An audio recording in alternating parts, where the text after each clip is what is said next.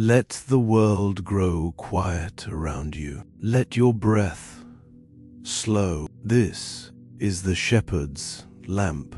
Tonight, we begin at the edge of all beginnings, not at the first sunrise, not at the first birdsong, not even at the first breath. We begin before morning had a meaning, when there was no clock but silence, no horizon but darkness, no shape but the deep, a stillness so complete that even the idea of before and after had not yet learned to walk. In that first hush, there was God, and there was the heavens and the earth, not as we know them, not yet arranged into mountains and oceans, not yet dressed in colors and seasons, but held in possibility, like a story waiting to be spoken aloud. The earth was formless and empty. Darkness lay on the surface of the deep, and the deep was not a sea with waves you could count, but a vast,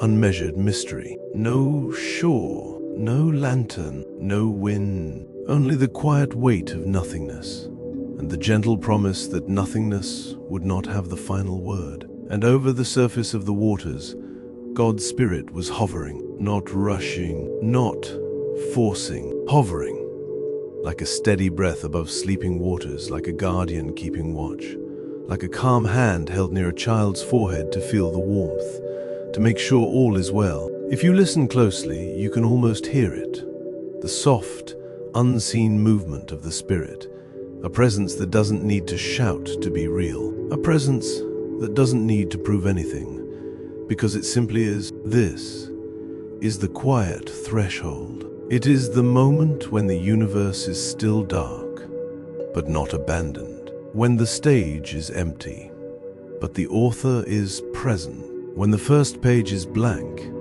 and yet the ink is already in God's hand. So let your body settle. Let the day loosen its grip. Let your thoughts slow down, like footsteps fading into a hallway. You don't have to solve anything tonight. You don't have to carry tomorrow on your shoulders. For now, you are safe to rest, and you are safe to listen. Because this story, the story of Genesis, the beginning of beginnings, is not only about a world being made, it is also about the heart of the one who makes it. A heart that brings order from chaos. A heart that speaks light into darkness. A heart that breathes life into dust. A heart that walks with his people, even when they hide. But we're not there yet. For now, we remain in the quiet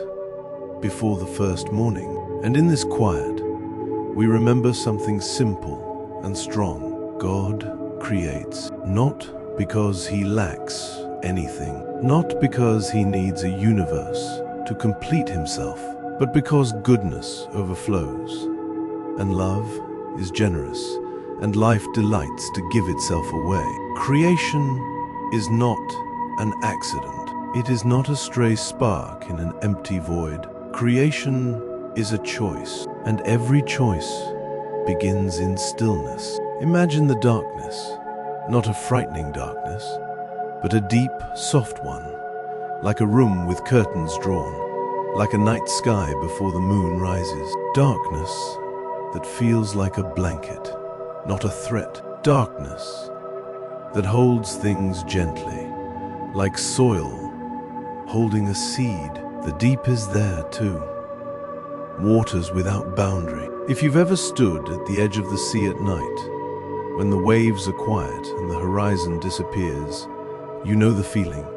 The world becomes larger than your eyes can measure. The mind wants to name it, to map it, to master it. But the deep does not answer to our need for control. In Genesis, the deep is simply there, and God is there, and God's Spirit hovers. There is a tenderness in that word, hovering. It suggests care, attention, patience. The Spirit does not crush the waters, does not scatter them in violence, does not tear the darkness apart with restless impatience. The Spirit hovers, as if to say, I am present, I am watching, I am ready, and the time will come. This is how God begins, with presence, and maybe that is already a message for us. Because so much of our fear comes from the feeling of being alone in the dark.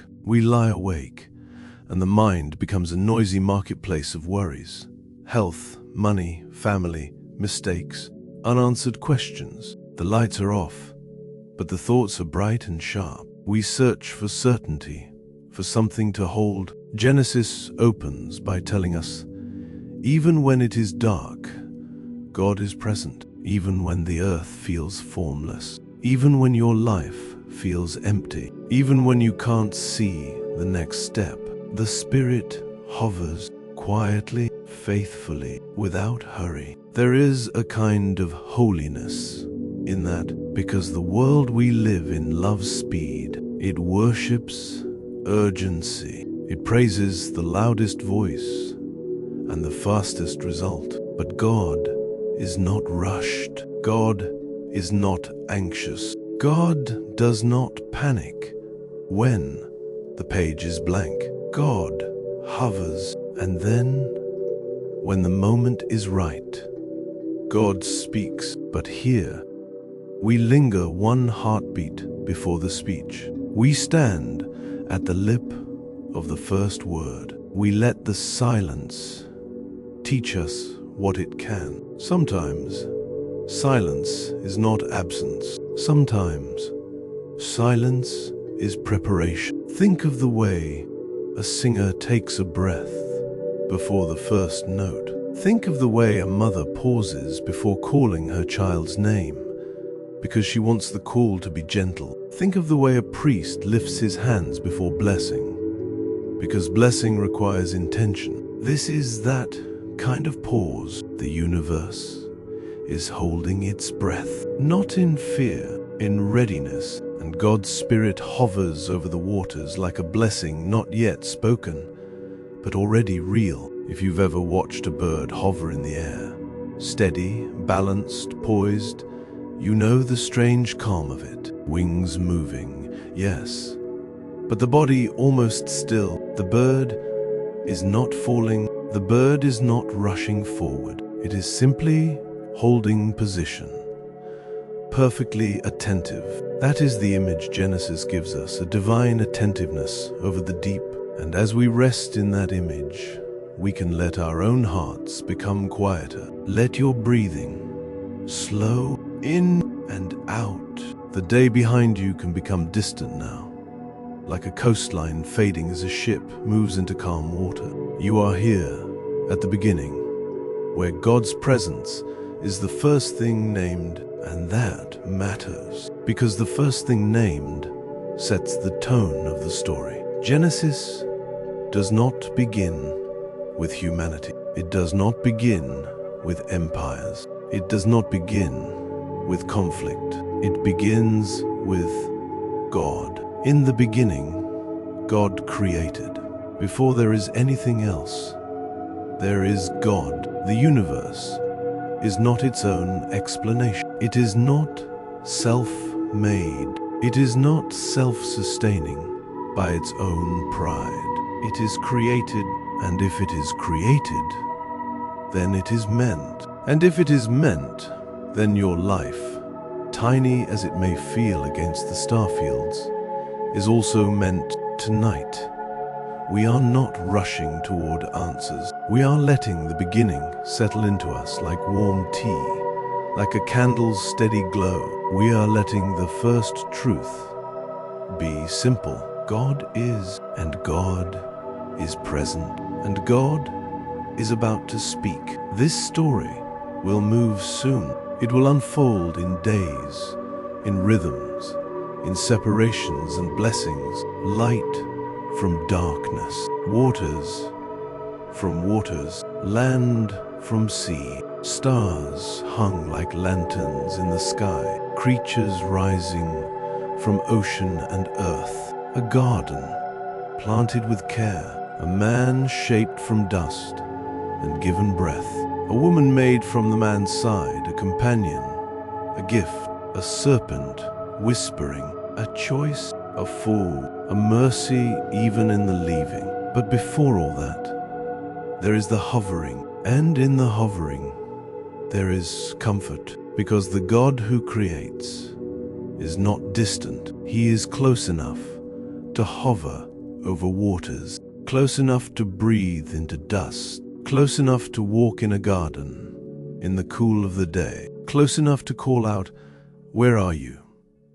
Not as a hunter seeking prey, but as a father seeking his child. That is later. For now, we rest in the first image. Darkness, deep waters, and the Spirit of God hovering. If you picture it, don't picture it like a storm scene in a film. Picture it like the calmest night you can remember. No traffic, no buzzing phone, no sharp edges, just a wide, dark peace. The deep is like a quiet sea of glass, and above it, the Spirit is like a gentle wind that has not yet touched the surface, like warmth that hasn't yet become fire, like light that is not yet visible, but already present in the mind of God.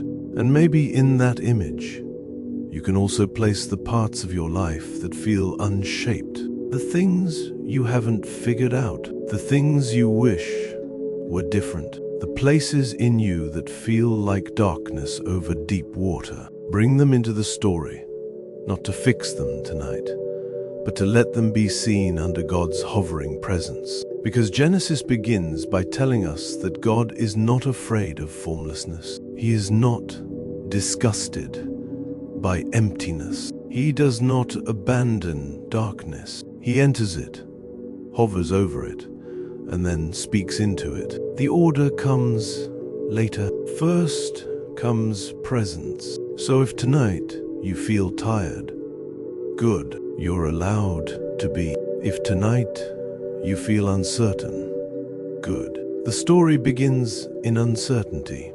2. If tonight you feel like your mind is a little messy, like drawers half open and papers everywhere, good. Genesis begins with the world unarranged, and still, the Spirit hovers. What a strange and gentle kind of power that is. Not the power of crushing, but the power of steady, patient intention. Not the power of domination, but the power of creation. Not the power that shouts, but the power that speaks one clear word at the right time. And that word will come. It will be the first command that is also a gift. Let there be light. But we won't rush into it. Not yet. Because sacred stories move best like a slow river, not like a sprint. And Genesis itself moves with a steady rhythm.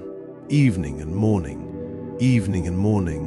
like a calm heartbeat. So tonight, let this be a soft doorway, a moment to step out of the noise and into the sacred hush, a moment to remember that the world did not begin with chaos winning. The world began with God's Spirit hovering. And if you belong to God, and in faith you do, then your story too is held above the deep, held in darkness, without fear, held in the quiet before the first morning. Now, as your eyes grow heavier and as your thoughts grow slower, let the image remain. The deep waters, the darkness like velvet, and the Spirit of God hovering, steady, calm, faithful. And when you are ready, we will take the next step together. We will listen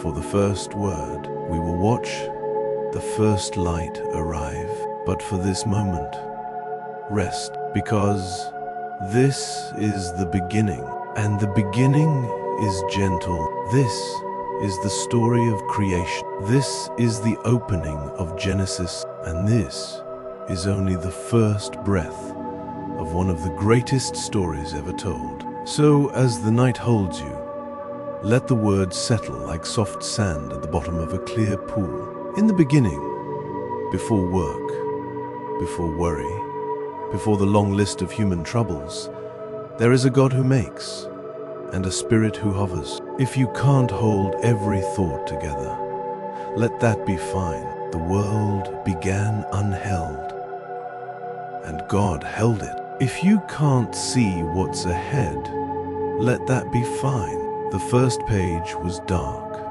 and God was already there. And if sleep comes quietly now, let it come. Sleep is not defeat. It is trust. In a moment, the first light will be spoken into being, but for now, breathe and rest. Tonight, we step from the hush of the prologue into the first movement of creation. The deep is still there. The darkness is still spread over the face of the waters, and the Spirit of God is still hovering. Steady, watchful, gentle, like a calm breath over a sleeping sea. Then God speaks, not with strain, not with shouting, not with uncertainty. God speaks as one who has authority over all things, because all things will come from His word, and the first word He gives is simple, bright, and unforgettable. Let there be light, and there is light. Light does not crawl in like a timid visitor. It arrives because God commands it to exist. It appears where it was not. It shines where nothing had ever shone. It breaks the darkness without violence, the way dawn breaks night. Firm, quiet, sure. God sees the light, and He calls it good, not useful, not adequate. Good. Goodness is written into creation from the first moment. The universe is not born from accident and then judged later. It is spoken into being by a good God, and God Himself names it good. Then God separates the light from the darkness. He does not destroy the darkness. He gives it its place. He gives it its boundary. He teaches it where it may be and where it may not. God calls the light day, and the darkness He calls night. And there is evening, and there is morning. The first day, that rhythm matters. Evening and morning, rest and rising, stillness and action. God builds time like a gentle tide, not like a harsh whip. Creation begins with a pattern that will cradle human life, work and rest, waking and sleeping, light and shadow. So tonight, as you listen, let that first day settle into you. Let it remind you that God is not confused by darkness. He can name it, He can limit it, He can bring light into it. And sometimes, that is how grace feels. Not like a dramatic spotlight, not like lightning splitting the sky, more like the first pale line of dawn slipping under the edge of a curtain. You may not notice it all at once, but you notice later that the room is no longer the same. The shadows have moved, the fear has lessened, the heart has space to breathe. The first day teaches us this. God's light is not only for the sky, it is also for the soul. Now God speaks again. On the second day, God makes an expanse, like a wide open space, between the waters. The waters are separated. Some are held below, and some are held above. The world begins to breathe. The universe begins to have room. God calls the expanse heaven, not as a distant place you can point to with a finger, but as the great open space above, the sky, the stretch, the vastness that makes you lift your eyes. And there is evening, and there is morning, the second day. If the first day was about light, the second day is about space, about separation that is not rejection, but order, about God making room for life to come. There is a quiet mercy in that, too, because sometimes we feel crowded inside ourselves. Thoughts pressing close, worries stacked like boxes, voices in our memory speaking too loudly. God's second day is like a gentle invitation. Breathe. Let there be room. Let there be sky inside you. The sky is not a wall. It is openness. It is a reminder that the world is bigger than our small fear, and that God is bigger than the world. Then comes the third day. God says, "Let the waters under the heavens be gathered together into one place, and let the dry land appear." And it is so. The waters draw back, as if they recognize their Creator. They gather, they settle into their basins, and dry land rises, firm and ready. God calls the dry land earth, and the gathered waters he calls seas. And God sees that it is good. Then God speaks again, and the world becomes green. "Let the earth sprout vegetation," he says. Plants, herbs, trees bearing fruit, each according to its kind, with seed within it. And it is so. Imagine the first green pushing up through fresh soil. No gardener's hand, no rainfall yet described, just God's word.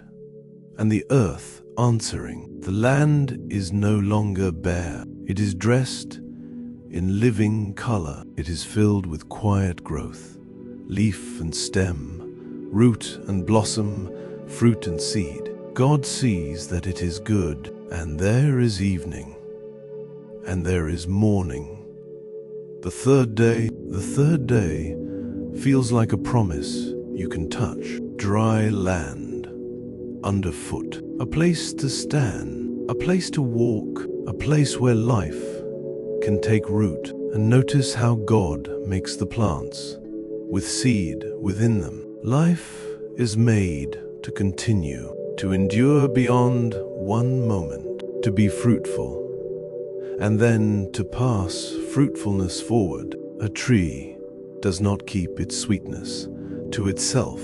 It offers it. It feeds what is hungry. It drops seed into soil, and in doing so, quietly trusts the future. Creation is already teaching us generosity. And if you have ever planted something, even a small herb on a kitchen windowsill, you know the strange hope of it. You place something tiny in dark soil, and you wait. You cannot force it. You cannot argue it into growth. You simply water it, and trust that life will do what God designed it to do. Now the fourth day, God says, "Let there be lights in the expanse of the heavens to separate the day from the night." The light already exists, but now God gives the light its lamps, its markers, its steady witnesses. He makes the greater light to rule the day, the sun, and the lesser light to rule the night, the moon. He also makes the stars. So many stars, not sprinkled casually, but placed by God's intention, each one held in his knowledge, even the ones too far for our eyes to count, even the ones we will never name. God sets them in the sky to give light on the earth, to mark seasons and days and years. Time become measurable. Days can be counted. Years can be traced. Life will have rhythms. Planting and harvest, winter and spring, feast and fasting, work and worship. God sees that it is good, and there is evening, and there is morning.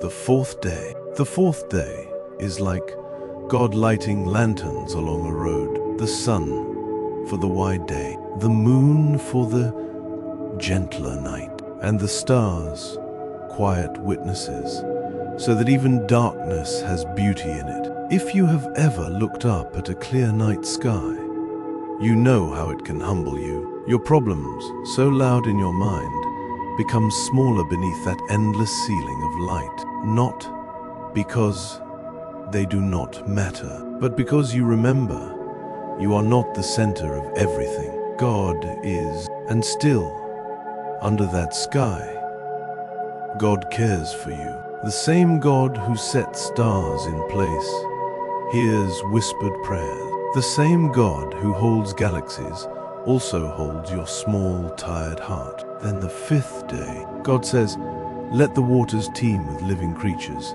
and let birds fly above the earth across the expanse of the heavens." And suddenly, the seas are alive, fish and creatures that dart and glide, great sea creatures, mighty and mysterious, small ones, too, countless, flickering in the water like living sparks. And above, birds take to the sky, wings cut through the air, songs begin, movement fills the open space.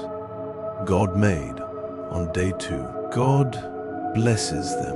That word, blesses, appears now like a warm fire. God does not only make, He blesses what He makes. Be fruitful and multiply, He says. Fill the waters in the seas, and let birds multiply on the earth. Life is commanded to increase, to spread, to flourish. And God sees that it is good, and there is evening, and there is morning. The fifth day feels joyful. The sea is no longer only deep silence. It is living motion. The sky is no longer only empty space. It is filled with flight. God delights in variety, in movement, in song, and that tells us something important. The Creator is not dull. He is not a cold engineer building a lifeless machine. He is an artist, a father, a Lord who fills the world with wonder, and then blesses that wonder to grow. Now the sixth day, God speaks, and the land answers with living breath. Let the earth bring forth living creatures, He says, livestock and creeping things and beasts of the earth, each according to its kind. And it is so. Animals appear across the land, strong ones, gentle ones, swift ones, slow ones, creatures that roam in herds, creatures that leap, creatures that creep close to the ground.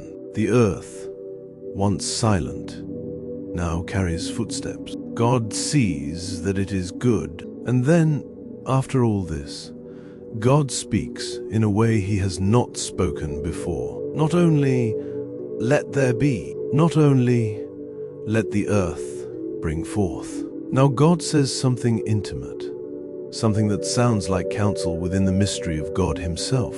Let us make man in our image, after our likeness. This is not the making of another animal. This is not the shaping of a creature, only to graze and run and follow instinct. This is the making of a person, a being who can know, who can love, who can choose, who can pray, who can receive God's friendship, made in the image of God. And that image is not a mirror of muscle or height or beauty. It is the ability to reflect God's life in a human way, to think, to create, to serve, to show mercy, to seek truth, to give love freely, to hear God and answer Him. God gives humanity a place of responsibility. Let them have dominion, He says, over the fish of the sea, over the birds of the heavens, over the livestock, over all the earth, and over every creeping thing that creeps on the earth. Dominion is not permission for cruelty. It is a calling to stewardship, a royal task under a holy king. Humanity is appointed as caretaker, not tyrant, guardian, not destroyer. So God creates man in His own image. In the image of God, He creates him, male and female. He creates them. two expressions of humanity, equal dignity, shared mission, different gifts, together, a reflection of God's creative love, and God blesses them. Again, that warmth, blessing, be fruitful and multiply. God says, fill the earth and subdue it. Have dominion. God gives food as well. Every plant yielding seed, every tree with seed in its fruit, for man and woman, for the animals, for the birds, for all that has the breath of life. The world is not made as a trap.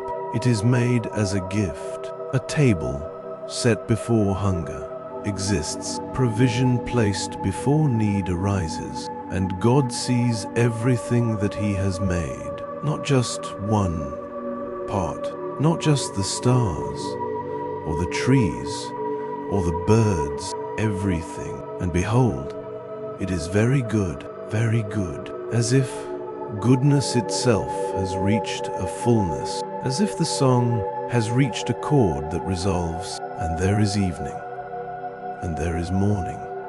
The sixth day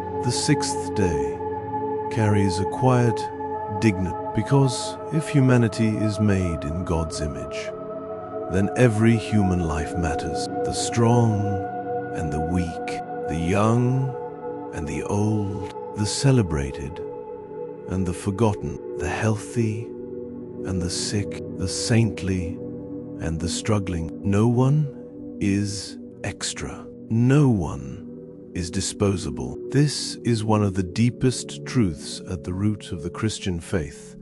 Humanity is not a mistake. We are wanted. We are made. We are blessed. And even when we fall, later in the story, painfully, we do not stop being made in God's image. That image can be wounded, but it is not erased. Grace will come to heal what sin breaks. Now, creation stands complete. Light and darkness, sky and sea, land and plants, sun and moon and stars, fish and birds, animals, and at last, humanity, bearing the image of God. And then comes the seventh day, a day that is not about making, but about rest. The heavens and the earth are finished, all the host of them. And on the seventh day, God finishes His work that He has done. And He rests, not because He is tired. God does not grow weary like we do. He rests to establish something holy. God blesses the seventh day and makes it holy, because on it God rested from all His work. Rest is woven into the universe as sacred, not as laziness, not as weakness, as holiness. Rest is a gift that teaches us we are not machines. We are not only producers, we are creatures meant to receive. The seventh day is like God placing a gentle hand on the world and saying, "Now, be still. Now, enjoy what I have made. Now, let goodness be contemplated." In Catholic life, this rhythm becomes worship, a day set apart, a day for God, a day for Mass, for prayer, for family, for mercy, for letting the heart remember its true center. Because when we never rest, we begin to believe a lie, that everything depends on us. The Sabbath pushes back gently and says, everything depends on God. And that is a relief, a holy relief, payapa, peaceful. Before we move on, picture this created world as if you are walking through it slowly, barefoot, unhurried. You step onto new earth that has never been bruised by war or greed. The ground is cool and clean. Above you, the sky is wide and open, like a promise that will not close. You hear water in the distance, seas gathered in their places, steady, patient, faithful. You watch green things lift their leaves, as if they are learning how to praise. Some plants are small, close to the soil. Others rise like young trees, reaching upward, trusting the light God gave them. You feel the warmth of the sun, not scorching, but kind. You see the moon waiting for its turn, gentle silver for the night. And when darkness comes, it is not empty. It is filled with stars, countless and calm, each one like a tiny reminder that God's power is not loud, just endless. Then you hear movement. A bird passes overhead, cutting clean air with its wings. A creature in the grass shifts softly, not threatening, not hunted. The world is alive, but it is not frantic. It is ordered. It is safe. And in this world, you can sense what very good feels like. Not perfection as pressure, not perfection as performance, but perfection as harmony. Everything in its place, everything receiving what it needs, everything pointing back to the Creator. Hold that feeling gently, because even though our world now carries wounds, sin, sorrow, sickness, conflict, Genesis begins by showing us God's original intention.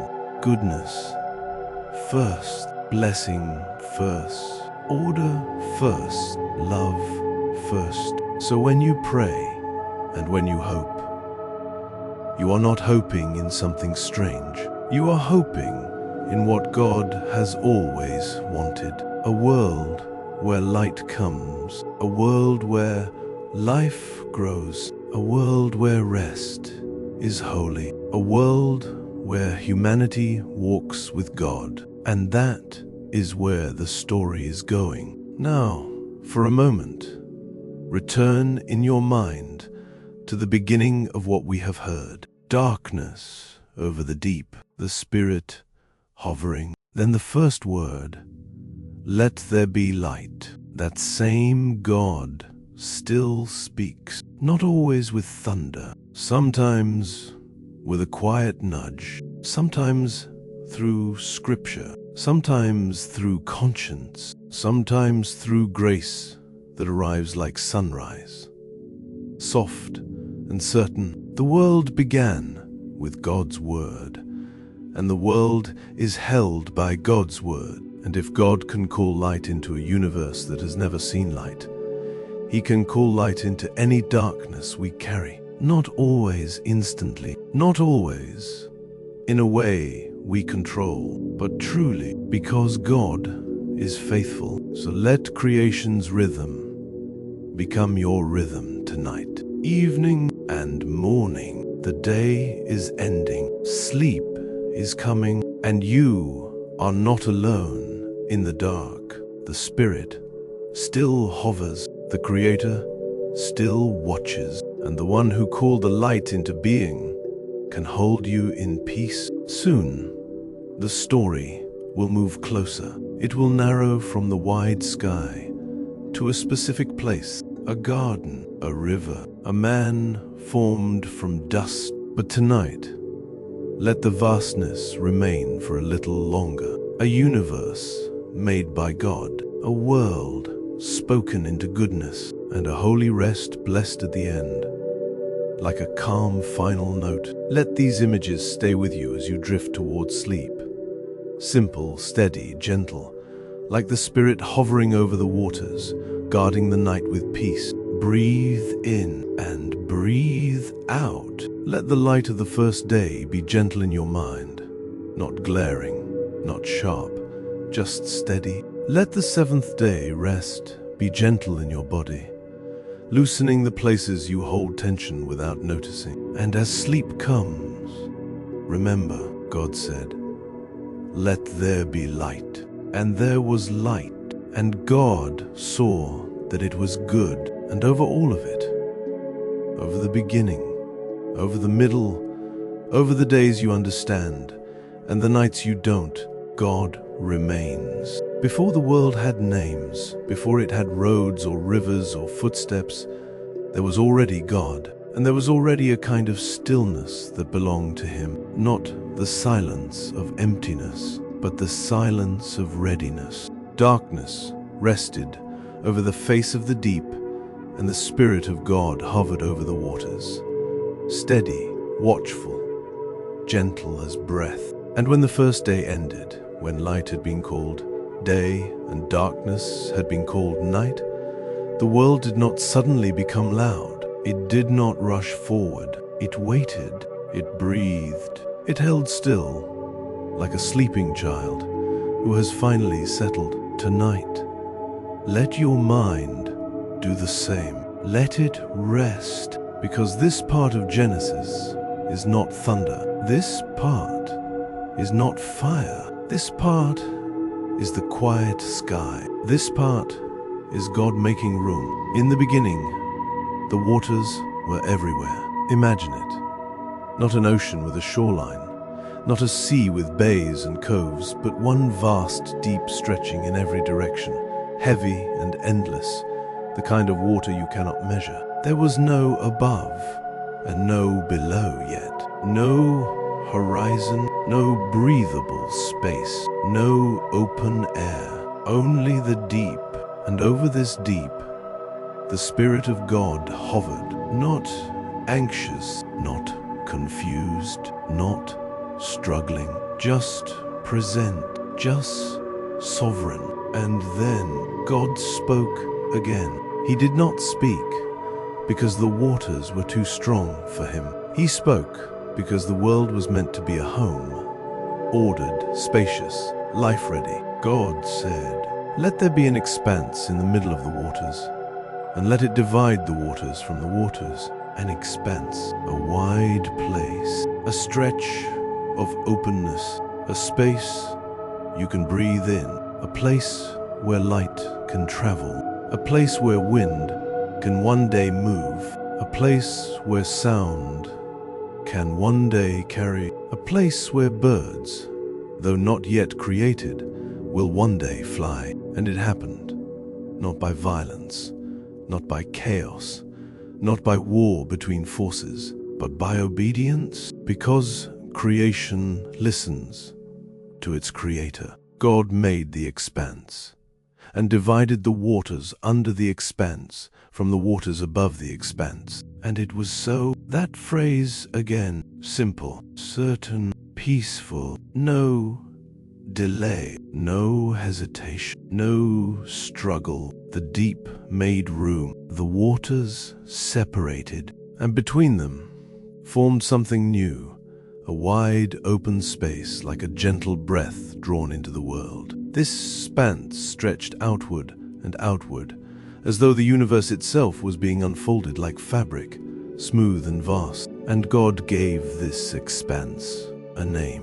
God called the expanse sky. Sky. Even the word feels soft, like a sigh, like a release. The sky was not yet filled with sun or moon or stars. It had no clouds yet drifting across it, no birds cutting through it, but it existed, and it was good, because God had made room. Now, let us slow down and sit inside that picture, because this isn't only about what happened long ago. It is also about what God is like. The second day shows us something quietly powerful. God does not only create things, God creates space. And space is not nothing. Space is mercy. Space is peace. Space is the gentle boundary that keeps life from being crushed.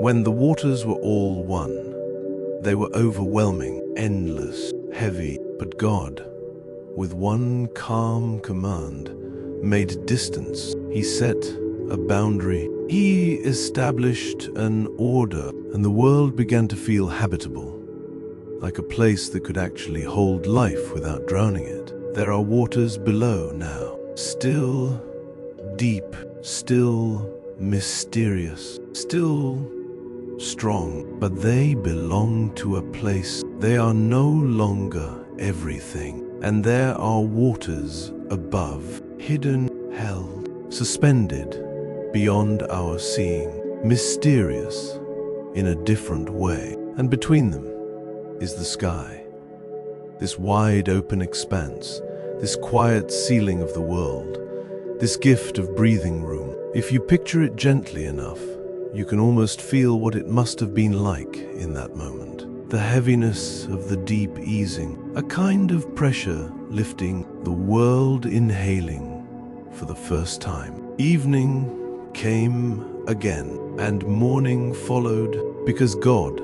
is creating rhythm as well as matter. There was evening, and there was morning.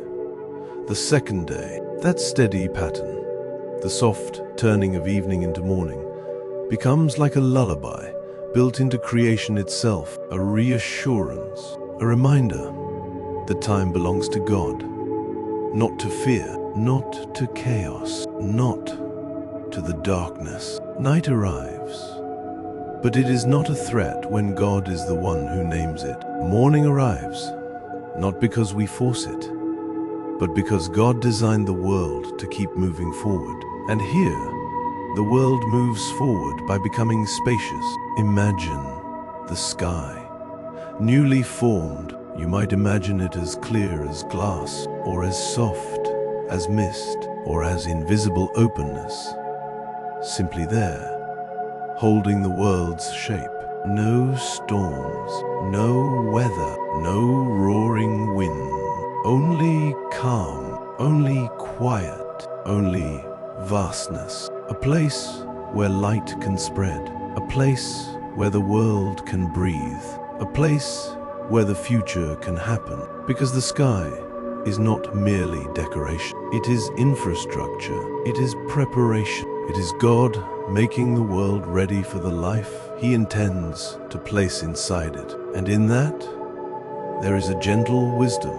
God often prepares the place before He brings the gift. He makes the room before He fills it. He sets the table before the meal. He builds the garden paths before the footsteps. Now, if you are listening in the quiet of the night, if your room is dim and still, this can become a mirror. Because many of us know what it feels like when our thoughts are like waters, too many, too heavy, all pressing together. Worries, plans, regrets, old conversations that won't stop replaying, imagined futures that haven't happened yet. It can feel like a deep with no horizon, like your mind has no shore. But the second day whispers something kind. God can place an expanse between the waters. God can create room. God can give your heart breathing space. Not always in a dramatic way, not always in an instant, but truly, gently, faithfully. So as you breathe in, imagine that expanse. As you breathe out, imagine the waters settling into their places, below, above, and in the middle, the sky. Open, quiet, calm. The Bible tells it plainly. God said, "Let there be an expanse." God made the expanse. God divided the waters. God called the expanse sky. And it was so. These are not only actions, they are revelations. They show us a Creator who is steady and intentional, a Creator who brings order where there was formlessness, a Creator who does not panic at the deep, a Creator who does not fear the darkness, a Creator who creates with peace. And in this quiet hour, that matters, because you are not trying to be impressed tonight. You are trying to rest. You are trying to let the world be held by someone stronger than your thoughts. Picture the waters below the sky. They are still vast, still deep, but now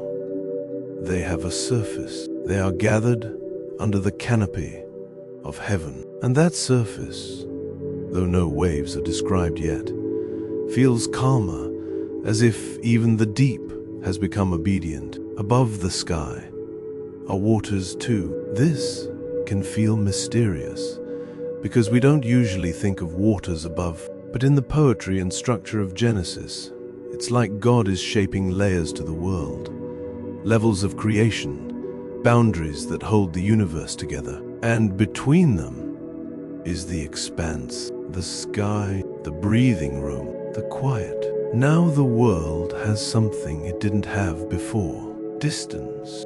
And distance can be a blessing. Distance can mean safety. Distance can mean peace. Sometimes distance is what makes love possible, because it gives space for choice, space for freedom, space for relationship rather than collision. God did not create a world where everything is crushed together. He created a world where there is room to live, room to grow, room to move, room to wonder. And that wonder will matter later, when human beings lift their eyes and ask the most human question of all: who made this?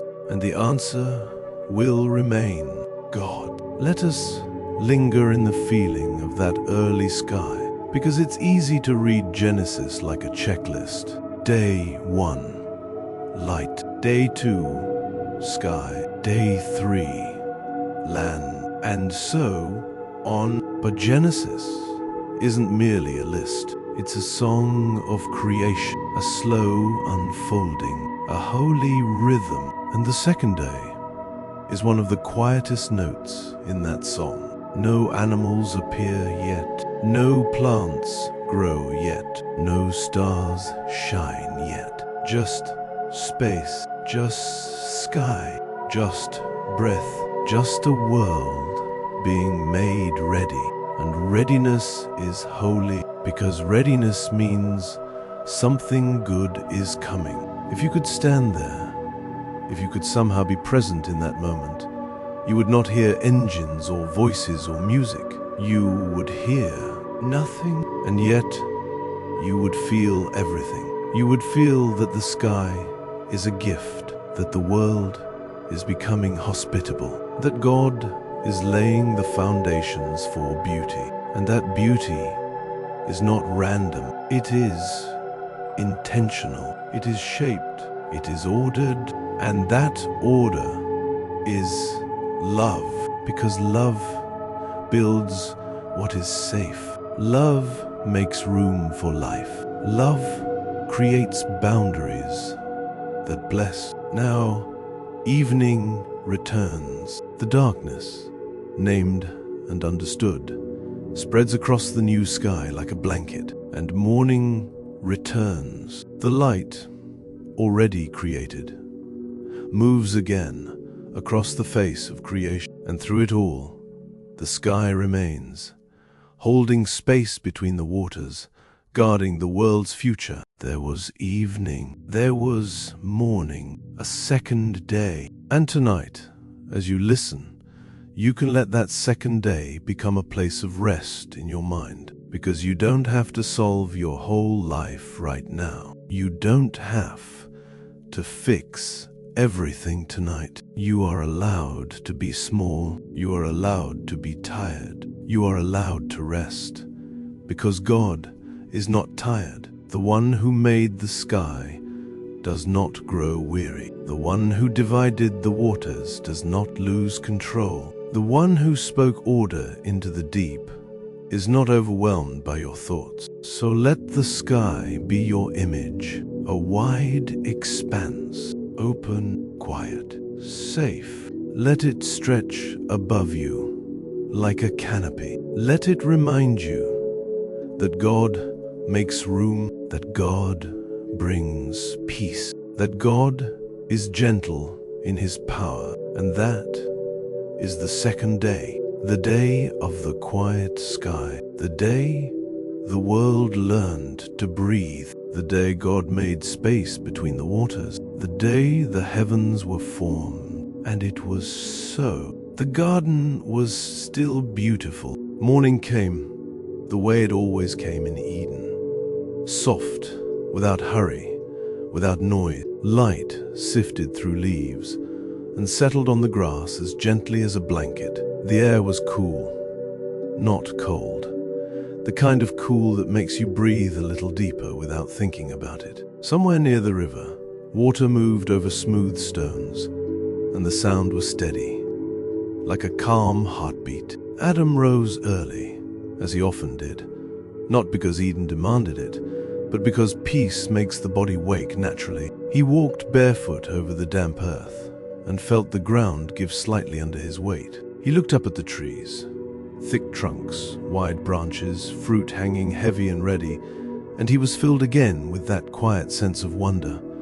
All of this was given. Eve walked beside him. She moved with the ease of someone who belonged to a place completely. Her hands brushed the leaves as they passed, not to take anything, just to feel the life of the garden against her skin. The birds moved above them in short, bright flashes between branches. A breeze drifted through the garden, and the leaves answered it with a soft whispering sound, as if the whole place was speaking a language of rest. They were both naked, and they were not ashamed. There was nothing hidden, nothing guarded, nothing feared. Their hearts were open in the way a clear sky is open.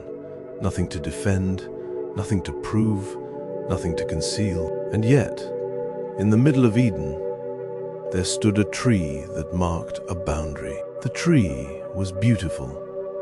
Like everything else God had made, its leaves were rich and deep green. Its branches were full. Its fruit was bright, almost gleaming when the light touched it. It looked good. It looked desirable. It looked like wisdom. And God had said, clearly and kindly, that this tree was not for them. They could eat from every other tree in the garden. Every other fruit was gift, and it was more than enough.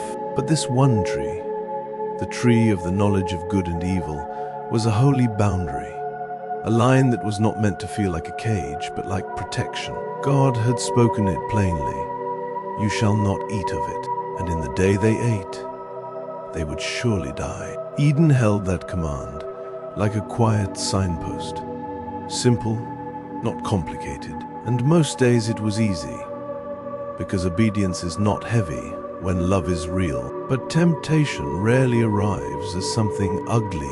It often arrives as a question. That day, as Eve wandered near the middle of the garden, she noticed movement where she hadn't expected it. Not loud movement, not sudden, just the subtle shifting of something alive in the leaves. A serpent was there. It did not look frightening at first. It was part of the garden, part of creation.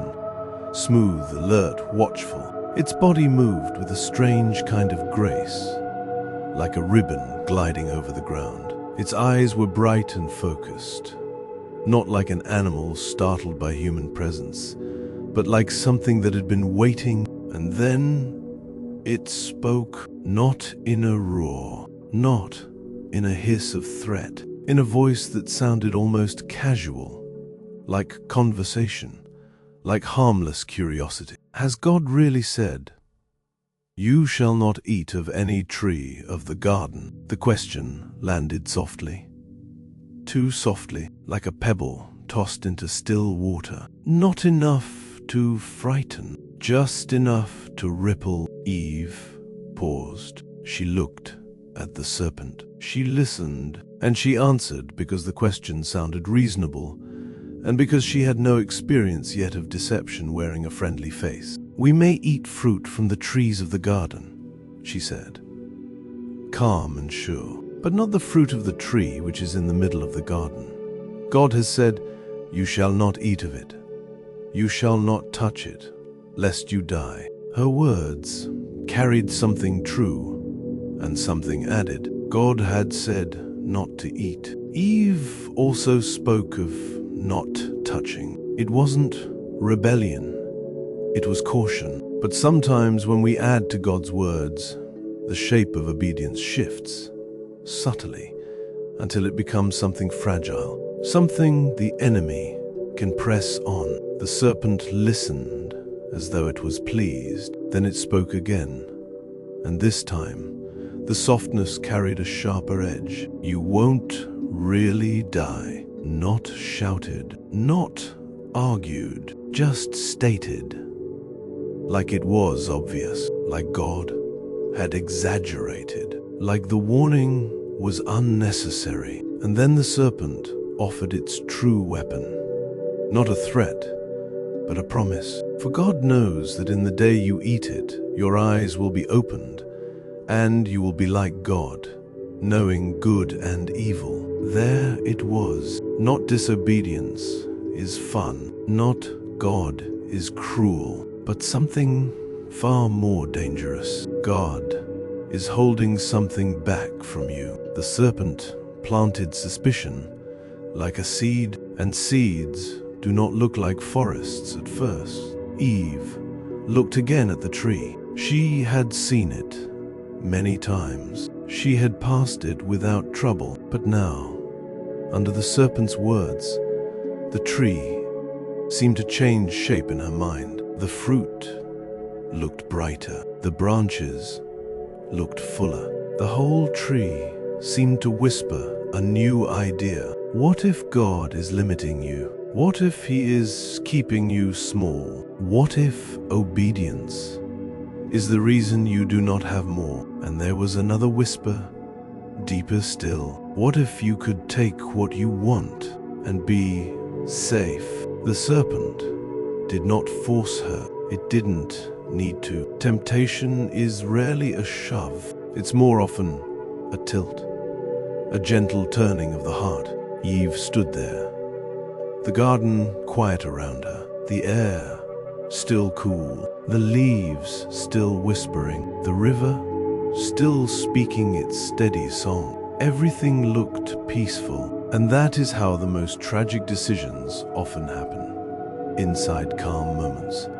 When the outside world gives no warning, she reached toward the fruit. Her fingers touched its surface. Smooth, firm, perfect, and nothing happened. No lightning, no thunder, no sudden pain, just silence. And in that silence, the serpent's lie felt stronger. See, Eve took the fruit and bit into it. The taste was sweet, and for a heartbeat, it seemed ordinary. Then she turned and looked for Adam, because sin rarely wants to be alone. It seeks company. It seeks agreement. It seeks shared rebellion, because shared rebellion feels less like guilt and more like belonging. Adam was near enough that he could come quickly. He saw her. He saw the fruit. He knew what it was, and still he took it, and he ate. And in that moment, something inside the human soul cracked, not like a loud break, more like a deep tearing, something that can't be undone, like a fabric ripped down the middle. Their eyes were opened, but not the way the serpent promised.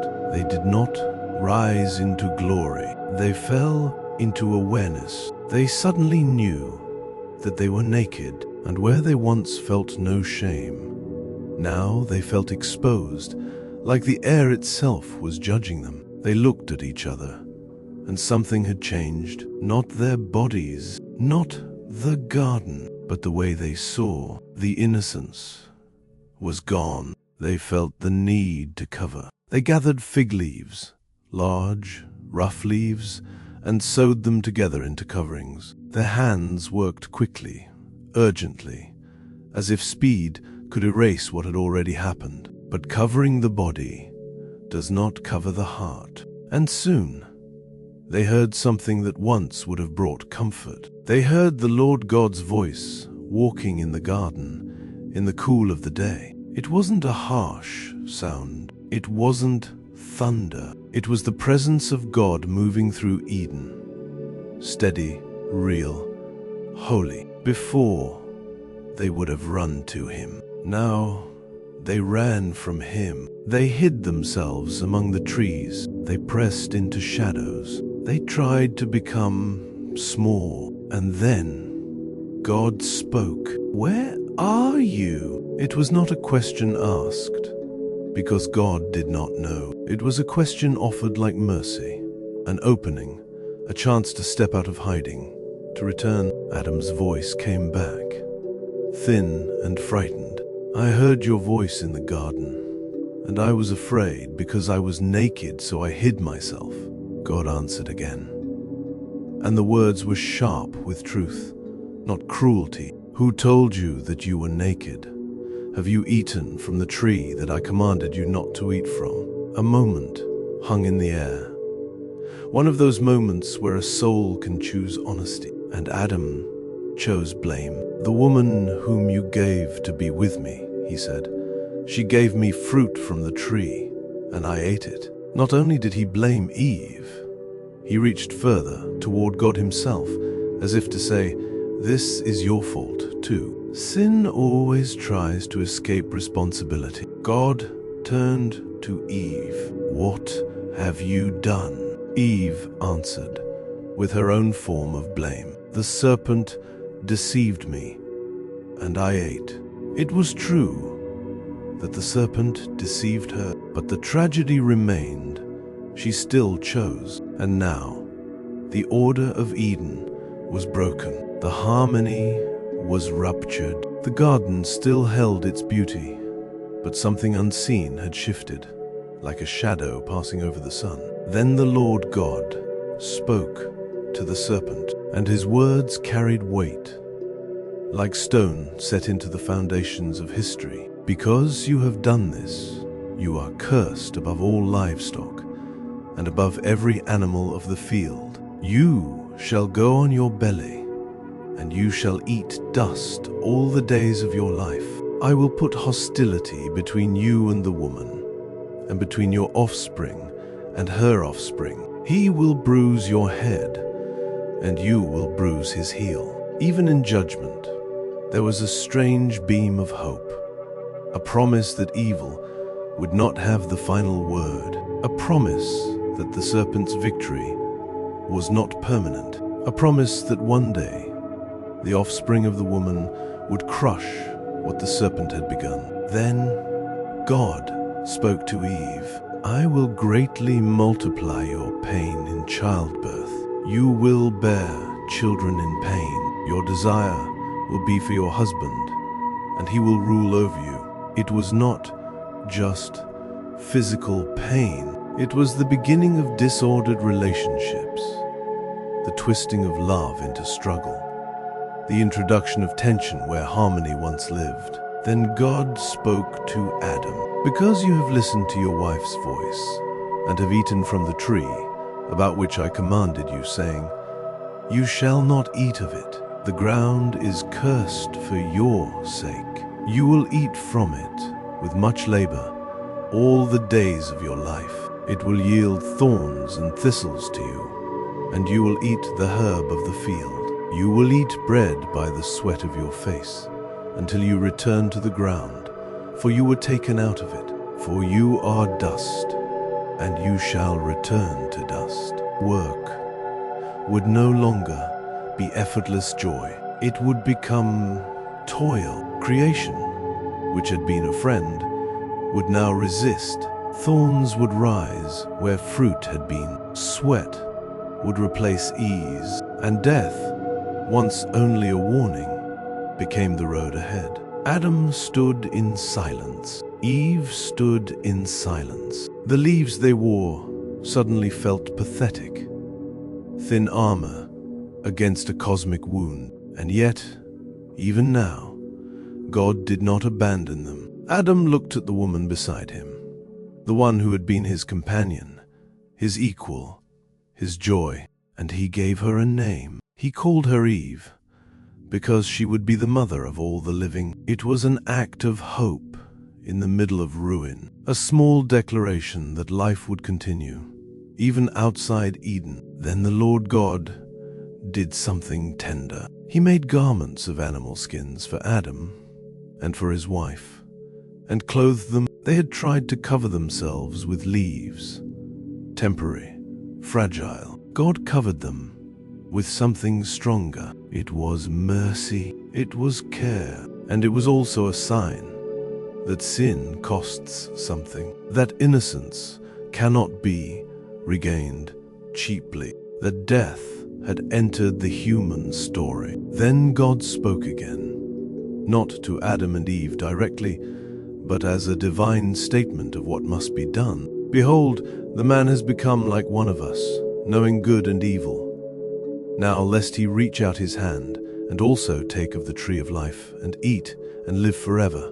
The sentence hung unfinished because the meaning was heavy. To live forever in a fallen state would be a prison without end, so God acted, not as a petty ruler casting out rebels, but as a holy father preventing eternal tragedy. Therefore the Lord God sent him out from the Garden of Eden to till the ground from which he was taken. Adam and Eve left the place that had been home. The air outside Eden was still air, but it did not feel the same. The light was still light, but it did not feel as gentle. The earth was still earth, but it did not feel as welcoming. They walked, and behind them, Eden remained, beautiful, closed, and at the east of the garden, God placed cherubim, powerful angelic beings, and a flaming sword that turned every way to guard the way to the tree of life. The sword's flame was not random fire. It was a holy barrier, a warning that what was lost could not be taken back by force. Eden was not merely a garden, it was a sanctuary, and now humanity lived outside the sanctuary. But the story did not end with the closing of Eden's gates, because God had spoken a promise, a quiet prophecy in the middle of judgment. Hostility would remain between the serpent and the woman, and one day the serpent's head would be crushed. So as Adam and Eve stepped into a world that would now contain thorns, sweat, pain, and death, they also stepped into a world that would carry hope, not because they were strong, not because they could fix what they broke, but because God, in His mercy, had already begun to weave redemption into the human story. And as the night settles over this moment, let the garden's last sounds linger in your mind. The river, the leaves, the soft wind. Let the weight of this moment rest gently, not as fear, but as reverence, because this is not only a story about falling, it is also the beginning of the long road back. And the one who asked, "Where are you?" still calls the human heart out of hiding, quietly, kindly, patiently, and the story continues. Tonight, let us return to that early world, still young, still quiet, still waiting for its first true greening. There had already been light and dark, evening and morning, the gentle turning of time. There had already been the wide sky, stretched like a soft curtain above the waters, and there had already been the first revealing of land, seas gathered into their places, and dry ground appearing as if the earth itself had been breathing out, slow and steady. Now, in this calm moment, the world begins to dress itself, not with noise, not with haste, but with living color, rising from the soil like a patient answer. And God said, "Let the earth yield grass, herbs yielding seeds, and fruit trees bearing fruit after their kind." And the earth, this new ground, still clean and unscarred, listened. It received that word like rain falling into thirsty dust, and it began to bring forth life. In the beginning, there is a kind of stillness that is hard to imagine now, because we live inside constant sound, engines and screens and crowds and clocks. But the first earth did not begin with machines. It began with breath and wind and water and quiet. Imagine a horizon that has never known smoke. Imagine a coastline that has never known a footprint. Imagine the bare ground, newly lifted from the waters, still dark in places where the sea had clung to it, still shining in places where sunlight touched it for the first time. And then, very gently, the greening begins. At first, it is not a forest. It is not a garden. It is not even a field the way we would know it. It is a tenderness, a softening of the earth, a subtle change. Like the world learning to smile, the soil opens, not in cracks of dryness, but in readiness, and from that ready ground, blades of grass rise, not one, but many, not in one corner, but across the land. A thin, living veil spreads over the earth, turning emptiness into welcome. The grass does not shout as it appears. It does not announce itself with thunder. It simply becomes. It stands upright in the breeze. It catches the light, and it begins to sway, as if it has always known how. Somewhere near the first shoreline, the wind moves across the new green, and you can almost picture the wave-like motion. One living ripple answering another. The sea still has its rhythm, and now the land has one too. In this moment, the earth is not only made, it is being prepared, because God is not only powerful, God is also careful. The world is being shaped for life, and life is being shaped for the world. And with the grass comes the herbs, plants that carry seed within them, each one bearing its own future quietly inside itself. It is one of the strangest and most beautiful gifts in creation, that life can pass itself forward. A seed is small, but it holds a promise. A seed is quiet, but it holds a story. A seed is hidden, but it holds a plan. So the earth yields herbs yielding seeds after their kind, each plant faithful to what it is, and faithful to what it will become. Here is a tender mystery. The future is placed inside the present. The world is not only made for one day, it is made to continue, and fruit trees rise too. Now the land is not only covered in green, now it begins to stand tall. Trunks thicken and lift upward. Branches spread like open hands. Leaves unfold, fresh, soft, new. And then, as if the earth is learning to be generous, the trees bear fruit, each fruit holding seed, each seed holding more trees, each tree holding more fruit. It is abundance without greed. It is plenty without fear. It is food without violence, because nothing needs to chase anything. Nothing needs to harm anything. Nothing needs to steal. In this early world, everything is gift, and God saw that it was good. When the Bible says God saw that it was good, it is not a quick, careless glance. It is a judgment full of love. It is the Creator looking at creation and saying, yes, this is as it should be. And here, we can linger in that goodness for a while. Picture the land now, not flat and bare, but textured. Here, the ground rises into gentle slopes. There, it dips into soft valleys where water will one day gather. In one place, the earth is darker, richer, as if made for growing. In another place, the earth is paler, sandy, closer to the sea. The winds move freely.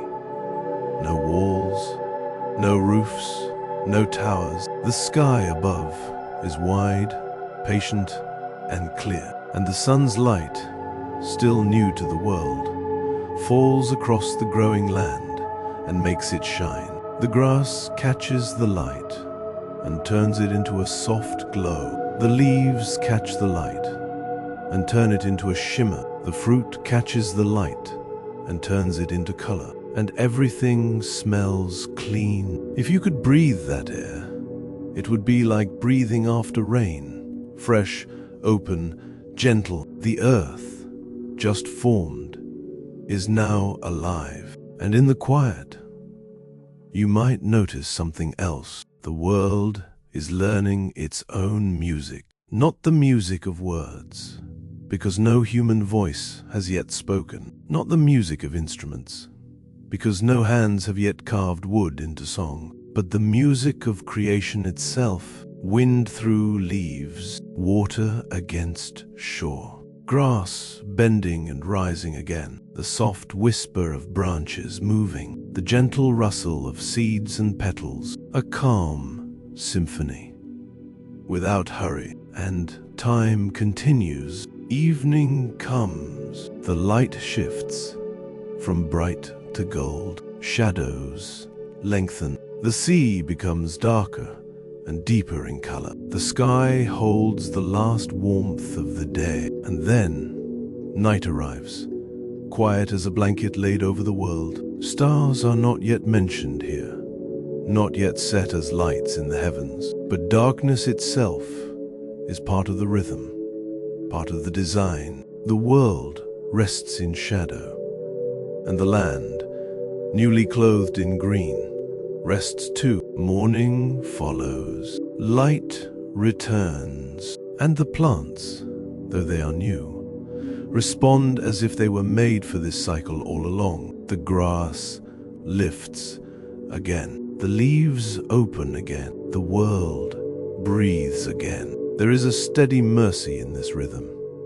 Day after day, the world is given time. In our lives, we often feel like we are racing the clock. But here, at the beginning, time is not an enemy. Time is a gift. And as we slow down with the story, we can feel something of that original piece. Now, if we step closer, if we imagine walking through this first green land, we notice how the plants are not all the same. Some grasses are short and soft, some are taller, moving like gentle waves when the wind passes. Some herbs grow low to the ground, spreading outward like a quiet carpet. Some lift their heads slightly, as if curious about the light. And the trees, some stand alone, their branches wide and generous. Others gather in small groups, as if the earth is already practicing the idea of a forest. Their leaves are thick enough to cast shade, and shade itself becomes part of the goodness, because shade is rest, shade is shelter, shade is comfort. God is preparing places where life can pause, where the heat of the day can be softened, and somewhere, perhaps, water begins to move across the land in small ways. Thin streams, shallow channels, the first shapes of rivers that will one day be named. Imagine the sunlight touching the edge of a new tree leaf. At first, it looks almost transparent, like green glass. Then the leaf thickens, deepens in color, becoming strong enough to hold its shape in the breeze. Imagine a seed settling into the soil, just a small dark speck. No one sees it, no one applauds it, but it begins its work.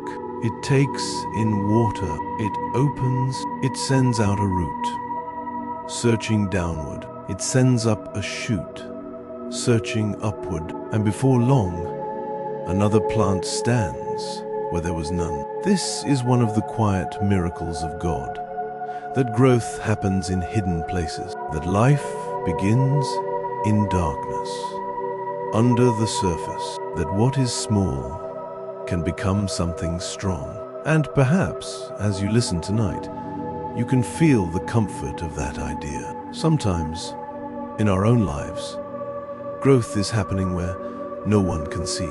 Sometimes, God is working beneath the surface. Sometimes, the seed is already planted, even if the fruit is not yet visible. Now, let us imagine the earth as a wide living canvas. The colors are simple at first, greens and browns and blues, but even in simplicity, there is beauty. The green of grass is not one green, it is many. Some green is bright and fresh. Some green is deep and calm. Some green is pale, like mist over leaves. And the fruits, though not described in detail here, bring their own colors too, the beginning of red, the beginning of gold, the beginning of purple, the beginning of sweetness. All of it is creation being generous. All of it is provision being prepared. Because God is not improvising. God is building a home, a place where humans will walk, a place where humans will eat, a place where humans will learn, a place where humans will speak and name and tend and love. But not yet. For now, the world is still quiet, still unpeopled. Only the voice of God has spoken over it, and the earth has answered. One might wonder, why does the story slow down like this? Why does it pause on grass and herbs and trees? Because God cares about small things. Because God delights in detail. Because the world is not only made for survival, it is made for beauty. Grass is not strictly necessary if a bare ground could hold a creature. Fruit trees are not strictly necessary if a creature could eat only what it hunts. But God provides more than necessity. God provides abundance. God provides delight. And that tells us something about His heart. Now, let us notice something else. Each plant is said to be after its kind. This phrase repeats quietly, like a steady bell. After its kind, after its kind, after its kind. It means that God is creating order, not confusion. It means that the world has structure, not chaos. It means that life has meaning, not randomness. Each thing is what it is meant to be, and in that there is peace. The grass does not envy the tree. The herb does not despise the fruit. The fruit does not wish to become the sea. Everything has its place. Everything has its role. Everything belongs. And in this early world, belonging is part of the goodness. Before we move on, stay with the scene a little longer. Imagine standing at the edge of that new land, where the sea has drawn back and left a clean line of wet sand. The water is calm, as if it too is listening, and you notice dew. In the morning, the grass holds tiny beads of water, like 1,000 small mirrors catching the light. They do not sparkle loudly, but softly. They make the whole land feel fresh, washed, renewed. Earlier, the scripture tells us that a mist went up from the earth and watered the whole surface of the ground. So even before rain is described, God provides a way for the earth to drink. That mist is gentle. It rises quietly, like breath, and then it settles, like blessing. And because the earth is watered, growth continues. A patch of herbs thickens. A young tree strengthens its trunk. A new leaf unfolds, slow as a yawn. A fruit grows heavier on its stem, and the branch bends slightly, not in weakness, but in quiet generosity. In the soil beneath, roots spread like hidden hands, finding stability, finding their place. Sometimes we forget how many unseen things are happening beneath our own lives. Roots in the dark, seeds in silence, growth that does not need applause. But God sees it all, and the earth, in its first greening, becomes a gentle teacher. Good things often begin quietly. Now listen for the wind again. It comes and goes, but it does not rage. It bends the grasses, and they rise again. It shakes the leaves, and they settle again. The earth is not silent, but it is peaceful, and that is why we linger here. Because the early world, before human sorrow enters, offers us a glimpse of what peace looks like. Life in right order. Look across the land once more. Slowly, there are open spaces where the grass runs like a green river. There are small rises of ground where young trees stand, learning how to hold their branches wide. There are quiet hollows where moisture gathers, where one day streams will thread their way and feed the garden that is to come. And even now, with no human footsteps, the world feels welcomed, as if it has been set and arranged with care. A world like this makes a simple promise. You are not meant to live in chaos forever. God's first work is order. His first gift is goodness. His first language over the earth is blessing. So if your mind is noisy tonight, let that promise sink in. The Maker of the world knows how to quiet a wilderness and turn it into a home. So tonight, as your own day ends, let your mind follow the same pattern. Let the work of the day be finished. Let the thoughts of the day settle. Let the heart release what it cannot control. Imagine the scent of crushed leaves between your fingers, clean, sharp, and green. Imagine the cool shade under a branch and the warm sun beyond it. Imagine the sound of the sea in the distance, steady and faithful, while the grasses whisper nearer by. All of it is simple.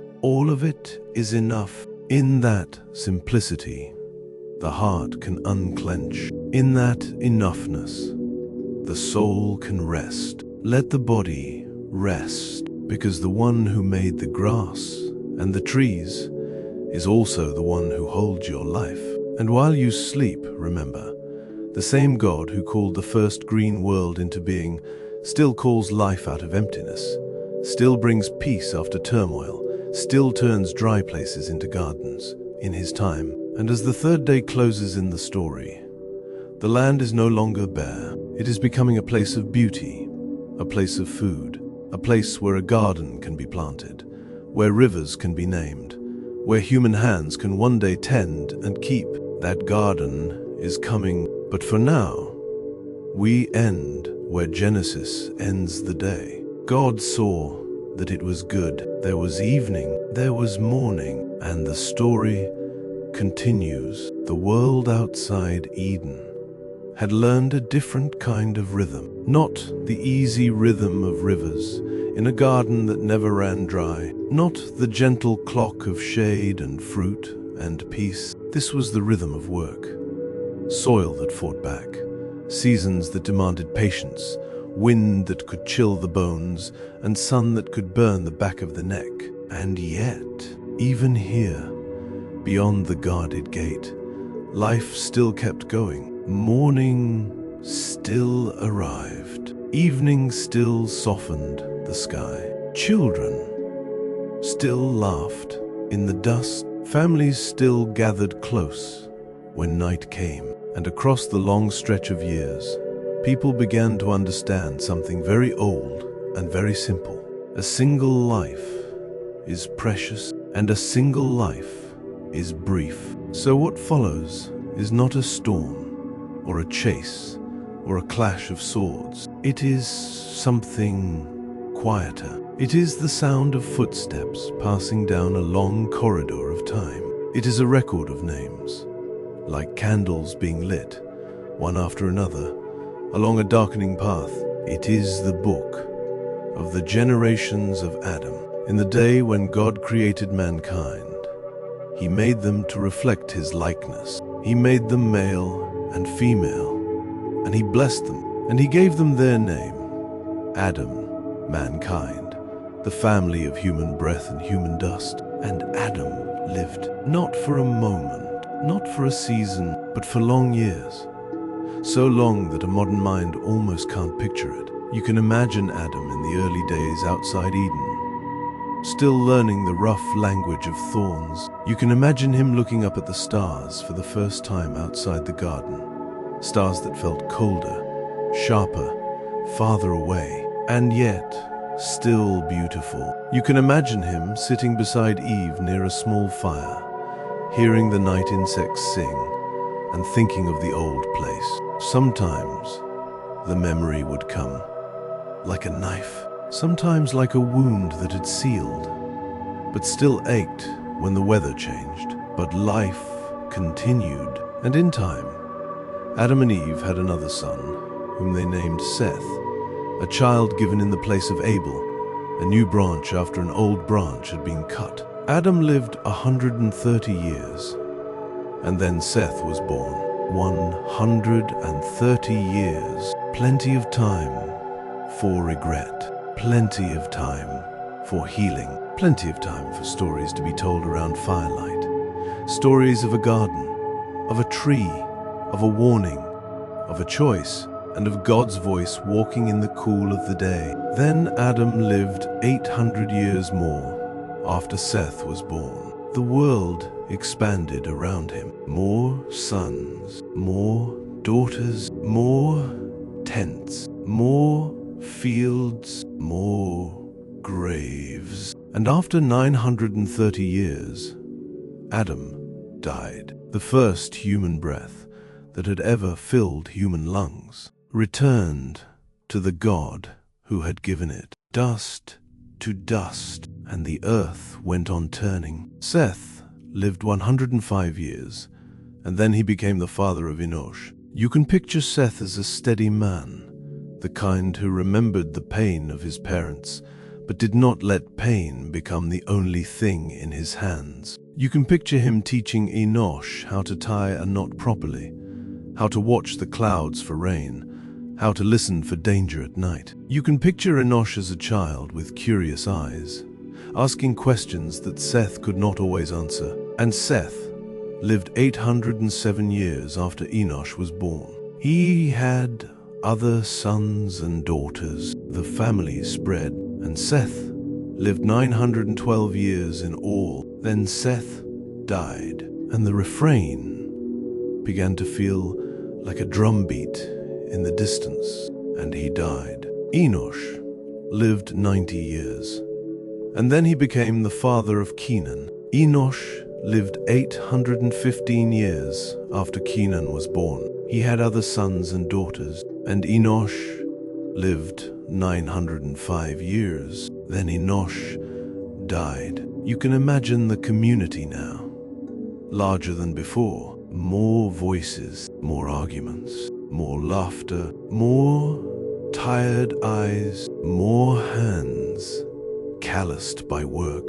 Some evenings would be peaceful, some evenings would be heavy, and some evenings, no doubt, were filled with people looking into the fire and whispering the same question that rises in every human heart. What are we doing here? Kenan lived 70 years, and then he became the father of Mahalalel. Kenan lived 840 years after Mahalalel was born. He had other sons and daughters. Kenan lived 910 years. Then Kenan died. By now, the names were not just names. They were whole lives. Years of meals, years of waking and sleeping, years of love and loss, years of planting and harvest, years of prayer, years of silence. Mahalalel lived 65 years,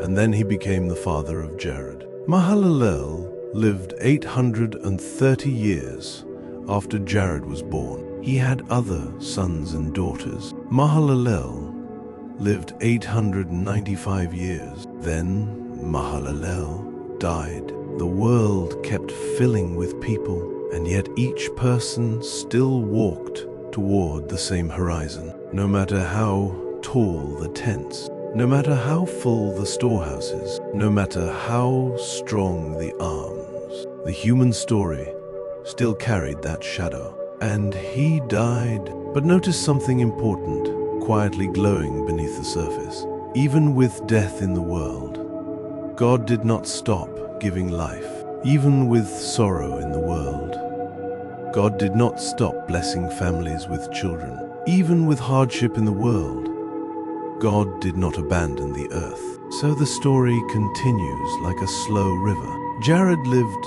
160 to 2 years, and then he became the father of Enoch. Jared lived 800 years after Enoch was born. He had other sons and daughters, and Jared lived 962 years. Then Jared died. And now the story pauses, just slightly, because Enoch is not like the others. Not because he was made of different dust, not because he was less human, but because in the long list of lives, Enoch becomes a kind of bright window, a quiet reminder that death is not the only note God can play.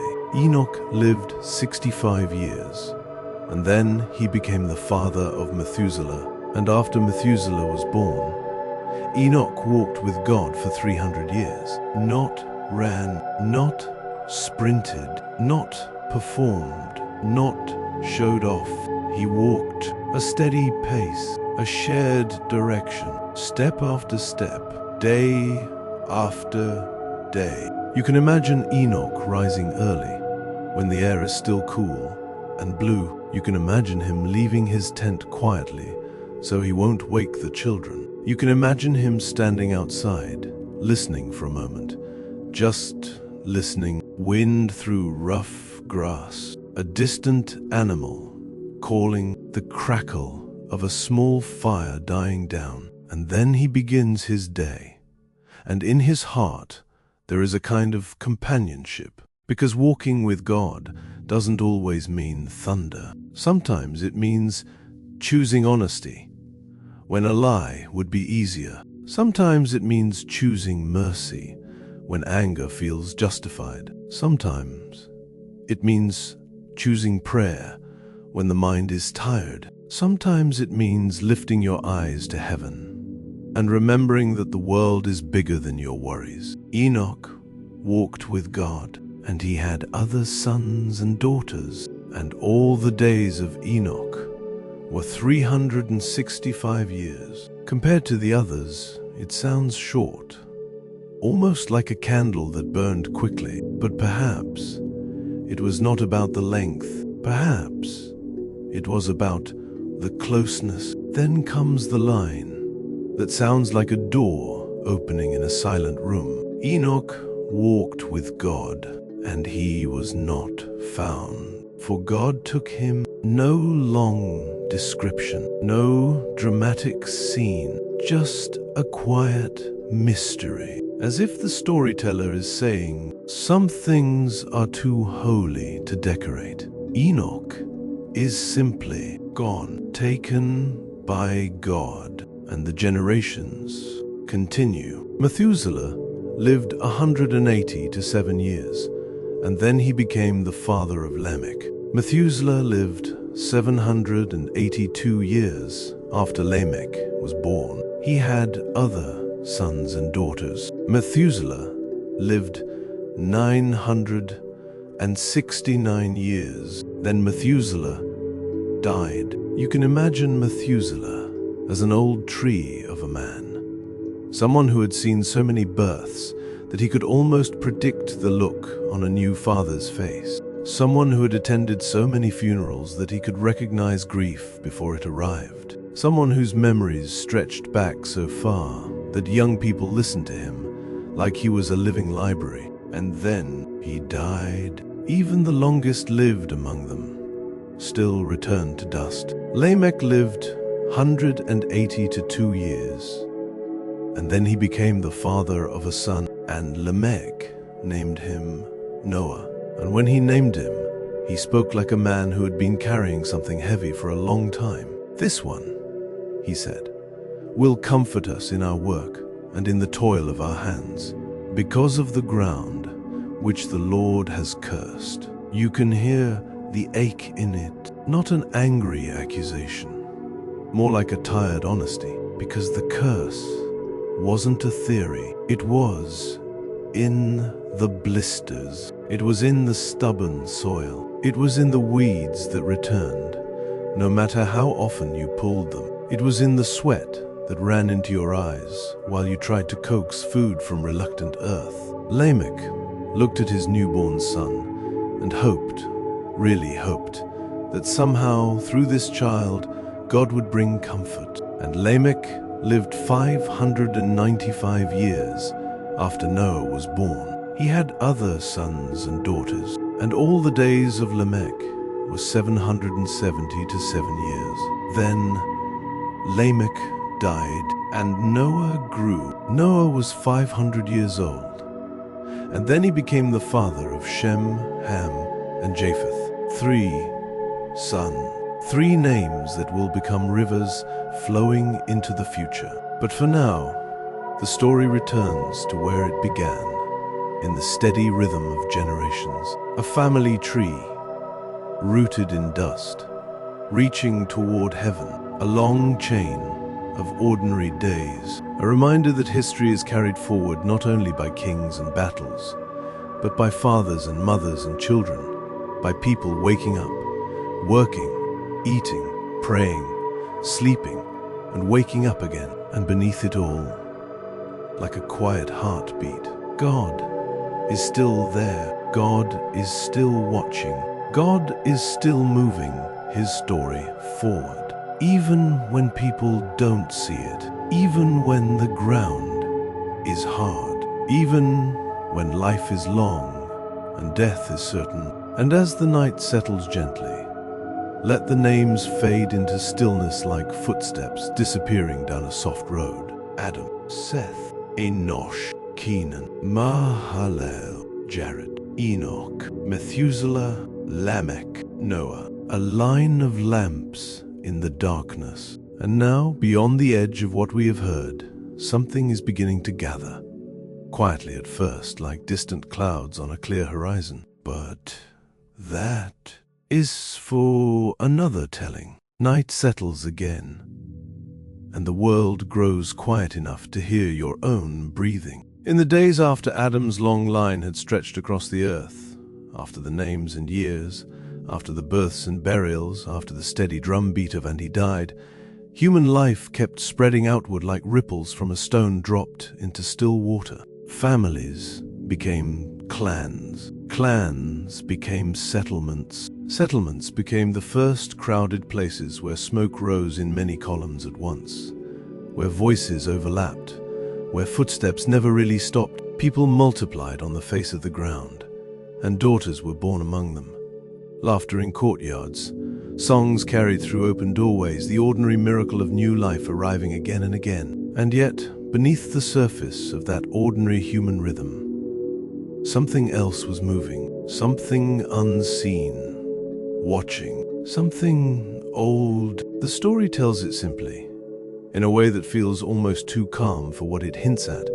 The sons of God saw the daughters of men, that they were beautiful. There are phrases in ancient stories that sound like a door opening to a long, dark corridor. This is one of them. They saw, they desired, they took. Not they met, not they loved, not they waited. The word is blunt, they took, choosing wives for themselves as they wished, as if the world were a garden with no boundaries, as if the Creator's designs were merely suggestions. And in that taking, the world tilted further out of harmony. The Lord spoke, because when the world breaks its own foundations, heaven does not remain silent. My spirit will not strive with man forever. His days will be 120 years. It's not said like a sudden tantrum. It's said like a verdict, like a boundary drawn in the dust with a steady hand, a limit placed on something that had become dangerously unrestrained.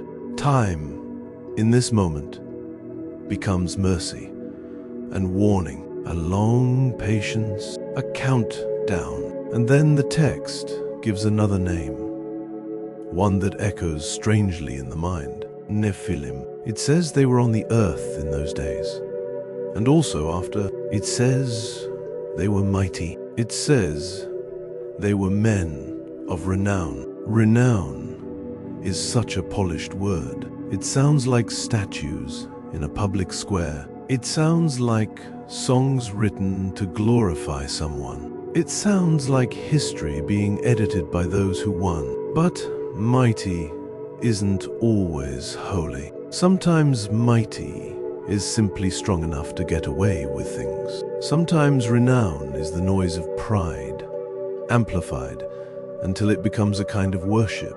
And as this mighty age grew louder, something else grew with it, something far less glamorous. The Lord looked upon the earth and saw that human wickedness had become great. Not occasional, not rare, not a few bad choices in an otherwise decent world, but deep, constant, systemic. The story says it with chilling precision. Every imagination of the thoughts of man's heart was continually only evil, not often, not sometimes, continually, only. It's the language of a world that has forgotten what goodness even looks like. A world where cruelty isn't the exception. It's the culture, where violence is not an accident. It's a habit, where conscience becomes a weak, ignored voice. Like a bell heard faintly through a storm, then comes one of the most haunting lines. In all of Genesis, the Lord was sorry that he had made man on the earth, and it grieved him in his heart. That doesn't read like cold arithmetic. It reads like sorrow. The Creator, who spoke light into being, now looks at a world filled with violence and feels grief. If you've ever been heartbroken by someone you love, if you've ever watched a person choose ruin again and again, then you understand the shape of this moment, even if it's too big to hold in your hands. God's grief does not mean God is weak. It means God is not indifferent. The Holy One is not a distant machine. He is a father, patient, truthful, and wounded by evil, because evil destroys what he loves. And then the Lord spoke again, and the words were as heavy as mountains. He would wipe out mankind from the surface of the ground, man and animals and creeping things and birds, because the corruption had spread through everything. When human sin reaches deep enough, it doesn't stay private. It spills outward. It poisons families. It reshapes communities. It makes cruelty normal. It turns the earth itself into a stage for violence. And so, judgment was coming, not because God enjoys destruction, far from it, but because unchecked evil devours everything. And mercy sometimes arrives in the form of a hard stop. And then, like a candle lit in a storm, the story turns. But Noah found favor in the Lord's eyes. One sentence, man, a shift in the entire future of the world. Noah isn't introduced with flashy triumph. He isn't described as famous. There's no talk of his reputation among the mighty. Instead, Scripture says something far rarer. Noah was righteous, blameless among the people of his time. And Noah walked with God. Walked with God is gentle language. It sounds like steady footsteps, not thunder. It sounds like daily faithfulness, prayerful obedience when no one is applauding. In a world where violence had become ordinary, Noah lived differently. In a world where desire ruled like a king, Noah still listened to the voice of the Lord. Noah had 3 sons, Shem, Ham, and Japheth. And his household became, in God's plan, the seed of a restored earth. The story pauses to show us what God saw. The earth was corrupt before God, and the earth was filled with violence. That's the opposite of Eden. Eden was a place where life was tended, where everything had its place, where harmony was the air itself. Now the air is thick with harm. The ground that once received blessings is now soaked with wrong. God looked and saw that all flesh had corrupted its way. Not just one village, not just one wicked king. The infection had spread. And then God spoke directly to Noah. There are moments in Scripture when God speaks, and it is like a beam of light cutting through dark cloud. This is one of them. He told Noah the end of all flesh was coming, because the earth was filled with violence through them. And then, without delay, God gave Noah something strange, specific, and utterly life-defining to do. Make a ship, God said. Not a small boat, not a quick escape. A ship large enough to become a moving refuge.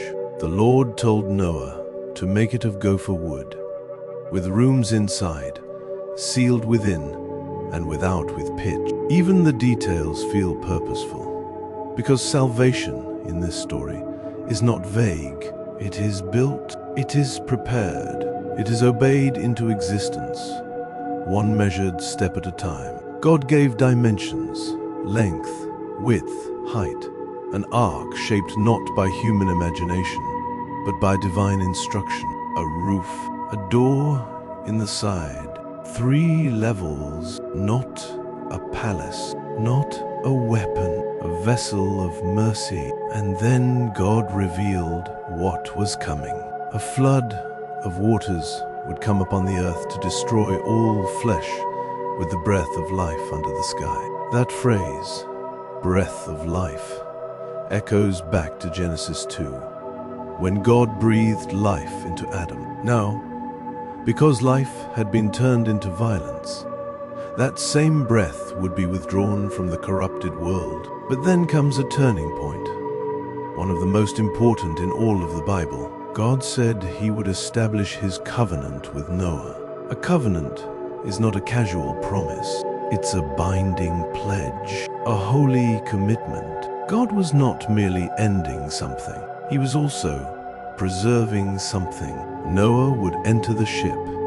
He, his sons, his wife, and his sons' wives, and with them, representatives of living creatures, male and female, so that life would continue after judgment had done its work. Birds, livestock, creeping things, the small ones and the large ones, the kinds of life that fill the earth with motion and sound. And Noah was told to gather food, practical provision for the long-sealed days ahead. It's striking, isn't it? God's plan includes miracle and logistics, mercy and measurements, judgment and pantry planning. The holy often looks like obedience in ordinary tasks: hammering, cutting, carrying, sealing, storing. Day after day, Noah would have worked while the world around him continued its loud, careless violence. People would have mocked the giant ship. They would have laughed at the man building salvation like a carpenter, following invisible instructions. And Noah, in the face of all that noise, kept walking with God. The passage closes with a sentence that feels simple: until you sit with it. Thus Noah did. He did all that God commanded him. No bargaining, no delay, no "let me think about it," just obedience. In the middle of a crooked generation, Noah becomes a straight line. In the middle of a violent world, he becomes a shelter. In the middle of judgment, he becomes the doorway to mercy. And as the story draws on, you can almost feel the air changing. The sky is still blue for now. The rivers still run their normal paths. The fields still look the same. But somewhere beyond what eyes can see, the windows of the heavens are being readied. The fountains of the deep are waiting. And the ark, silent, enormous, sealed with pitch, stands like a prophecy made of wood. A warning, a refuge, a covenant waiting to unfold. So, as you rest, let the last thought be this: even when the world grows loud with darkness, God is still capable of saving through one faithful heart, one steady yes, one man who walked with him. And that is not only ancient history, that is a pattern God repeats again and again and again. Tonight, we return to Noah, an old man now, steady in his obedience, standing at the edge of a thing no one else can yet imagine. The world around him still looks like a world that will keep going forever. The mornings still arrive, the evenings still cool, the land, the wind still moves through the trees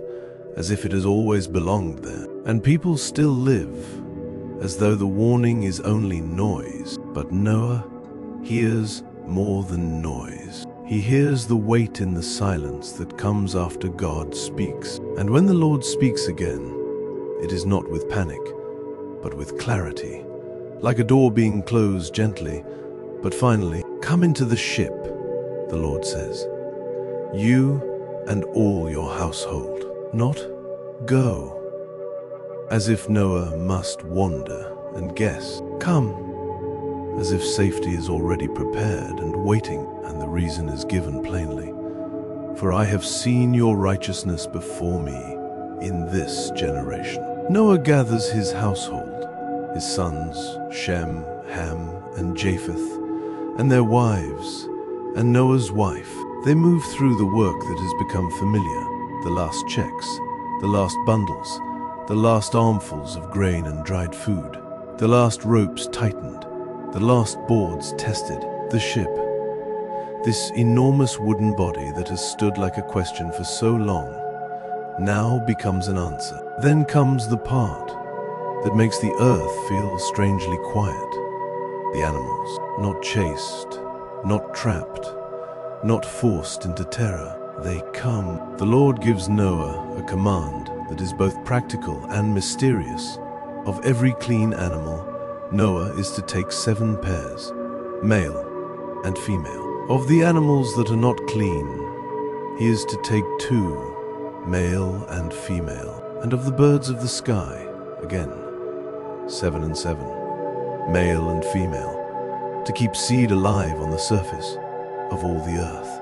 So Noah watches the hillside and the scrub and the forest line, and he sees movement where he has always seen movement, except now it has direction. Hooves on dust, feathers in air, quiet eyes in the shadow of trees, pairs, and then more than pairs, a small herd of clean beasts together, a strange patience in them, as if they are being guided by something older than fear. Birds settle, lift, and settle again, restless but not fleeing. And the creeping things come too, the small lives that usually vanish when a human approaches, lizards and beetles, things that hide in bark and stone. They come near the ship's ramp, as if the wood itself has become a path. Noah's sons help. They speak little, because the work is heavy and the moment is heavier. They guide the animals into rooms Noah has prepared,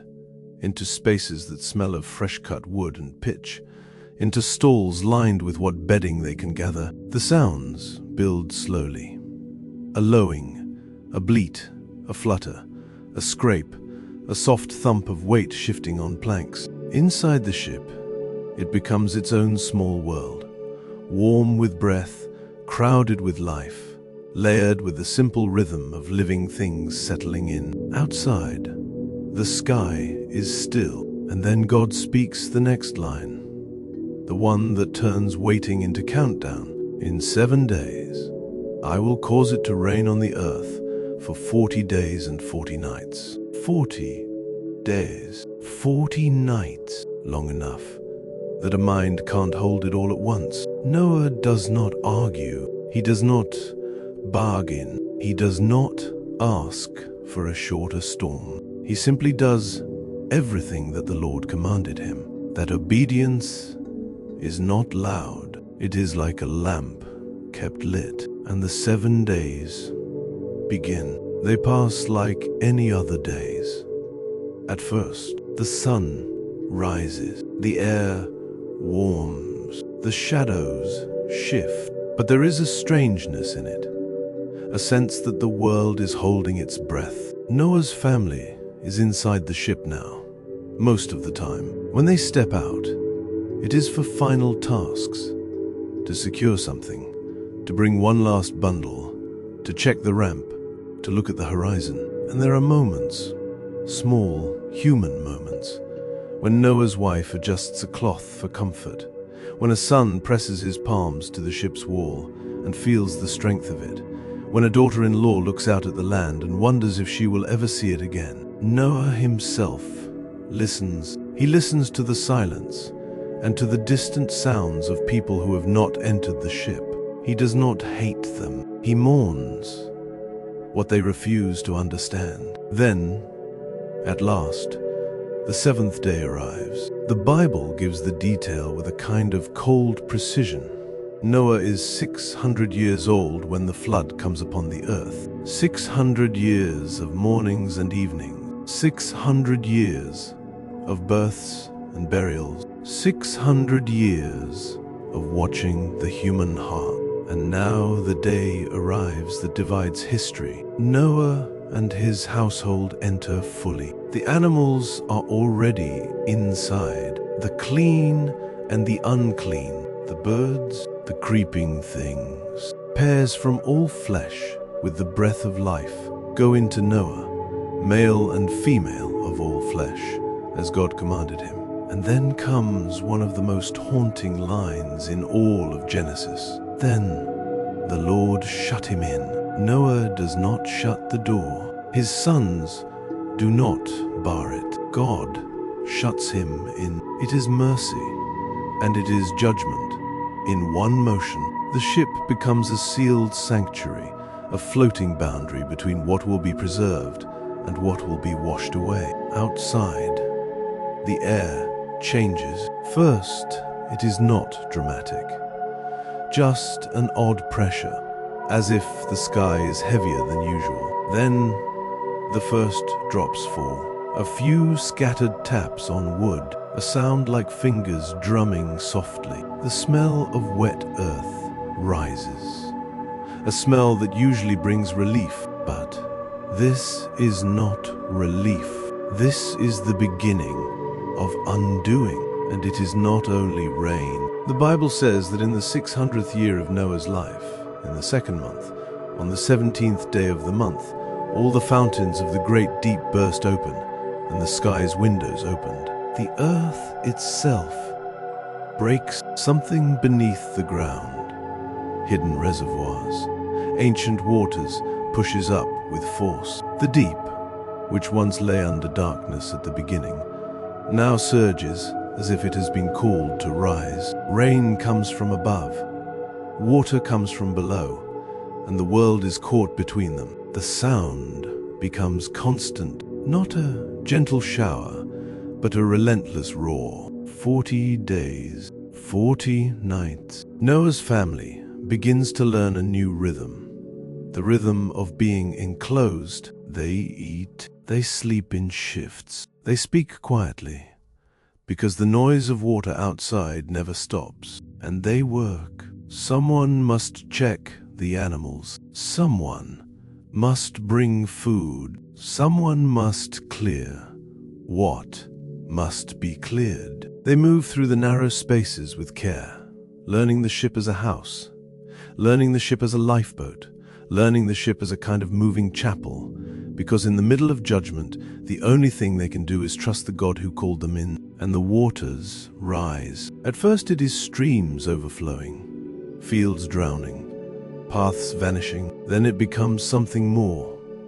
The ship begins to feel lighter. It creaks, it shifts, it lifts. Genesis says, the waters increased and lifted up the ship above the earth. Noah feels it in his bones.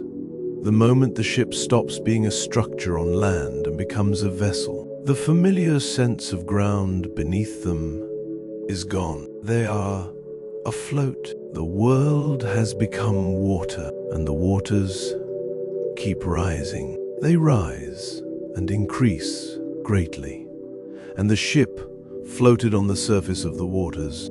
Outside, the landscape disappears. Hills vanish first, then the higher ridges. The Bible tells it without decoration. All the high mountains that were under the whole sky were covered. Mountains Those giant backs of stone that seem as permanent as the sky are swallowed. The waters rise higher still, 15 cubits above the mountains, and even the peaks are gone. Now, there is no landmark, no tree line, no rooftop, no hill to aim for. Only an endless gray world of water and sky, blurred together by rain and mist. Inside the ship, the animals sense it. Some are restless, stamping or shifting. Others go quiet, conserving strength. Birds flutter their wings against the air of the enclosed space, unsettled by the absence of open sky. Noah's family does what they can. They soothe, they wait, they keep their hands busy, because a busy hand is sometimes the only thing that keeps fear from taking over the whole mind. And then Genesis speaks the hardest truth of this passage. All flesh died that moved on the earth. Birds, livestock, wild animals, creeping things, every man, all on the dry land, in whose nostrils was the breath of the Spirit of life, died. It is total. It is not a local disaster, not a storm that ruins one valley and spares the next. It is a cleansing that reaches everywhere, and the ship keeps floating. Sometimes for Noah, the most frightening part is not the thunder or the creaking wood. It is the knowledge of what is no longer there. The quiet after a day's labor, when he would have stepped outside and felt earth beneath his feet. The sound of distant voices from the settlements. The sense a world that continues around you. Now there is only the ship, only the rain, only the endless movement of water, only the breathing of the animals, close and warm and alive, only the small circle of family, a handful of souls in the middle of a judgment vast enough to silence mountains. And yet, inside, there is also a strange steadiness, because God has not abandoned them, because God has not forgotten, because the door that was shut by the Lord. So the days pass, 40 days and 40 nights of rain. After that, the Bible tells us something that sounds almost impossible. The waters flooded the earth 150 days. 150 days, 5 months of floating, 5 months of waiting, 5 months of learning what it means to live without the ground. In that long stretch, Noah's life becomes very small on purpose. Not small in importance, but small in daily detail. A handful of meals, a routine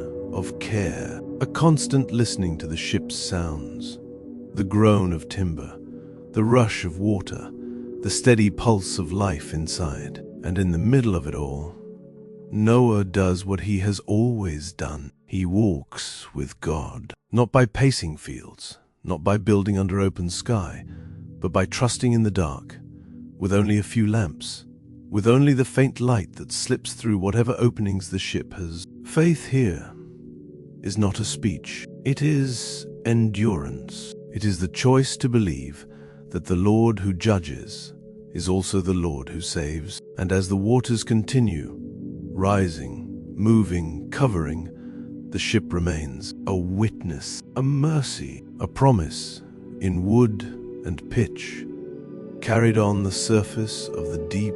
Before the rain truly begins, there is a moment, so ordinary it almost hurts, when Noah hears laughter in the distance. Somewhere beyond the ship, life continues in its familiar, stubborn way. A child calls for another child. A dog barks. Someone strikes metal, shaping a tool. Smoke from a cooking fire lifts into the evening air. And for a heartbeat, the world looks exactly like it always has. Noah stands at the edge of the ramp, and holds that sight in his eyes. He does not rejoice in what is coming. He does not feel proud. He feels sorrow, quiet, controlled, but real.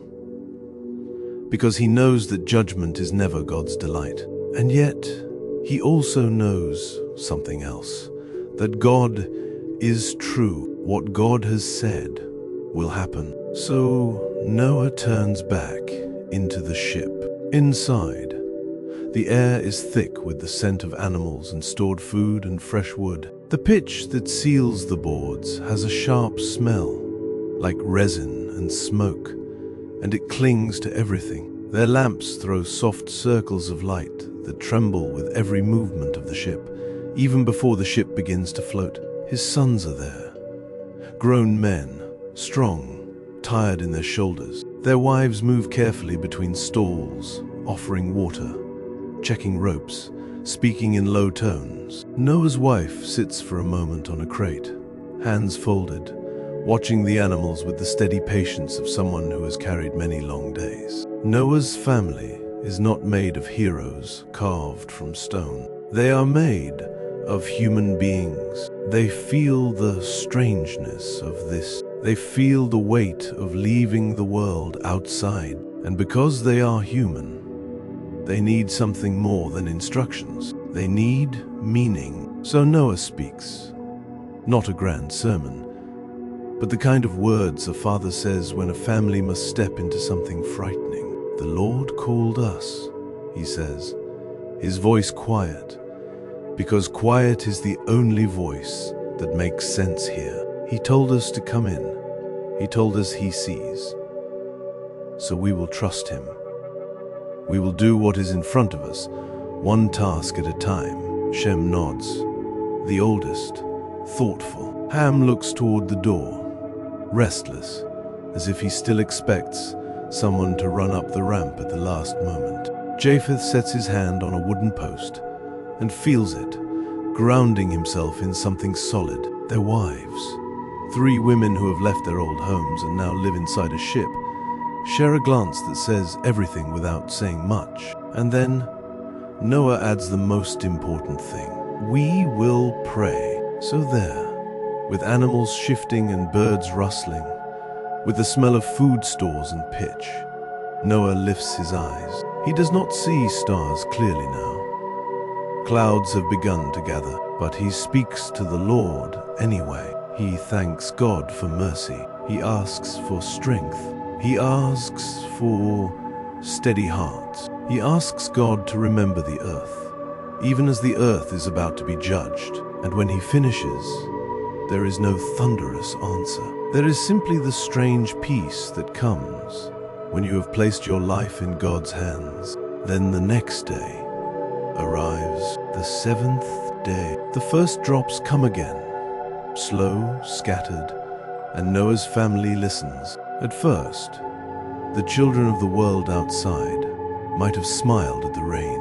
Rain is normal. Rain is even welcome. But as the hours pass, the rain does not pause. It deepens, it thickens, it becomes a curtain. And then the earth answers from below. When the fountains of the great deep burst open, it is as though the ground itself has split its seams. Water surges up through places that were never meant to be rivers. The land that once held human footsteps becomes soft, then unstable, then swallowed. Inside, Noah's family feels a change in sound, a new kind of roar, deeper than the rain. They look at one another. Noah says nothing, but his eyes confirm what everyone now knows. It has begun. Hours blur into days. The ship creaks as water presses against it. They hear impacts sometimes.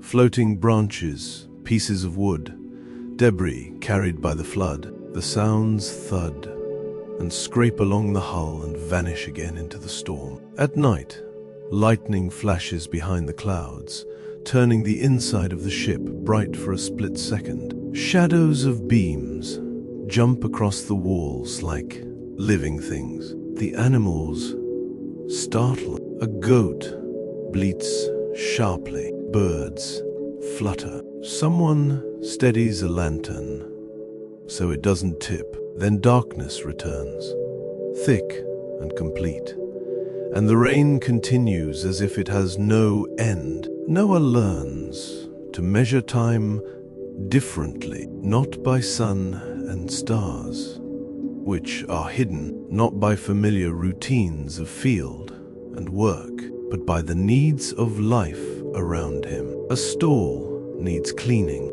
a trough needs refilling, a frightened animal needs a calming hand, a tired son needs a moment to sit, a wife needs to sleep, while someone else keeps watch. They take turns, they rest when they can. They do not waste strength on arguing with reality. And sometimes, because human hearts are human hearts, fear arrives anyway. It arrives in the quiet moments, when the work is done and the mind has space to imagine everything that could go wrong. What if the ship breaks? What if the food runs out? What if the animals become sick? What if the storm never ends? When those thoughts come, Noah does what he has done for years. He turns to the Lord. Sometimes he prays with words. Sometimes he prays with breath.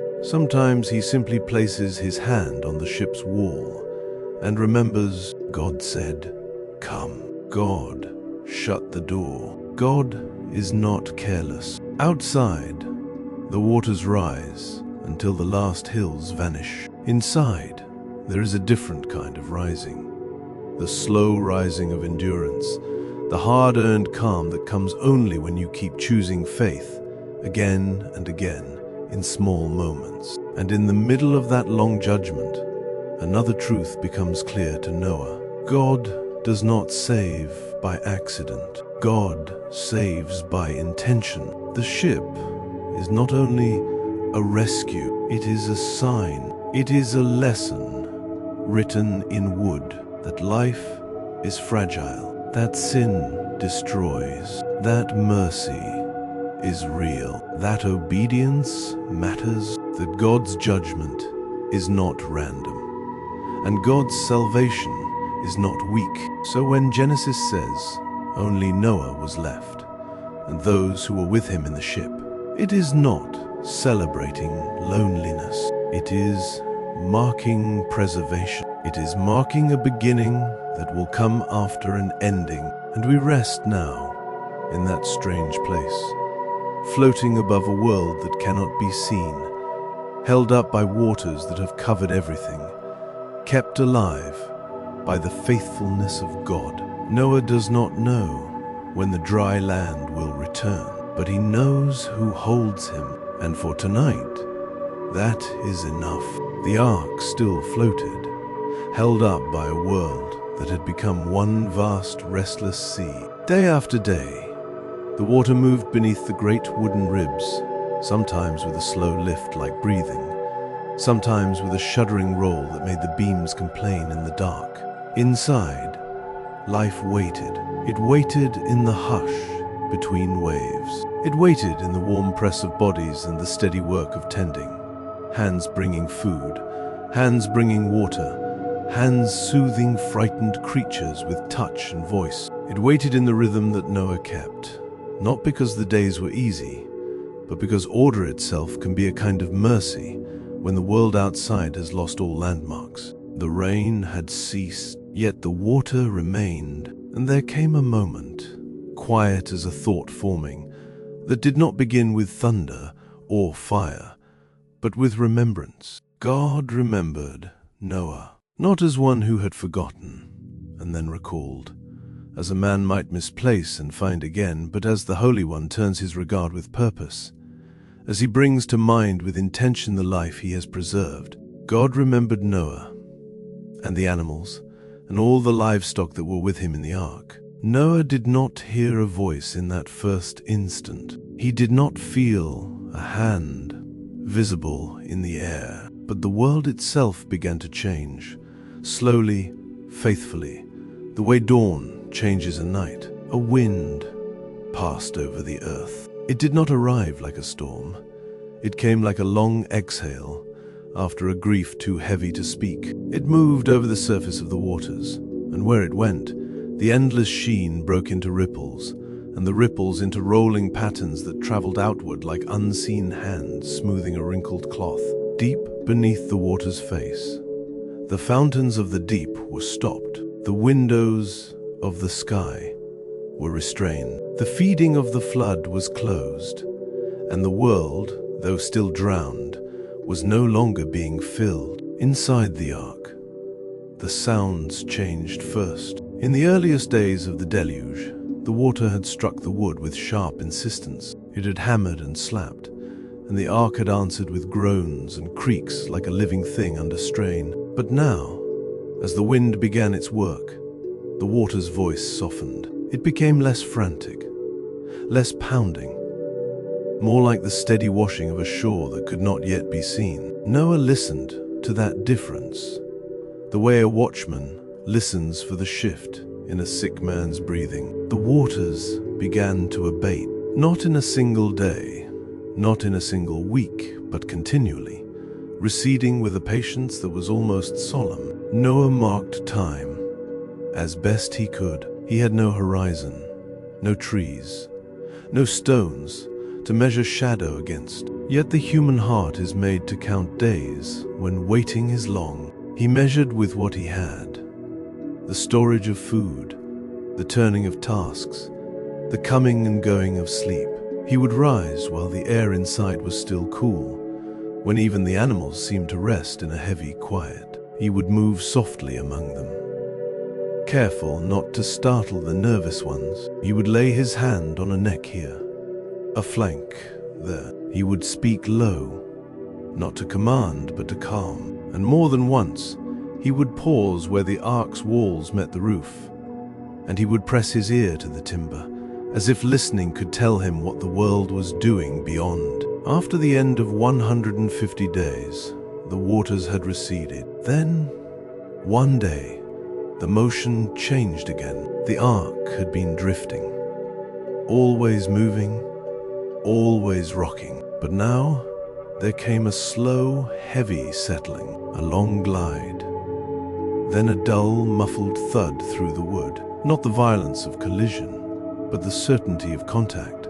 Something solid had met the ark's underside. The ship rested in the 7th month, on the 17th day of the month, on the mountains of Ararat. Noah did not know, at first, what to do with stillness.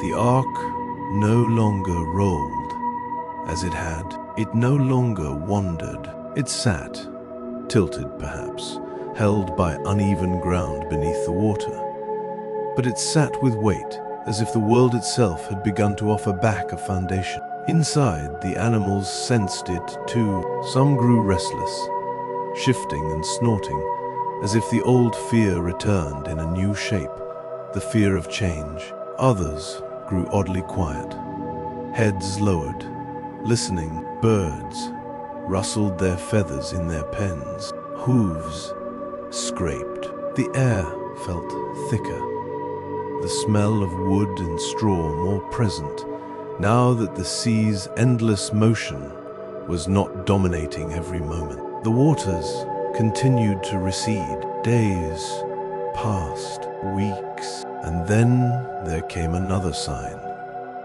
Not from within the ark, but from beyond it. In the 10th month, on the first day of the month, the tops of the mountains were visible. Noah climbed as high as he could, careful on the narrow way, one hand on a beam, another steadying himself against the ark's sway, though the sway was less now, like a cradle that has nearly stopped rocking. He reached the opening he had made, the window of the ship, and he pushed it open. Cold air entered first. It poured in like a blessing and a shock, both clean, sharp, carrying the scent of whetstone and distant earth. It was not the damp, stale air of crowded living. It was outside air, vast and uncontained. Noah blinked into the light. The world looked strange. Water still covered everything, an endless sheet, broken by a few dark shapes far away. The mountains' tops rose like islands of shadow against the sky, silent witnesses emerging from the flood's grip. Noah stood there a long time, not speaking. There are moments that are too large for words. The ending of the rain had been one thing. The resting of the ark had been another. But to see land, true land, was to feel the future begin to breathe again. At the end of 40 days, Noah opened the window of the ship which he had made. Then he sent out a raven. The bird left the ark with a harsh beat of wings, black against the pale sky. It did not return at once. It went back and forth, restless in the air, until the waters were dried up from the earth. Noah watched it until it became a speck, then nothing. He did not know what the raven saw, what floating remnants, what scattered places to rest upon, what wide emptiness beneath it. But the bird was free, and that alone carried a meaning that settled deep inside him. Then Noah turned, and he looked back into the ark. His family waited in the dimness. The animals waited, their eyes reflecting what little light fell through gaps and openings. Everything living within those wooden walls waited. So Noah chose another messenger. He sent out a dove to see if the waters were abated from the surface of the ground. The dove flew out into the open air, white or pale against the sky, gentle in its movement compared to the raven's harshness. It circled, it dipped, it looked for something that could hold its weight, something firm enough for a foot to rest. But the dove found no place to rest her foot. Water still lay on the surface of the whole earth, and so the dove came back. Noah waited at the window. He did not simply watch the horizon. He watched for that small returning shape, the flutter that would mean the creature had not vanished into the wide unknown. When the dove returned, Noah put out his hand. His fingers met feathers, light and trembling. He took her gently and brought her into the ship. It was a small act, one hand reaching, one bird returning, yet it felt like the whole story of waiting contained in a single moment. Hope sent out, hope coming back without answer, yet still coming back alive. Noah closed the window again. He waited. He waited another 7 days. The number of days mattered to him now. 7. The measure of a full turning, a complete span. He did not hurry the world. He did not force what could not yet be forced. He waited as one who has learned that the earth moves on God's command, not on man's impatience. And again, he sent the dove out of the ship. This time, the dove was gone longer. The light outside shifted as the day wore on. Noah's eyes strained toward the water's gleam and the distant dark shapes of mountain peaks. The wind still moved over the surface, not cruel now, but steady, working. Evening came, and with it a softer hue across the sky. Then, at last, the dove returned. She came back at evening, and behold, in her mouth was a freshly plucked olive leaf. Noah did not need to be told what that meant. He took the dove into his hands, and he saw the green, real green, living green, not the memory of it. An olive leaf, fresh, still holding the moisture of life. Somewhere beyond the water, a tree stood. Somewhere, roots held earth. Somewhere, the world was beginning again. So Noah knew that the waters were abated from the earth. He sat back, still holding that small sign of land's return, and he let the meaning settle into him. He did not shout. He did not run through the ark calling out triumph. He simply breathed, and his eyes closed for a moment, and perhaps a prayer formed in him without needing many words. God had brought them through. Noah waited yet another 7 days. Again, the slow count. Again, the steady rhythm. Again, the patience that honors the Maker's timing. Then he sent out the dove once more, and this time she did not return anymore. Noah stood by the window for a long while after the day had begun to fade. No flutter came back, no soft wing beat, no small shape appeared against the sky. The dove was gone, not lost, not swallowed by waters, but released into a world where she could find a home. Noah let the silence rest on him. He turned from the window, and he looked once more at his family, at the animals, at the wooden shelter that had held them through judgment and storm. And he understood. The ark had been a refuge, but it was not meant to be a prison. Its doors would open again. Time continued to move. In the 601st year, in the first month, the first day of the month, the waters were dried up from the earth. Noah removed the covering of the ship. He lifted and pulled at what had been sealed against rain and flood, and as it came away, light poured in more freely than before. The air changed again, fresh and open. He looked. He saw that the surface of the ground was dry, not green yet, not fruitful yet, but dry, solid ground showing itself like a face emerging after long submersion. Still, Noah waited. Even when the ground looked dry, the earth must be truly ready. Mud must settle. Hidden pools must drain. The world must become safe for living creatures again. In the second month, on the 27th day of the month, the earth was dry. Then God spoke to Noah. The voice that had commanded the building of the ark, the gathering of the creatures, the entering and the shutting in, now spoke again with the same authority, and with a new word. Go out. Go out of the ship, God said. You, your wife, your sons, and your sons' wives with you. Bring out with you every living thing that is with you of all flesh, birds, livestock, and every creeping thing that creeps on the earth, that they may breed abundantly in the earth, and be fruitful and multiply on the earth. Noah heard, and he did not delay. There are times to wait, and there are times to obey without hesitation. He had waited while the water receded, because the world was not yet ready. Now the command came, and readiness was no longer a question. Noah and his family prepared to leave. They gathered what they could. They steadied one another. They moved toward the door that had been shut for so long, a door that had once been the boundary between life and death. When it opened, the outside air rushed in, and the scent of earth rose like incense from the ground. They stepped out. Noah went out, with his sons, his wife, and his sons' wives with him. Then the animals came, not in a wild stampede, but in an ordered spilling forth according to their families, the living cargo of the ark returning to the land that had been washed clean.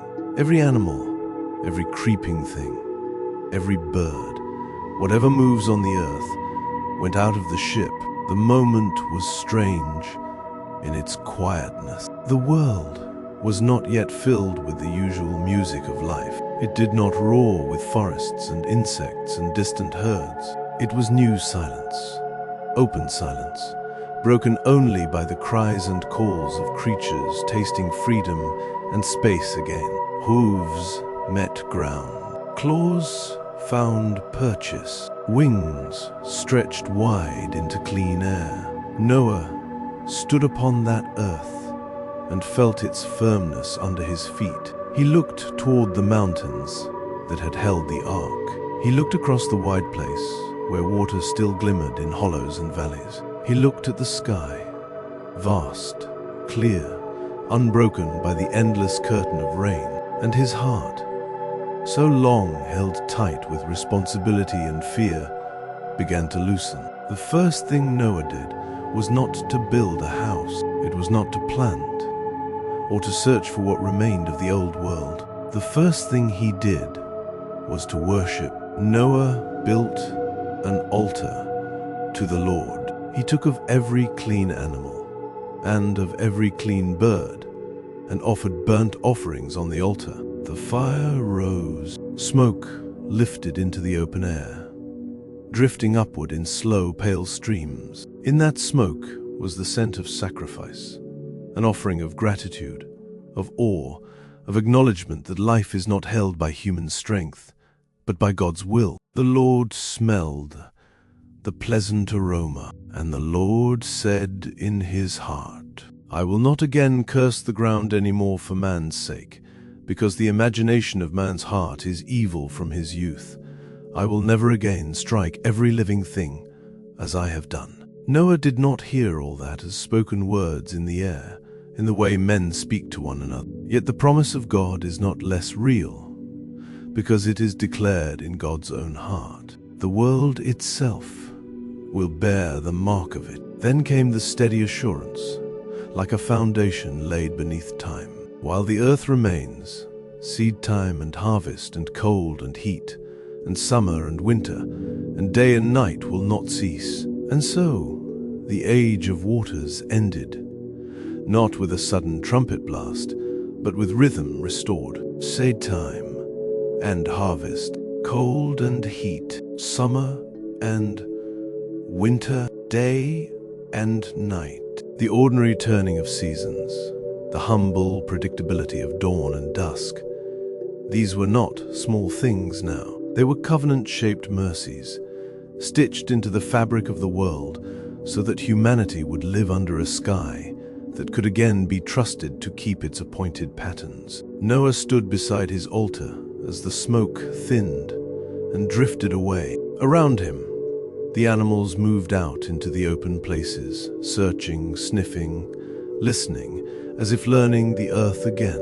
Birds lifted into the air and vanished toward distant ridges. The wind stirred over bare ground and shallow pools, carrying the first hints of a world that would one day be green again. And above it all, the sky held its peace, not empty, not indifferent, but steady. A world washed clean, now entrusted once more to the slow miracle of life, under the watchful promise of the one who remembered Noah. The air beyond the ark still felt newly made, not new in the way of fresh paint or untouched stone, but new as in washed clean, as in silence that had been waiting a long time to be heard. The ground, dark with moisture, soft with silt left behind by retreating waters, held the imprint of every careful step. Here and there, the earth gave off the scent of damp clay and broken reeds. It was the smell of a world that had been underwater and had only just remembered how to breathe. Noah stood with his sons beside the altar he had built. The stones were still warm from the offerings, and the smoke had thinned into faint threads that drifted upward and vanished into the sky. The wind moved gently over the open land, not a storm wind now, not the fierce breath that drove waters back, but a quiet, patient breeze, as though the earth itself was learning how to be calm again. Above them, the heavens stretched wide. Clouds traveled slowly, carrying soft shadows across fields that had no fences and valleys that had no footpaths yet. The sun crossed the sky without haste, and the light fell with a steady tenderness. The rhythm of day and night had returned, and it held. In that stillness, God spoke, not as thunder that cracks the world open, but with authority that does not need loudness, like a voice that knows itself, like a word that is true, because it is spoken by the one who cannot lie. Noah and his sons listened, and the listening itself felt like worship, quiet, attentive, trembling in the best way, steadying the heart rather than shaking it apart. God blessed Noah and his sons. The blessing did not hover at the surface. It settled upon them like oil poured gently, like warmth spreading through cold hands. It was a blessing that reached forward into years not yet lived, into children not yet born, into fields not yet planted, into the distant future where countless lives would walk the earth and wonder where they came from. Be fruitful, God said, and multiply and replenish the earth. The command carried a kindness inside it, not a burden laid upon weary shoulders, but a calling that matched what the world was made for, life-filling emptiness. Song returning to air, footsteps returning to ground. Noah looked at his sons, Shem, Ham, and Japheth, and in their faces he could already see how the earth would be populated again, how families would spread like rivers branching from one source. They were not merely survivors. They were the beginning of a new season.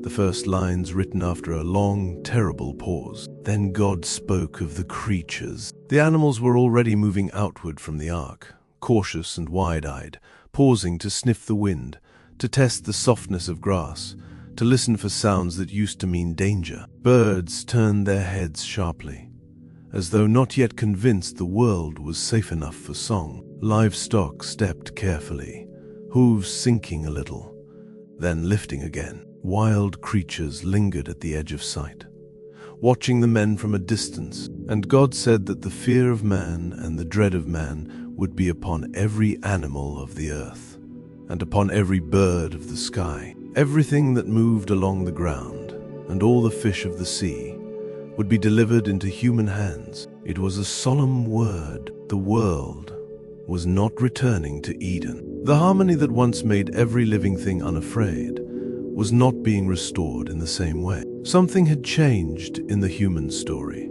and the animal world would now feel it. The creatures would sense mankind's power and keep their distance. They would flee from footsteps, flinch from sudden movement, hide their young more carefully, scatter at the crack of a branch underfoot. Yet even this came with God's ordering, with boundaries, with meaning. God granted permission.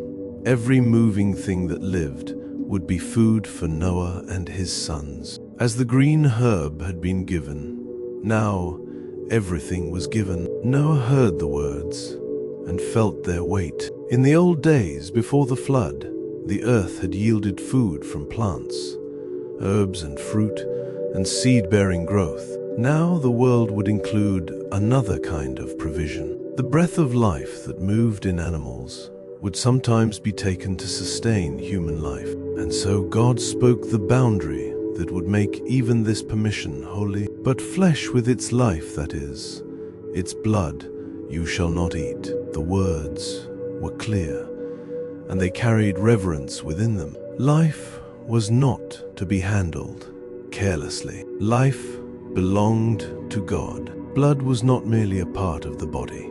It was bound up with the living breath, with the mysterious pulse that only the Creator truly commands. Noah remembered the floodwaters, the lives lost, the silence in the ark at night, the sound of rain that lasted too long. He remembered the ache of being preserved while the world was judged. The thought of taking life for food would not be a thing to do thoughtlessly. There would be gratitude, there would be restraint, there would be a recognition that even when God provided, life was still sacred. Then God spoke further, and the tone became even more solemn, like a lamp set down in a dark room. I will surely require accounting for your life's blood, God said. Noah felt the chill of it, not fear in the way of terror, but fear in the way a man feels when he realizes he is standing before a holy law. God declared that an accounting would be required. At the hand of every animal, God would require it. At the hand of man, at the hand of every man's brother,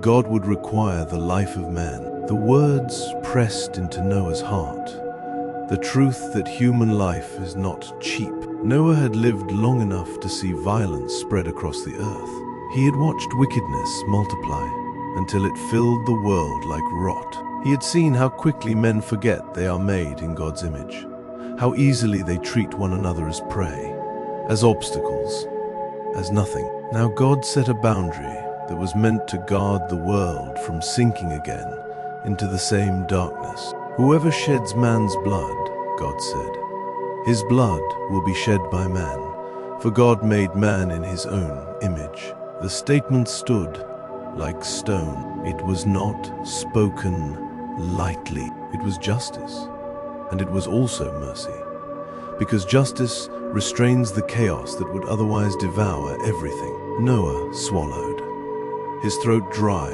He looked out at the vast land, empty now, waiting to be filled, and he understood that the world after the flood would need more than fresh soil. It would need moral shape. It would need a line drawn where violence must not cross. It would need a remembrance, written not on tablets yet, but on the conscience. Man bears God's image. To strike at man is to strike at what God has honored. Then God spoke again the earlier command, as though to anchor it deeper. Be fruitful and multiply. Increase abundantly in the earth and multiply in it. The words sounded like a blessing and a commission together. Fill the world, but fill it under God. Populate the earth, but do not let it become corrupt again. Live, but live with reverence. After this, God spoke to Noah and to his sons with him, and his words broadened, reaching beyond the men to everything that breathed. As for me, God said, behold, I establish my covenant with you, and with your offspring after you, and with every living creature that is with you, the birds, the livestock, and every animal of the earth with you, of all that go out of the ark, even every animal of the earth. Noah had heard the word covenant before, in the sense of God's promise and God's faithfulness. But here, the covenant felt like a bridge set across an ocean of memory. It was God himself saying, "The story will not repeat in the same way. I will establish my covenant with you," God said. All flesh will not be cut off anymore by the waters of the flood.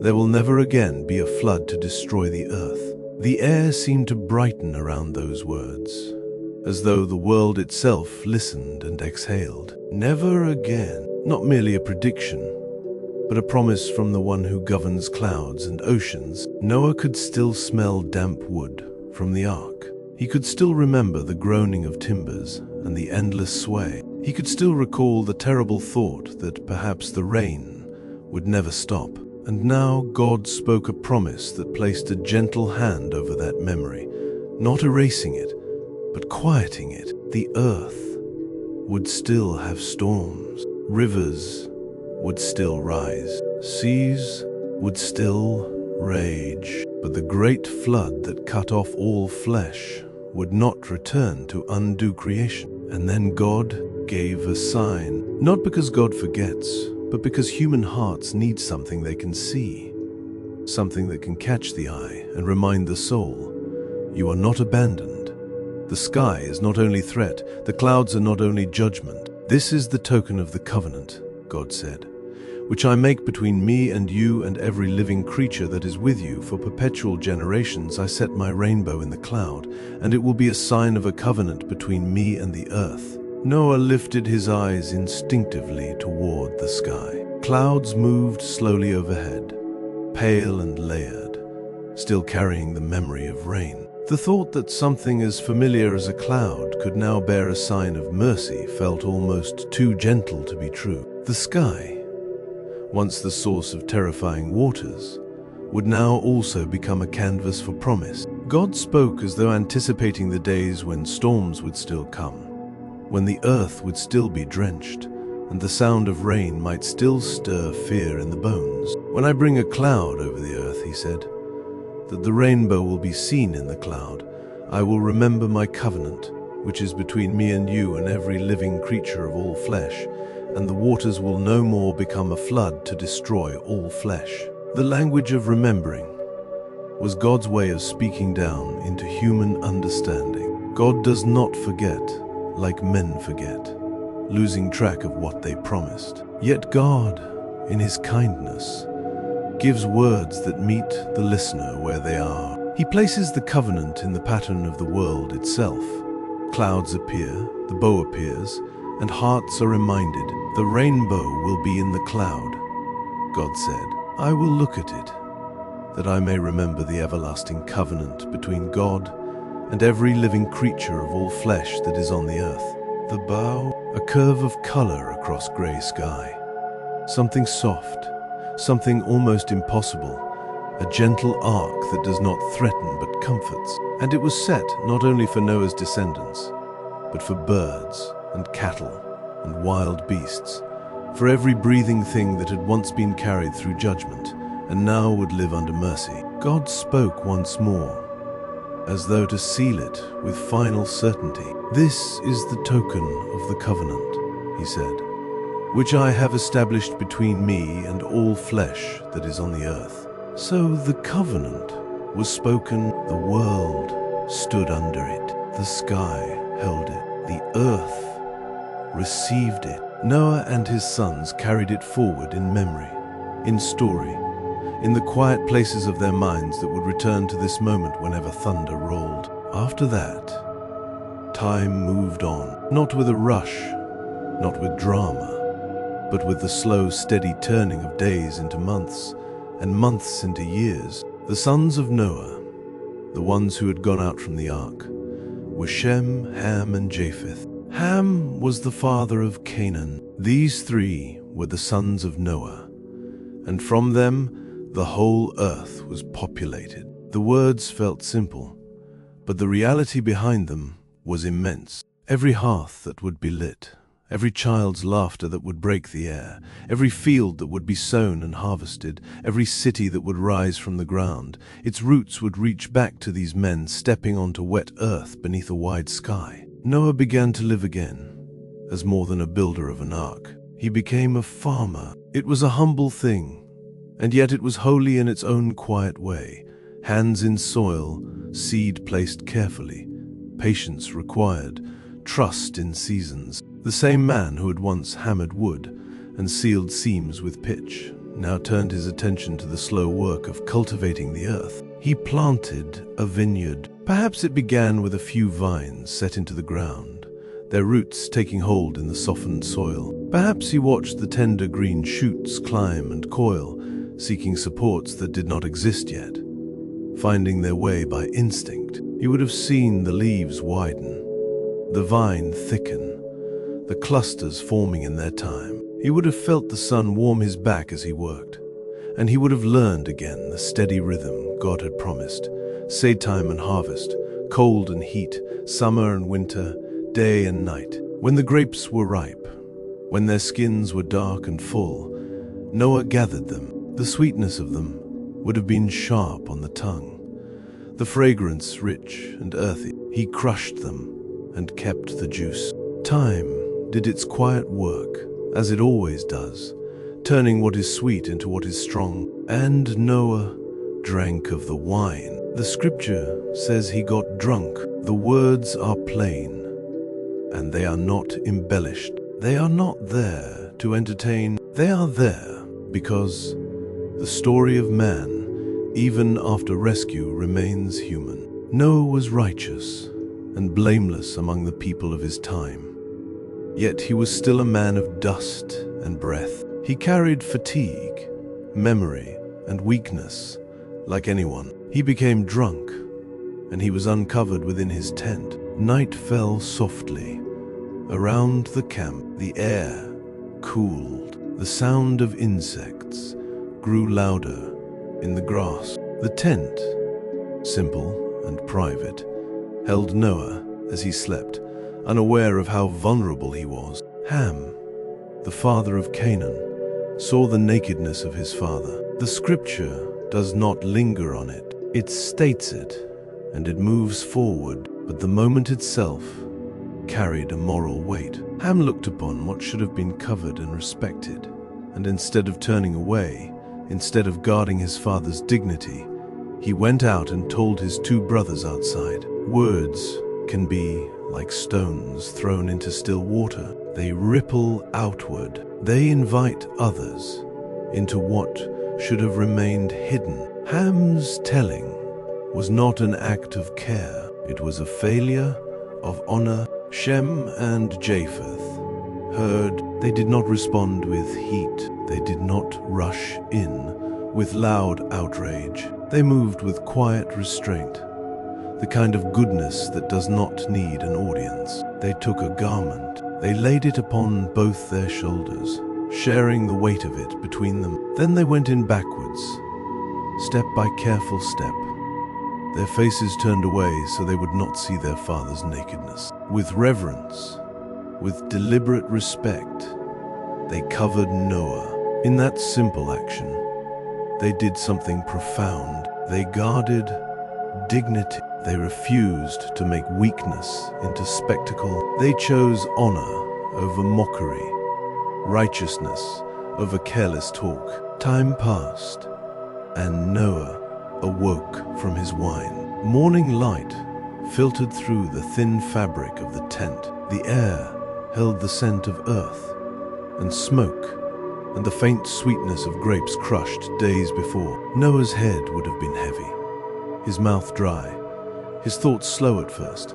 Then sharpening as understanding came, he learned what had happened. Scripture says he knew what his youngest son had done to him. The words are spare, but the emotion beneath them is not hard to imagine. There is grief when a son fails to honor. There is sorrow when family life is fractured by disrespect. There is a kind of sadness that comes not from strangers, but from those closest to you, the ones you hoped would carry your values forward. Noah spoke. His words were not casual, they were pronouncements, shaped like blessings and curses, carrying consequence into the unfolding generations. He said, "Canaan is cursed. He will be a servant of servants to his brothers." The curse fell upon Canaan, Ham's son. Scripture ties the future of nations to this moment, and the words stand with the gravity of prophecy. Noah did not speak merely as a wounded man,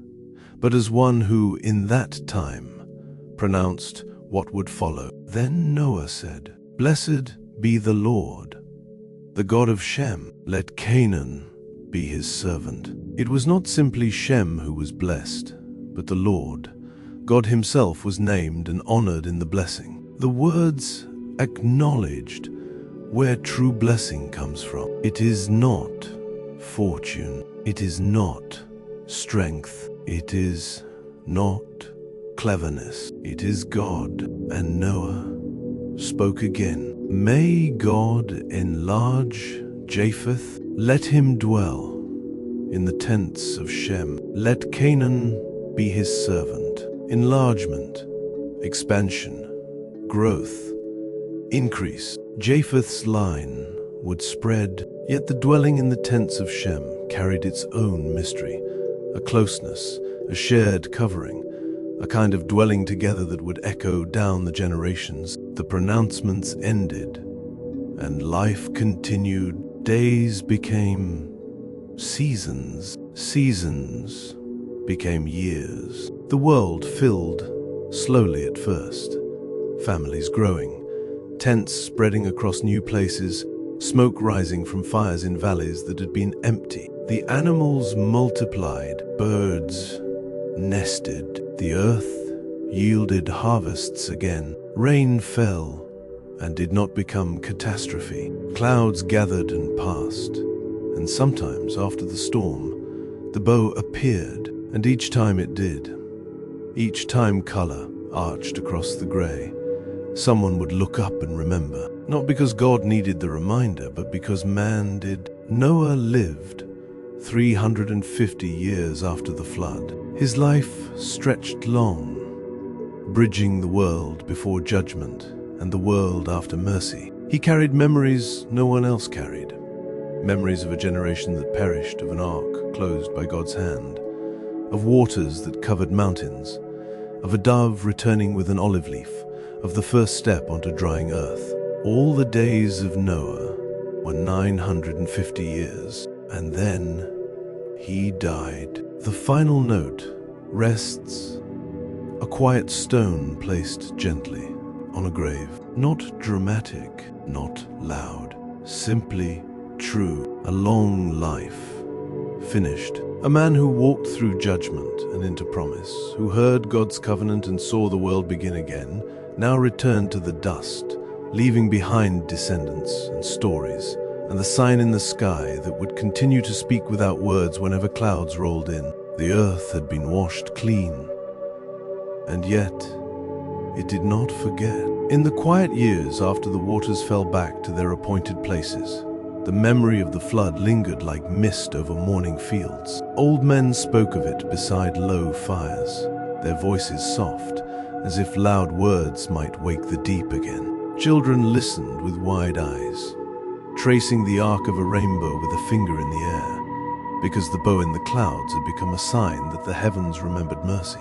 The ground held new growth. Green returned to slopes where once there had only been water and drifting wood. Rivers ran steady again, drawing silver lines through the land. The seasons kept their gentle promise, seedtime and harvest, cold and heat, summer and winter, day and night, each one arriving like a calm footstep in the dark. Noah had lived his full span, and then he died. His sons remained, and their households, and the sons born to them after the flood.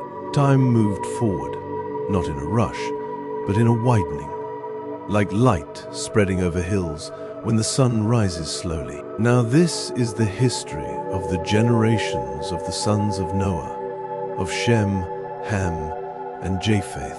Sons were born to them after the flood. The world began to fill again. At first it was close, tents set not far from tents, the same familiar paths worn into the earth, the same wells drawn from with shared ropes and clay jars. But soon the camps did what camps always do when children become men and men become fathers. The circle widened. The edge of the known place became a doorway. A household became a clan. A clan became a people. And as they went, the sound of their speech began to shift. So gently at first that no one could mark the moment it changed, only that a word spoken one way in one valley was shaped differently in another. The sons of Japheth were Gomer, Magog, Madai, Javan, Tubal, Meshech, and Tiras. Their names carried outward like footsteps in fresh snow, pressing into lands that had not yet learned the weight of many human feet. They looked toward distant horizons where the air grew thinner and the wind tasted of stone, and they followed river mouths that opened into wide waters. Gomer's line moved with the restless energy of travelers, drawn toward open plains and high passes. The sons of Gomer were Ashkenaz, Riphath, and Togarmah. Around their fires, sparks rose into cold night skies, and the stars seemed brighter in the clean air, as if the heavens had been polished. They learned to read the land by its shapes, where the hills folded into valleys, where forests thickened into shadow, where mountains held snow like a crown. Their songs changed as the wind changed, and their children grew up speaking with the rhythm of new places. Magog's people drifted into wide spaces where the horizon was a long, unbroken line. Grasslands rolled like an ocean that never quite became water. Herds moved in the distance. The sky felt enormous, and under it, men learned to live by watching weather, watching seasons, watching the quiet movements of animals that now feared them, as the word of God had spoken. Madai's line found their way along strong rivers, and through places where the ground was hard and the nights were sharp. They carried tools, stories, and the memory of the ark, an old tale already turning ancient in the telling. Javan's name followed the pull of the sea. The sons of Javan were Elisha, Tarshish, Kittim, and Dodanim, where the land sloped down into salt air, where waves breathed against stone and sand. Javan's descendants learned the patience of coasts. They watched gulls circle and cry. They learned the shapes of shells and the taste of fish cooked over driftwood. They built simple boats first, then stronger ones. Frames of wood held tight with rope, skins stretched, pitch warmed and spread, until the vessel could take the weight of a man and the hope of a journey. Elisha's people found islands and distant shorelines where the sea wrapped land in blue silence. Tarshish's name carried the hint of far sailing. Long routes across open water, guided by stars and by the feel of wind on the face. Kittim and Dodanim spread through coastlands and isles, where the edge of the world felt close enough to touch, and yet always just beyond reach. Tubal, Meshech, and Tiras moved through lands where forests stood like dark pillars and rivers cut deep. They made paths where there were none, and their camps rose and fell like breath, never staying too long in one place until a settlement took root and became steady. Of these were the islands of the nations divided in their lands, everyone after his language, after their families, in their nations. And so, in the line of Japheth, the coastlands received new voices, and the sea began to know the sound of human oars. Languages branched like streams splitting around stones, still part of the same river, yet taking their own ways. A mother's lullaby in one camp was answered, generations later, by a different melody in a far-off shore village, and the stars above them witnessed it all in quiet. Then the line of Ham spread into warmer places, where sun lay heavy on the earth and rivers ran wide and dark. The sons of Ham were Cush, Mizraim,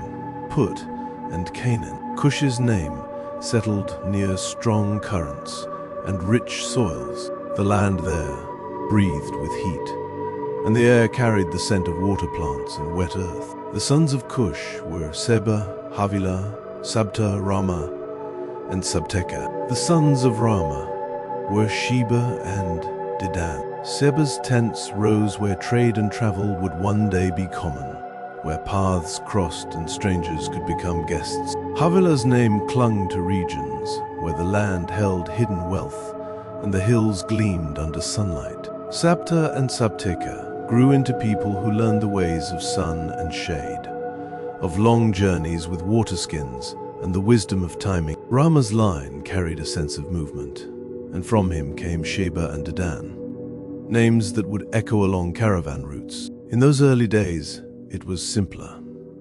Families walking, carrying what they could, finding water, sharing bread, and telling stories at night so that fear would not take hold of the heart. Mizraim's line settled where the river was a living thing. The water did not merely pass through the land, it made the land. It left dark soil behind when it receded, and the earth answered with green. Mizraim became the father of Ludim, Anamim, Lehabim, Naphtuhim, Pathrusim, Kasluhim, which the Philistines descended from, and Caphtorim. The names sounded like many branches from one trunk. Along the riverbanks, people learned to mark seasons by the rising and falling of water, to plant and reap with steady hands. Villages formed where the ground was kind. Clay was shaped into jars. Grain was stored. The rhythm of life became measured by the river's patient return. Put's descendants moved into places where the land was broad and the heat shimmered over sand. They learned to travel by night when the stars were clear, and to rest when the sun stood high. Their words for water became precious, spoken carefully, and their tents were pitched where shade could be found. Canaan's line moved toward the coast, and toward the fertile stretches between sea and inland hills. Canaan became the father of Sidon, his firstborn, Heth, the Jebusites, the Amorites, the Girgashites, the Hivites, the Archites, the Sinites, the Arvadites, the Zamorites, and the Hamathites. The land of Canaan began to take shape in the human world, not just as earth and stone, but as boundaries and names, as places where families recognized one another, where a cluster of tents became a town, where a town became a city. Sidon's name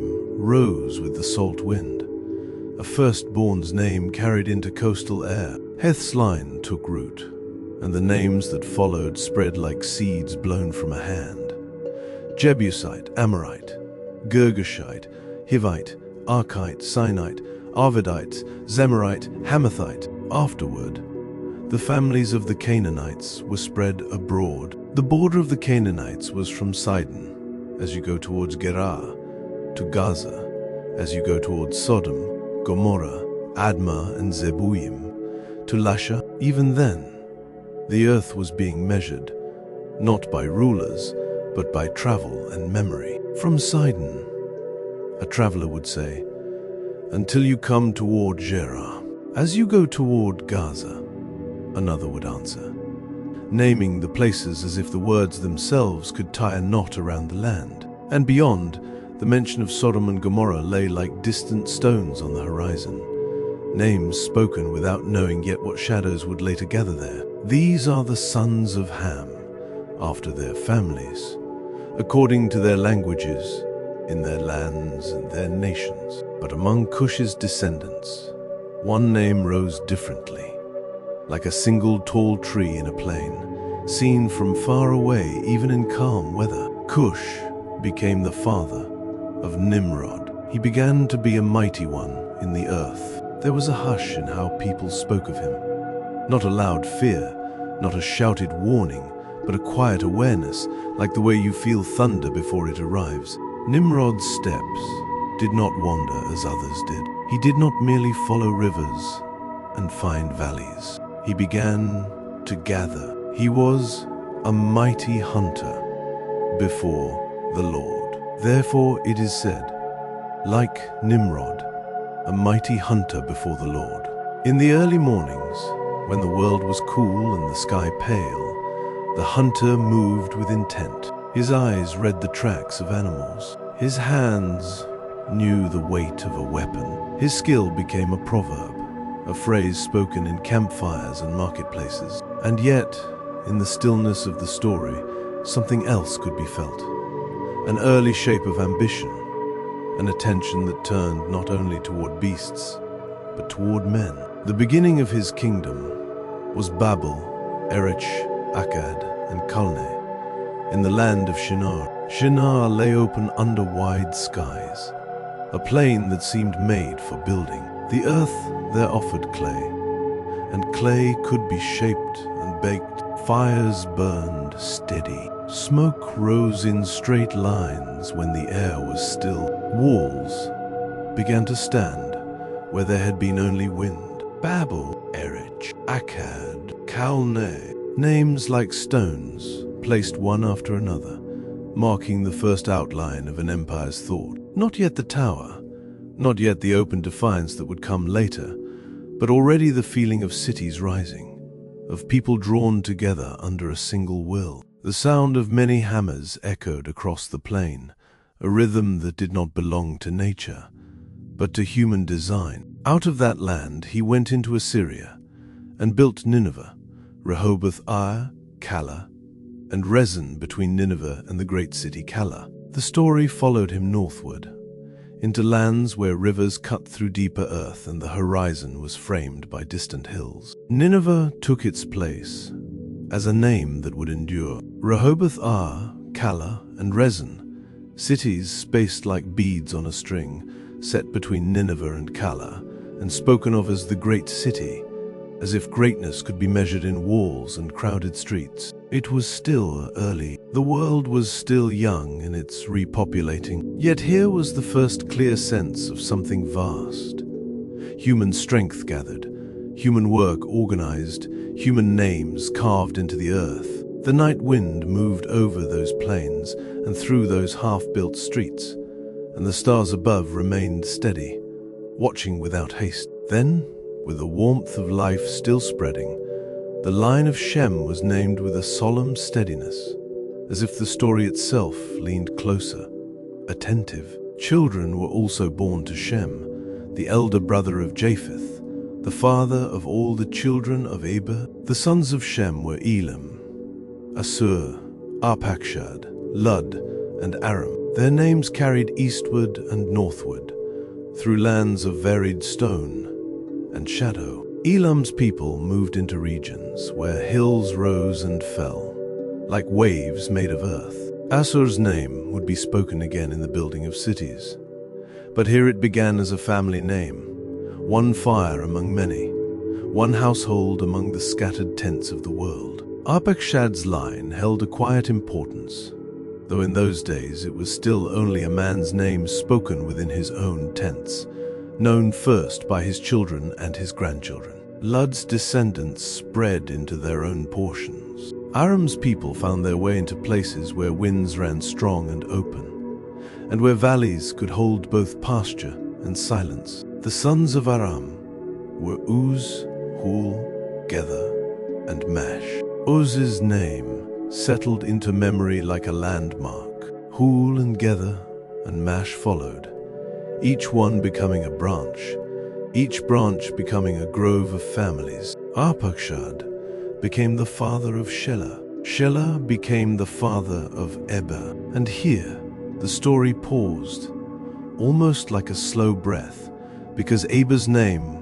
would not be a passing sound. He was the father of all the children of Eber. And in the quiet unfolding of generations, there was the sense that a line was being kept, held in the hand of providence, guided without noise. To Eber were born 2 sons. The name of the one was Peleg, for in his days the earth was divided. His brother's name was Joktan. The words were brief, but they carried weight. In his days the earth was divided, a sentence like a distant bell. It did not explain itself, and it did not rush to satisfy curiosity. It simply stood, solemn and mysterious, as if to say that history has moments when the world shifts, when boundaries and peoples and paths separate more clearly than before. Around Peleg's time, the spread of families into nations felt sharper. A ridge became a border, a river became a line, no longer easily crossed. Speech itself, already drifting, took on more distinct shapes. The same stars watched over different songs. The same moon rose over different prayers. The earth was filling, and it was also dividing, into lands and languages and peoples, as God's ordering moved forward. Joktan's line flowed into the east, toward mountains that caught the first light of morning. Joktan became the father of Almadad, Shelef, Hazamaveth, Jerah, Hadoram, Uzal, Dikla, Ubal, Abimael, Sheba, Ophir, Havilah, and Jobab. Each name was like a torch lit from another torch, carried into the dark, and then set down in a new place. Almadad and Shelef and Hazarmaveth, names spoken beside fires, remembered by children who would later speak them to their own sons. Jerah, Hadoram, Uzal, Dikla, each one a household becoming a clan becoming a people. Obal and Abimael and Sheba, names that would echo across later stories, but here they were still close to the ground, still part of the first generations after the flood. Ophir carried the faint scent of distant lands and hidden riches, though the story did not linger on it. Havilah appeared again, a name found both in Ham's line and here in Shem's, like a reminder that names can reappear across the widening world. Jobab completed the list, the last flame in this line's naming, though the spreading would continue beyond what the story could hold. All these were the sons of Joktan. Their dwelling extended from Mesha, as you go towards Sephar, the mountain of the east. Picture it in the mind, like a slow walk along an ancient map.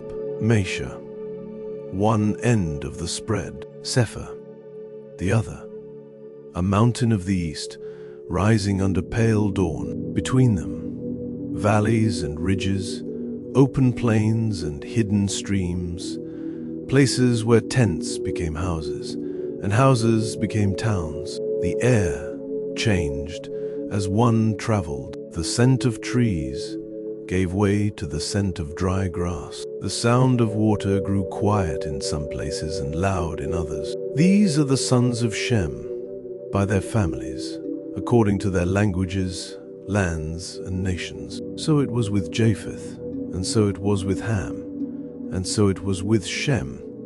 Families becoming peoples, peoples becoming nations, nations learning the shape of their lands. The world that had once held only 8 souls, stepping out onto wet ground, now held many fires in the night. In one place, a woman hummed to a child beneath a tent of woven cloth.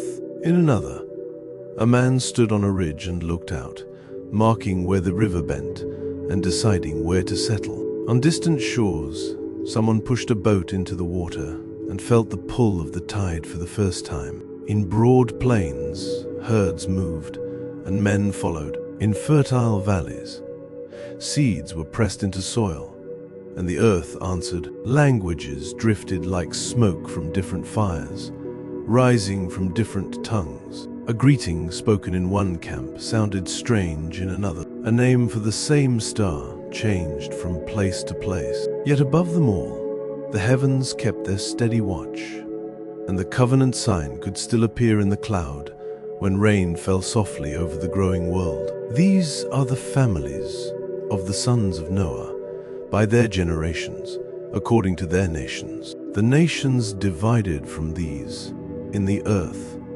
after the flood. The whole earth was of one language and of one speech, and the sound of it moved like a single river through the camps of men. In the mornings, the same words rose with the same smoke from the same kinds of fires. The same greetings crossed between neighbors as they stepped out into pale light. The same songs were hummed while hands worked, while children chased one another in the dust, while elders sat where shade gathered and watched the slow becoming of a new world. It was not long after the flood, not long after the families of Noah spread outward, carrying tents and tools, seed and memory, across valleys and ridges. There were paths worn into the earth by feet and by animals, and there were tracks made by wagons that creaked under the weight of household things.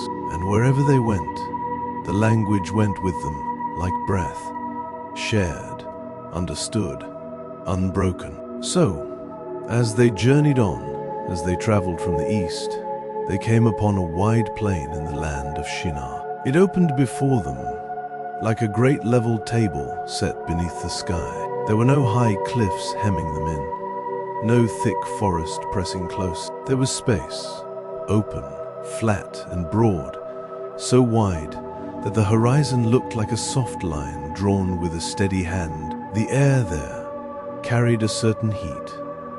Even when the sun was still climbing, wind ran across the plain without obstacle, lifting fine dust and letting it fall again.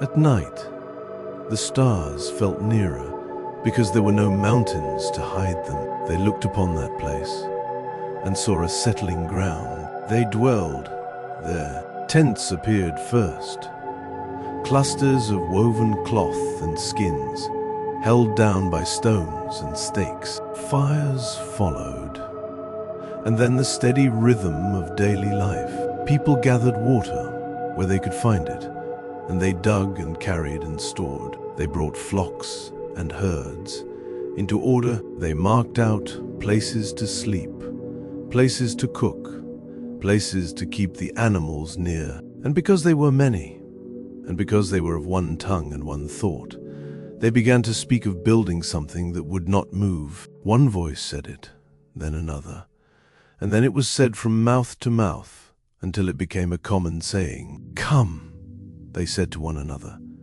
"let us make bricks and burn them thoroughly." The words were ordinary, but the will behind them was firm. The plain did not offer stone in the way the hills did, and so they turned to the earth itself. They went down to the clay places where the ground was thick and heavy, and they dug it with hands and tools. They carried it in baskets and on shoulders, and they piled it near the places they chose for work. Water was poured into pits. Feet stepped in to tread the clay, pressing and turning until it became smooth and ready. Hands shaped it into forms, pressed it into molds, struck it flat, and lifted it free. Rows of bricks lay under the sun, drying in long lines like new-made loaves. Then the fires were lit. Kilns rose from the ground, simple at first, then better made as skill grew. Wood and brush were fed in, and the heat built steadily. Smoke lifted in slow banners, dark at the base and thinning as it climbed. The air shimmered near the mouths of the kilns, and the scent of burning clung to hair and skin. Men and women moved in and out of the work like waves. Some carried clay, some carried water, some tended fire, some lifted baked bricks out with long tools, setting them down to cool. The bricks changed as they were burned, hardened, darkened, turned from soft earth to something that would last. And when they had enough, they spoke again.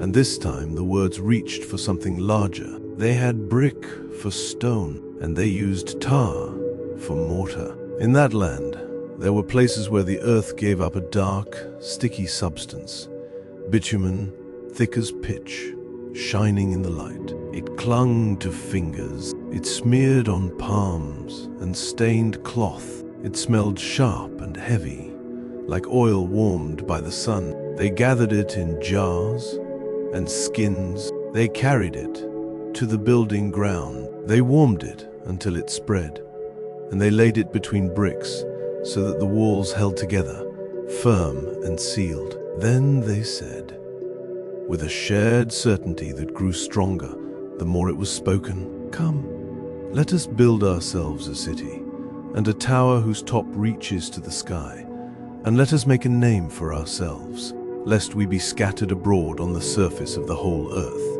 A city, a tower, a name. The plain became a place of constant motion. Lines of workers moved like living cords, stretching from clay pits to kilns to the rising walls. The sound of labor filled the air, the thud of bricks set in place, the scrape of tools, the low calls of men directing the work, the brief laughter of those who shared a moment of ease, the crying of a child carried past on a hip. The city grew outward, walls forming shapes and streets, spaces for gathering and storage and shelter. And at the heart of it, the tower rose. It began wide, a steady base laid carefully, brick after brick, layer after layer, tar pressed between. The structure climbed, scaffolds were built, and ladders leaned against the sides. Men climbed with loads on their backs, their feet finding narrow places to stand, their hands gripping wood and rope. The higher it rose, the more the wind touched it. The higher it rose, the more the sun beat on exposed skin. Sweat ran down faces and into eyes. Tar warmed and softened. Bricks held their heat long after they came out of the kiln. And all the while, the same language moved through it all like the pulse of one body. A word spoken at the base was understood at the top. A command given by one foreman carried without confusion. Plans were shared easily. Concerns were raised and answered. Disputes were settled with familiar speech. Men looked at the growing tower and felt something swell inside them. A sense of power, of safety, of permanence. They feared being scattered. They wanted to remain together. They wanted their work to stand as a mark upon the earth, as though the earth could be claimed by the strength of their hands. And so the tower rose, its top always reaching higher, its shadow stretching longer across the plain as the days passed. Then, in the midst of that human striving, the Lord came down to see the city and the tower, which the children of men built. There was no shouting in the sky, no storm of thunder that drove them from their work. The moment did not come with wild noise. It came with holy weight, quiet and sure. The air itself seemed to hold its breath. The labor did not stop at once, but something shifted in the unseen. A stillness touched the place, like the hush that falls over a field before a change of weather, like the calm that comes when something greater draws near. The Lord looked upon what they had begun, and the Lord said, "Behold, they are one people, and they all have one language, And this is what they begin to do. Now nothing will be withheld from them, which they intend to do. Come, let us go down, and there confuse their language, that they may not understand one another's speech. It was judgment, but not like a raging fire. It was mercy, but not like indulgence. It was a boundary set by the one who made mankind, who knew the shape of the human heart, and knew what would happen when pride rose without restraint. And then, as softly as a door closing, speech broke. At first it was small, almost nothing.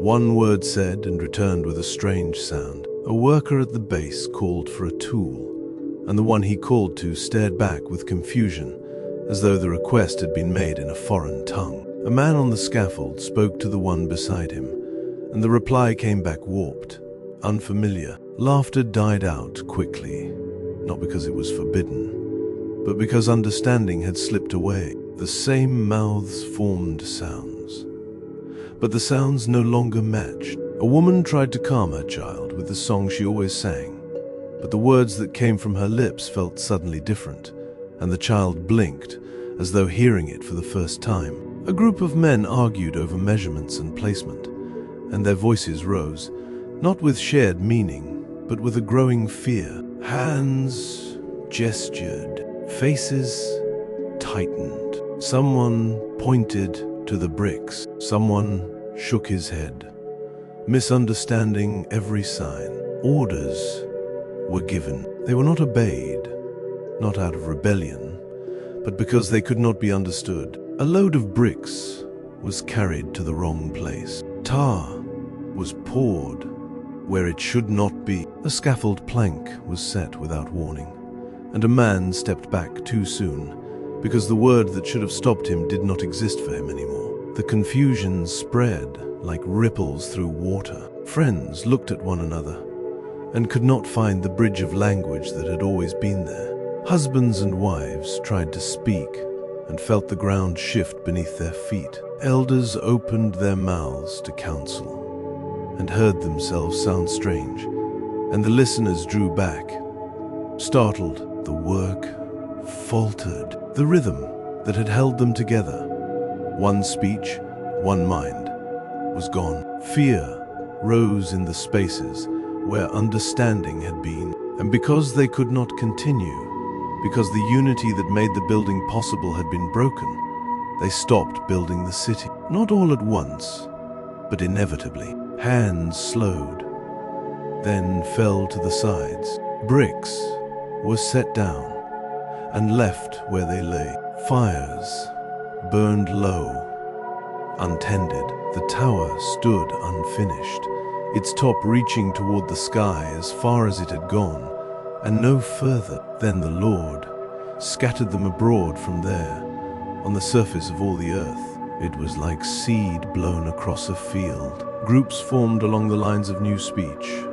Those who could still understand one another held together, because in those first bewildering days, understanding itself became shelter. They gathered what they could carry: tools, jars, cloth, children, food. They looked back at the tower once, perhaps more than once, and felt a strange mixture of loss and shame and relief. Some walked away at dawn, some left under the heat of midday, some departed at night, guided by stars and by the quiet pull of survival. The plain of Shinar emptied in slow streams, each stream moving in a different direction, each stream carrying a different tongue. The earth that had been one voice became many voices, and the name of that place was called Babel, because there the Lord confused the language of all the earth. From there, the Lord scattered them abroad on the surface of all the earth. So the world widened again. The maps of men, spoken and unspoken, stretched out. New paths was a venue digest. New campfires glowed under different skies. New names formed in mouths that had never spoken them before. And yet, beneath the scattering, beneath the many tongues and the many roads, the hand of God continued, steady and unseen, guiding history toward what he had purposed. After the great plain and the unfinished tower, the story quieted. The sound of crowds faded. The wide view of nations drew inward, narrowing to a line.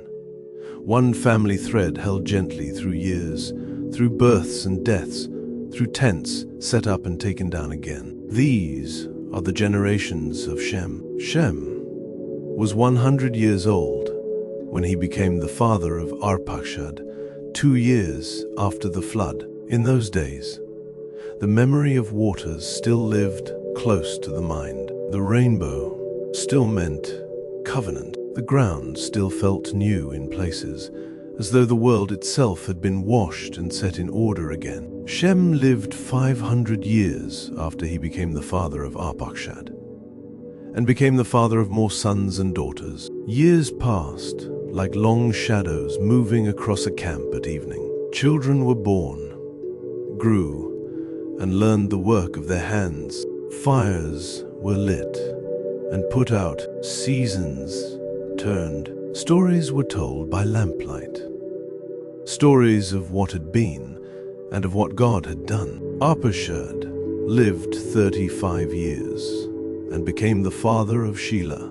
Arpachshad lived 403 years after he became the father of Shelah, and became the father of more sons and daughters. The lifespans were still long, but the narrowing had begun, like a river that grows shallower as it flows away from its source. There was a slow drawing down, still broad, still vast by any human measure, but not as it had been in the earliest days. Shelah lived 30 years and became the father of Eber. Shelah lived 403 years after he became the father of Eber, and became the father of more sons and daughters. Tents were packed and pitched. Families moved with flocks and herds, seeking pasture, seeking water. The world beyond them was filling, languages multiplying after Babel, lands being named and claimed. But this line continued,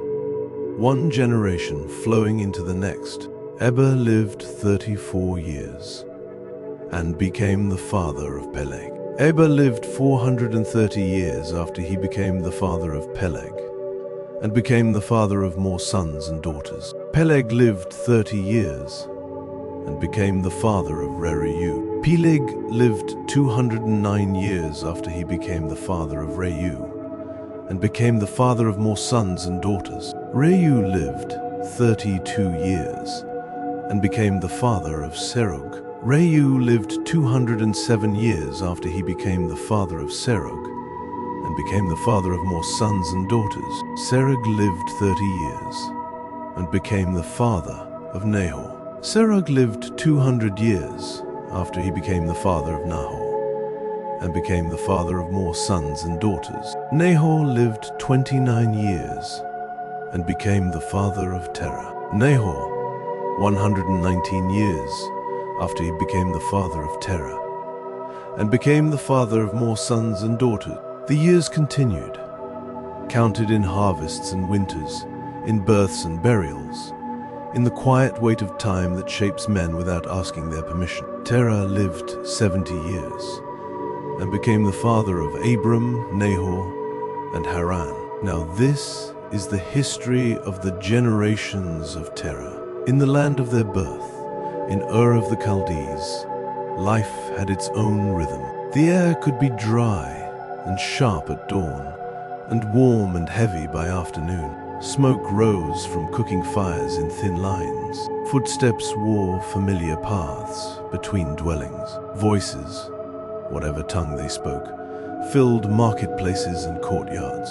Terah's household grew. Abram, the eldest, named first Nahor. Haran became the father of Lot. A child in the house is like a new light set among the family, small at first, then brighter as he grows, until his laughter and footsteps become part of the air itself. Lot's presence would have brought warmth into that household, even as the years moved toward sorrow. Haran died in the land of his birth, in Ur of the Chaldees, while his father Terah was still alive. Death came quietly, as it always does, leaving behind a sudden silence where there had been a voice. The family would have sat low to the ground. In grief, they would have spoken his name softly, as though careful speech could keep pain from rising too high. Terah, still living, bore that loss, outliving his son, carrying the weight of it into the days that followed. And the household continued. Abram and Nahor married wives. The name of Abram's wife was Sarai. The name of Nahor's wife was Milcah, the daughter of Haran, who was also the father of Milcah and Iscah. So the family tied itself together again through marriage, threads crossing and binding, strengthening what sorrow had frayed. Names were spoken over wedding feasts. Hands were joined, gifts were given, new tents might have been raised, new spaces made within the household. But there was a quiet ache that settled in one place and did not lift. Sarai was barren. She had no child. In a world where generations were counted and remembered, where names passed forward like torches, barrenness was not only a private grief, it was a silence in the expected rhythm of life. Sarai would have watched other women carry infants, would have heard the cries in the night from neighboring tents, would have seen small hands reaching for their mothers, and felt an emptiness that words could not easily fill. And still, the years moved. Then Terah took Abram his son, Lot the son of Haran, his son's son, and Sarai his daughter-in-law, his son Abram's wife. They went from Ur of the Chaldees to go into the land of Canaan. There is a moment before any long journey when the home you know becomes suddenly fragile, as though it already belongs to the past. People gather what they can carry. They decide what must be left behind. They tie bundles with rope, load animals, secure jars and tools. They look at familiar walls and doorways, and they see them as though for the last time. So it was when Terah set out. The road out of Ur would have stretched beneath a wide sky. Dust would have risen with each step. The sun would have marked their progress by its slow movement overhead. At night, they would have camped, laying down on the earth beneath stars, listening to the sounds of their animals and the distant hush of the world. They traveled with purpose. They traveled toward Canaan, but the journey did not reach its end.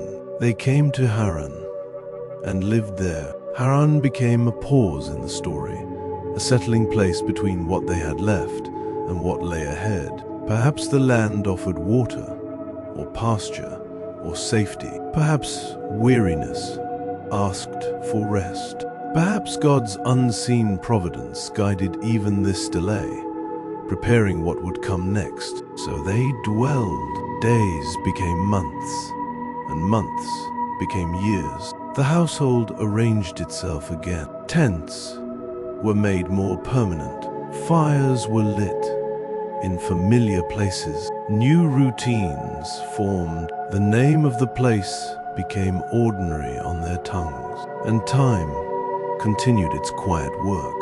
The days of Terah were 205 years. Terah died in Haran. There is a stillness after death, even in a living camp. The voice that once gave orders is absent. The presence that once anchored the household is gone. Those who remain move softly for a time, as though the air itself is tender. So the story comes to rest there, not in thunder, not in spectacle, but in a quiet waiting. A family in Haran, a son named Abram, carrying his own unspoken sorrows and his own unknown future. A wife named Sarai, still barren, still without a child.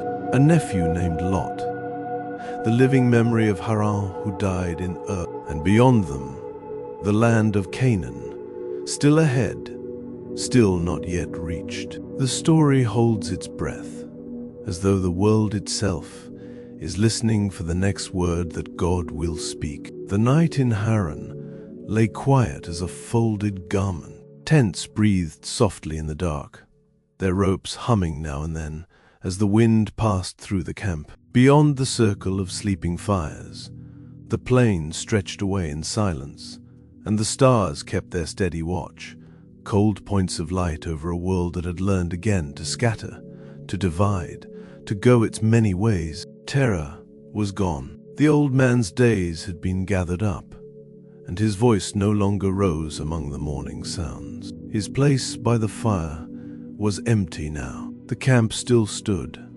The herd still shifted.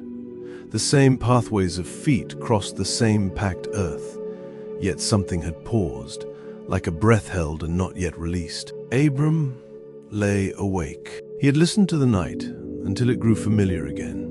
The faint clink of a tether ring, the low cough of an animal, the slow settling of pottery in baskets where they had been set down. In the darkness, he could see the dull red eye of embers, the ash-grey edge of a fire nearly spent. He could smell smoke and wool and the dry dust of the ground. The air was cool, and in that coolness was the reminder that the world had seasons, that time moved forward even when the heart stood still. Sarai slept nearby, her breathing gentle and even. Lot's tents were not far, and Abram could picture the young man's face as he had been these past days, quiet, watchful, still carrying in himself the grief of Haran, who had died in Ur. Their family had already known loss, and Haran had been meant to be a resting place, not a cemetery. Yet here they were, paused between what had been left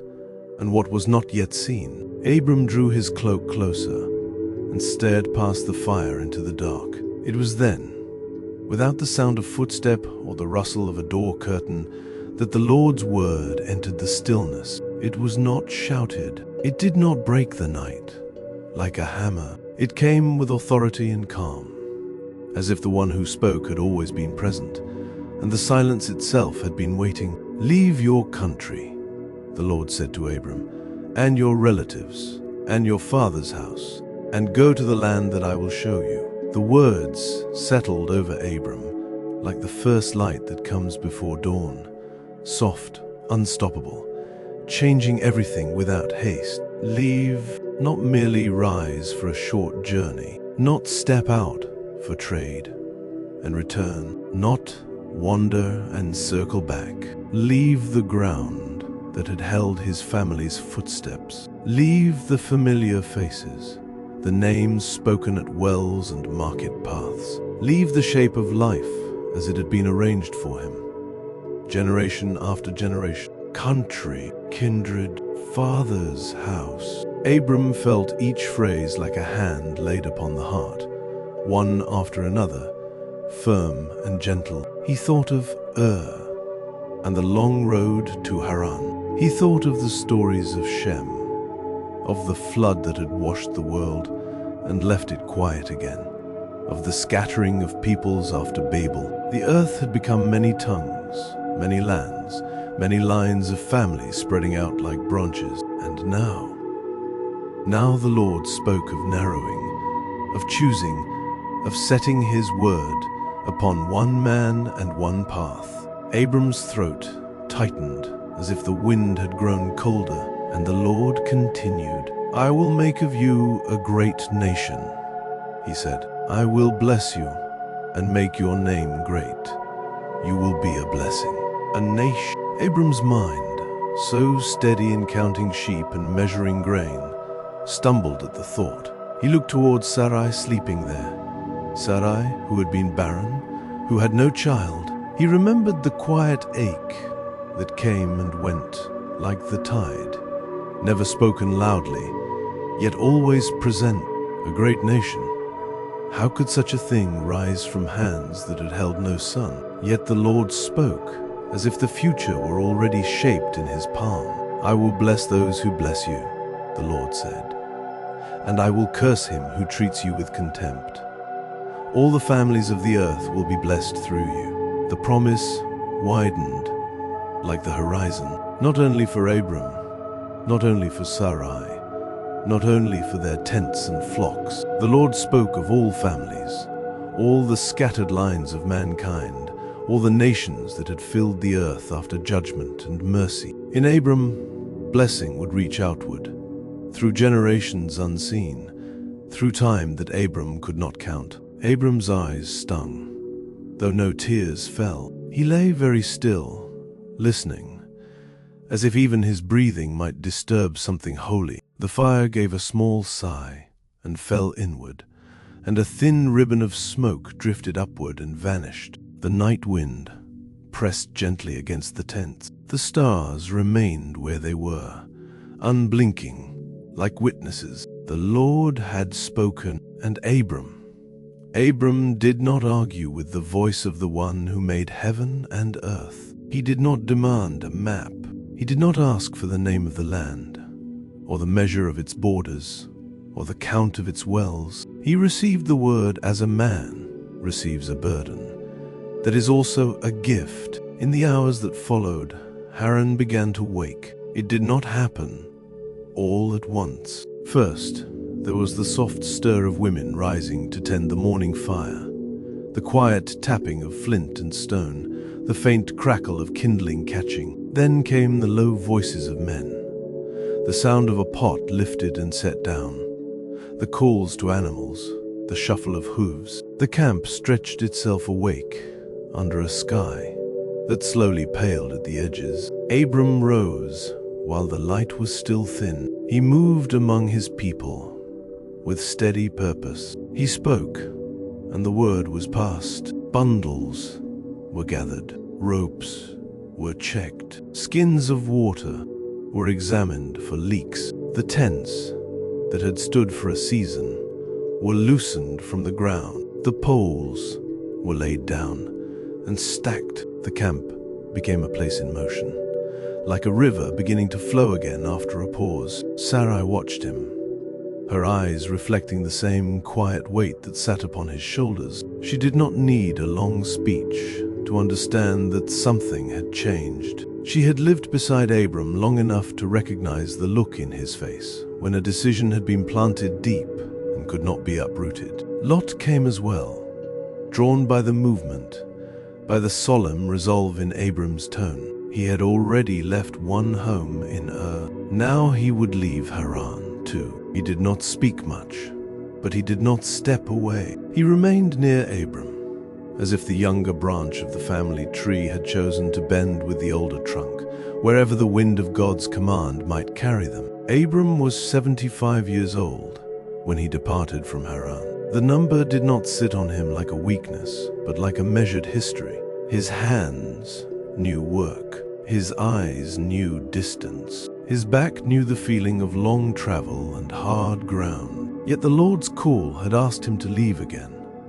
At an age when many men would rather sit in the shade and watch others take the road, Abram took Sarai his wife.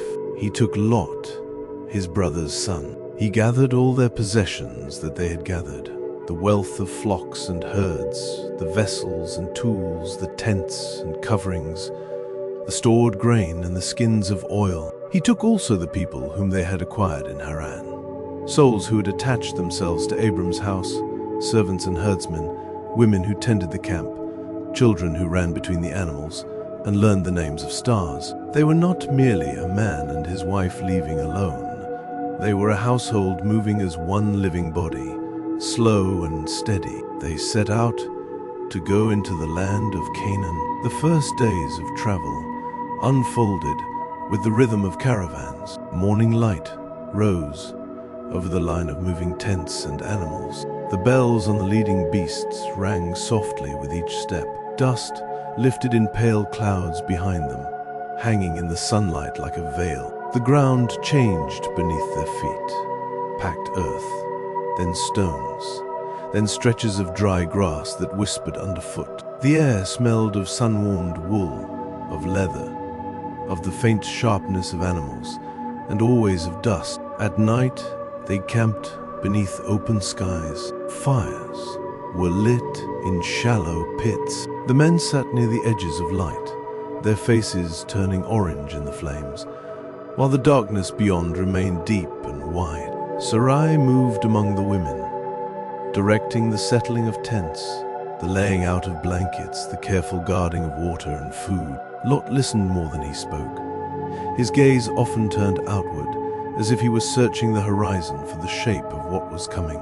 Abram walked the edges of the camp when sleep would not come. Sometimes he looked back, though not with longing that would undo him. He looked back as a man acknowledges what is left behind, not despising it, but releasing it. Country, kindred, father's house, each had been a thread in his life, and now those threads were being gathered up and set down, because the Lord had said, "Go." And Abram went. In time, they entered into the land of Canaan. The name carried a weight of its own.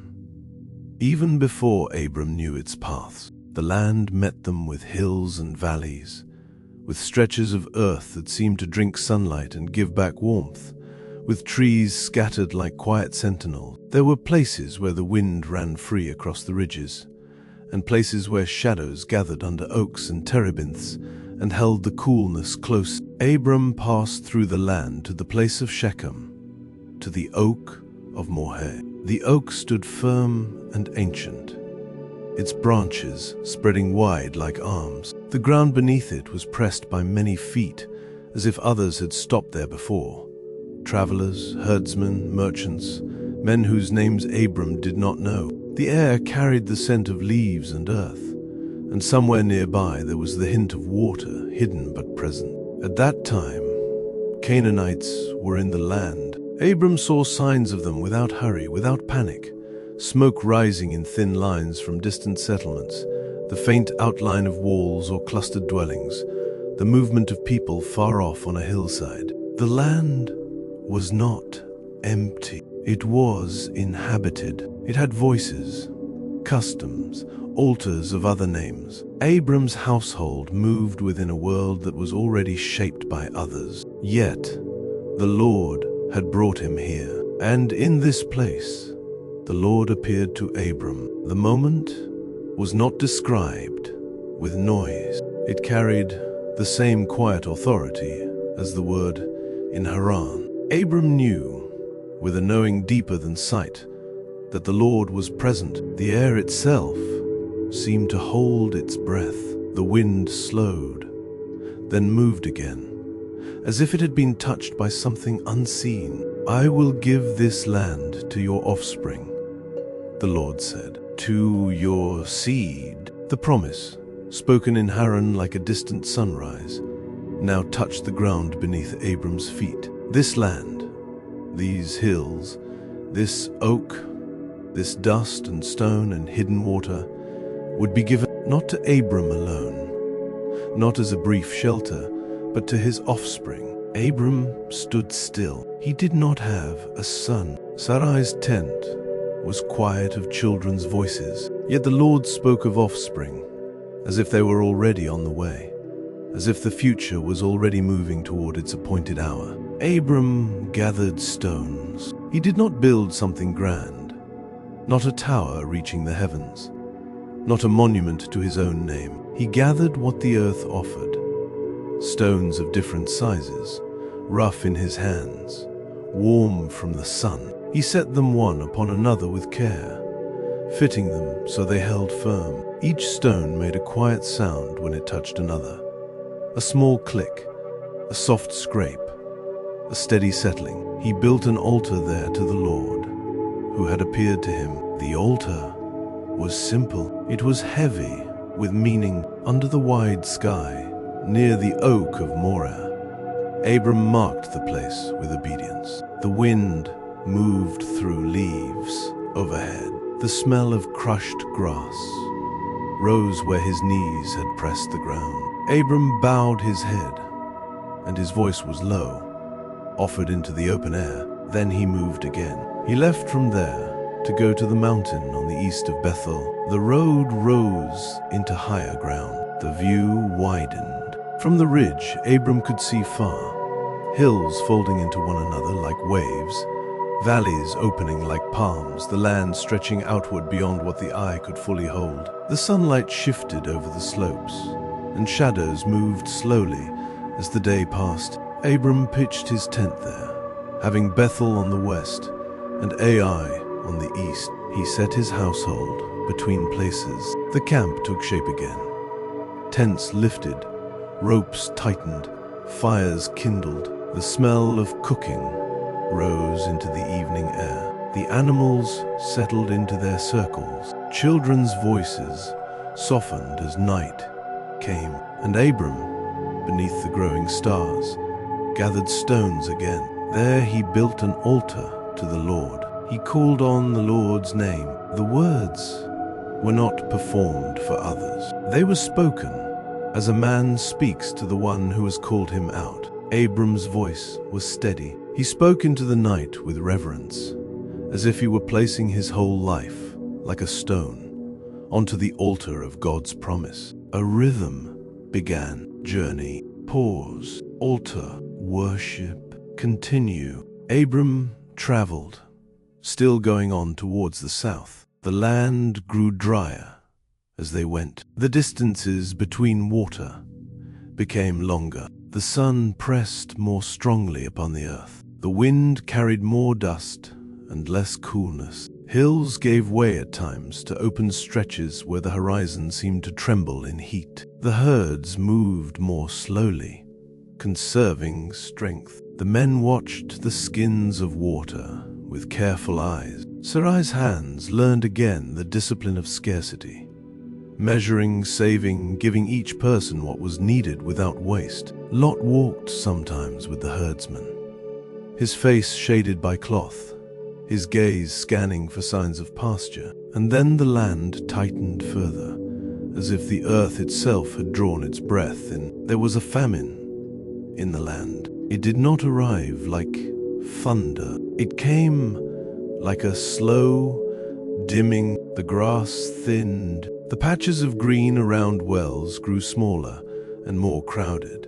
Streams that had once moved with quiet confidence became shallow, then slow, then uncertain. The ground cracked in places, fine lines spreading like old scars. Animals grew leaner. The sound of the camp changed.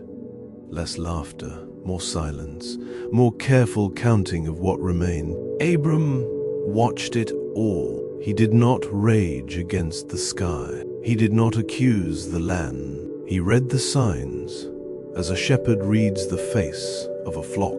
The famine was severe in the land, grievous, pressing down upon every part of daily life. And so Abram went down into Egypt to live as a foreigner there. Down, the word matched the movement. From the higher lands, from the dry hills of Canaan, the journey bent toward the great river country, toward a place of water and grain, toward a land with a different breath.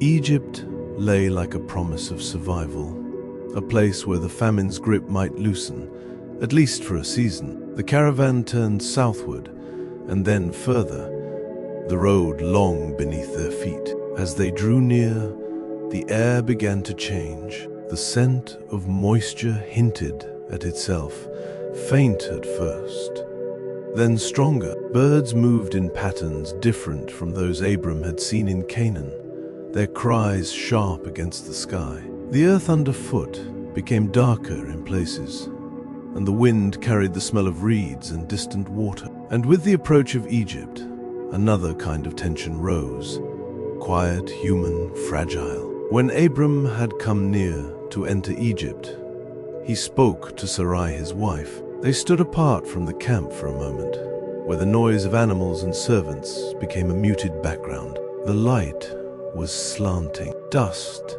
clung to Abram's sandals. Sarai's veil shifted gently in the breeze. Abram looked at her, truly looked. "See now," he said, his voice low. "I know that you are a beautiful woman to look at." The words were not flattery spoken lightly. They carried weight, because beauty in the presence of power could become danger. "It will happen," Abram said. that when the Egyptians see you, they will say, 'This is his wife.' They will kill me, but they will save you alive." His fear was plain, not dressed up, not hidden. He was a man traveling as a foreigner into a land with its own rulers, its own ways, its own hungers. He had heard of Egypt's strength, its princes, its authority. He did not trust what men might do when desire and power joined hands. "Please say that you are my sister," he said, "that it may be well with me for your sake, and that my soul may live because of you." Sarai listened. Her face did not flare with loud protest. Her eyes held a quiet tension, like water held behind a dam. She understood the world they lived in. She understood Abram's fear, and she also understood, in ways too deep for easy speech, that their lives were now moving beneath a promise that was greater than their understanding. They stepped forward together. When Abram had come into Egypt, some Egyptians saw that the woman was very beautiful. Eyes followed her. Voices murmured. The language was strange to Abram's ears. Quick, flowing, filled with sounds he did not yet know. Yet he could understand the meaning without translation, because the gaze of men has always carried its own message. The princes of Pharaoh saw her. They praised her to Pharaoh. The words moved ahead like a courier running before an army. Sarai's beauty became a report, and the report became a command, and the woman was taken into Pharaoh's house. It happened with the smoothness of authority. Men came with the mark of the court upon them. They did not drag Sarai as if she were a prisoner thrown to the ground. They acted as those who believed they had a right to take what pleased the king. Sarai was led away. Abram watched her go. The moment did not burst into shouting. It stretched long and thin, like a rope pulled tight. Abram's mouth tasted of dust. His hands felt empty. The camp behind him seemed suddenly far away, as if he had been separated from his own life by an invisible wall. Pharaoh dealt well with Abram for her sake. Gifts came: sheep, cattle, male donkeys, male servants, and female servants, female donkeys, camels. Wealth gathered around Abram like a garment placed upon him, heavy and unwelcome. The animals moved into his care. The servants took their places. The camels knelt and rose with slow patience. The camp grew larger in visible strength, even as Abram's heart tightened with dread, because Sarai was behind palace walls, because Abram's words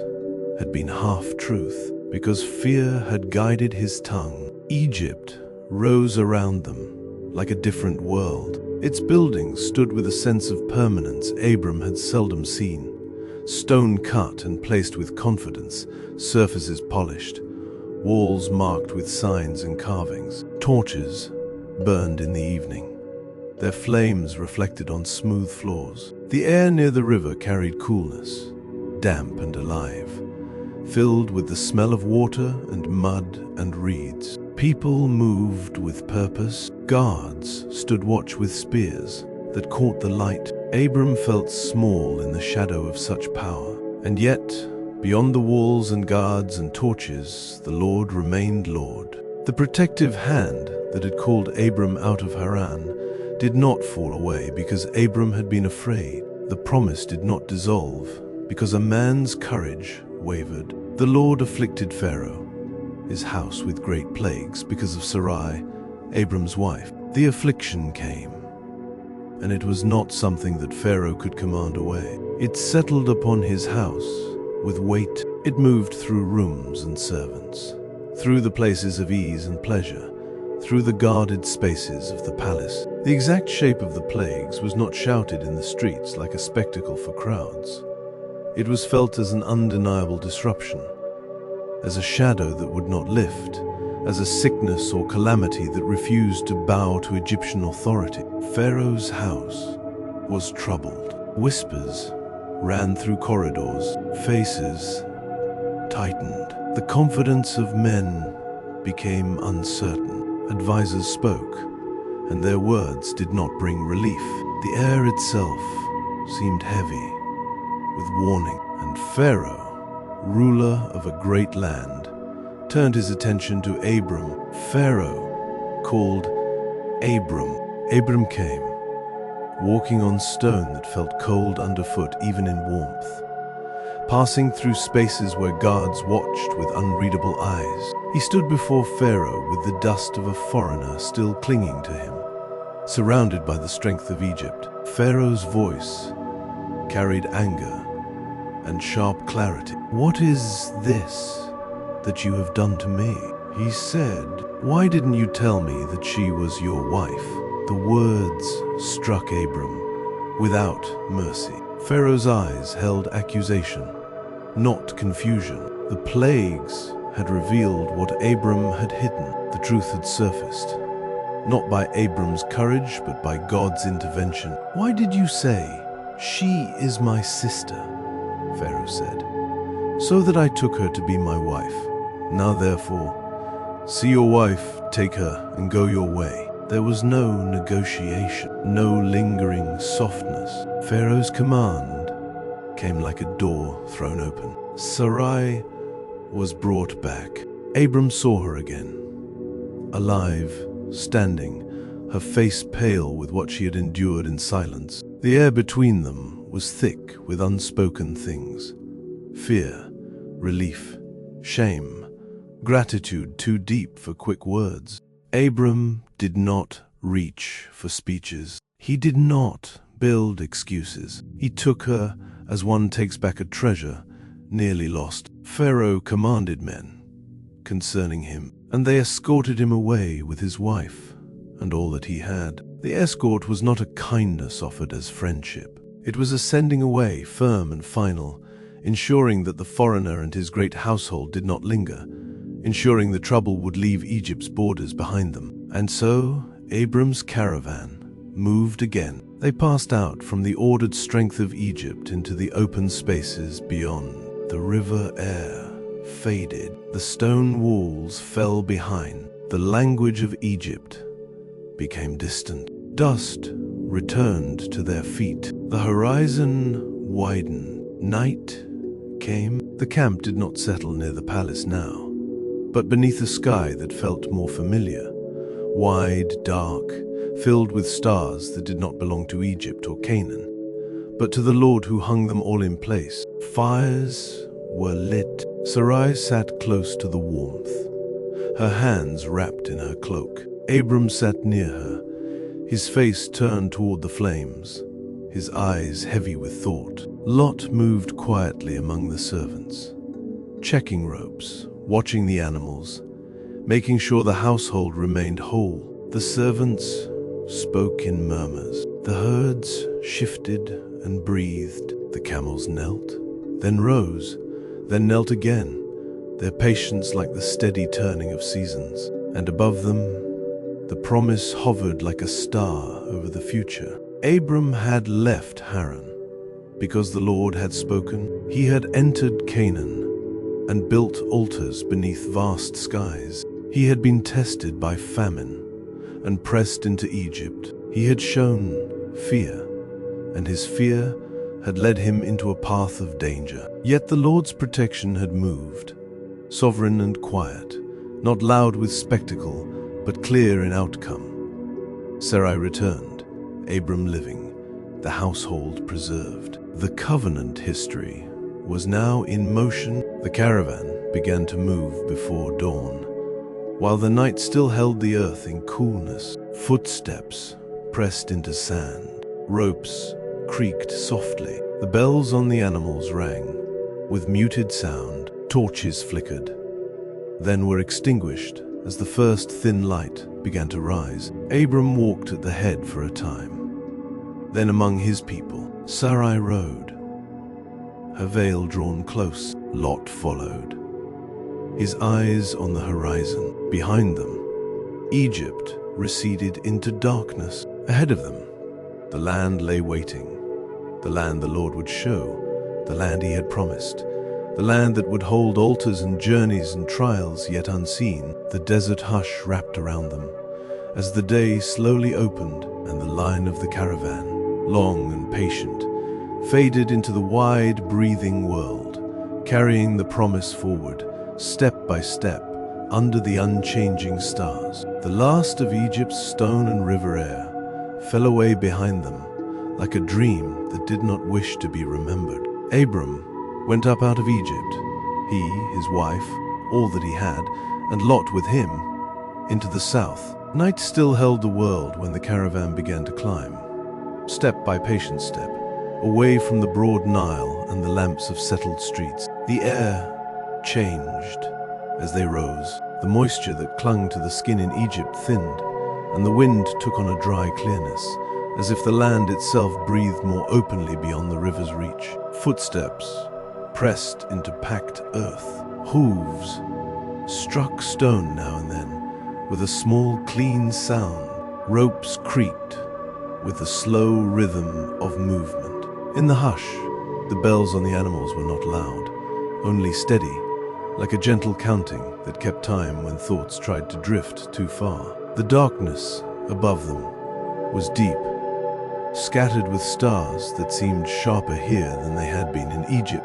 Firelight traveled in small, moving pockets, torches cupped by hands, embers guarded within clay, coals carried carefully so the morning would not begin in coldness. The men walked in their places. The servants moved with the practiced calm of those who have learned how to travel without stirring trouble. The animals were guided with patient pressure and quiet calls, and the whole company moved like a long breath, drawn slowly in and let out slowly again. Sarai rode where the pace was smoothest, wrapped against the night air. Her eyes watched the line of their people, the shapes of their packs, the dark slope ahead. She said little, but the silence did not feel empty. It felt like something being carried safely, something delicate that could tear if spoken of too quickly. Abram walked often. Even when he could have ridden, his hands were dusty, his cloak pulled close at the throat. When he looked up, it was not only to check the road or the horizon. His gaze sometimes lifted, as if listening for a sound no one else could hear. A voice remembered, a promise hovering over the path like unseen fire. When the first pale hint of dawn began to soften the edge of night, the caravan was already far from Egypt's shadow. The sky did not brighten quickly. It spread light gently, layer by layer, turning the stars faint, then dim, then gone. Cool air moved over the skin, like water poured from a jar. A bird called once, from somewhere unseen, and then was quiet again. They entered the south, the Negev, where the land opened wide and spare. The ground was hard and pale. Low hills rose and fell like sleeping bodies. Wind moved through dry grass and small thorny shrubs, and the scent of dust came clean and familiar. Abram was very rich in livestock, in silver, and in gold. It showed itself not as boasting, but as weight, real, physical weight that had to be managed with care. The herds were larger now, the flocks thicker, the number of tents greater. Pack animals moved under loads that were tightly bound, sacks that did not sag with grain alone, but with silver that had to be counted and guarded, bundles wrapped in cloth that held gold with a dull, heavy quietness. Servants walked near those burdens, eyes alert, hands ready to steady, to lift, to prevent a strap from loosening. The wealth traveled with them like a second caravan inside the first. More mouths to feed, more water to find, more space to claim without pressing too hard on the land. It made the camp more complex, the movement slower, the choices more important. When a company is small, the land can receive them without much complaint. When a company grows, the land's limits begin to speak. By day, they moved in stages, as travelers do when the distances are long and the heat must be respected. They rested when the sun climbed high. They moved again when it softened. In the morning, the shadows were long and cool, stretching out from every rock and every animal's legs. In the afternoon, the light grew flatter and the dust rose more easily. In the evenings, the air cooled again and the sky returned to its vast, patient darkness. Abram went on his journeys from the south as far as Bethel, to the place where his tent had been at the beginning. Between Bethel and Ai, there was a quietness in him as he traveled, an unhurried steadiness that did not hurry to prove anything. His steps seemed to know where they were going long before the tents were set down. It was not only that he remembered the land, it was as if the land remembered him. When the ridges of that familiar place began to rise in view, something settled in the air, a sense of returning not merely to a region, but to a moment.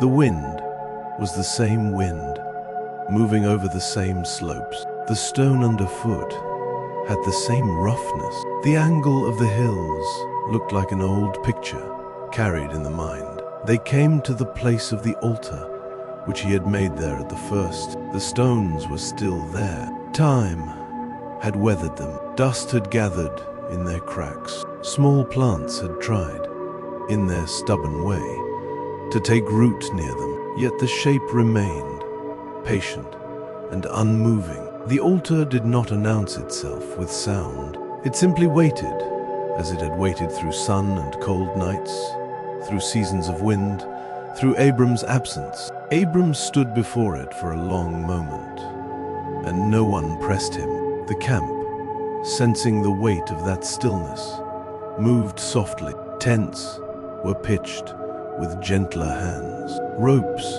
were tied without snapping. Fires were kindled with care.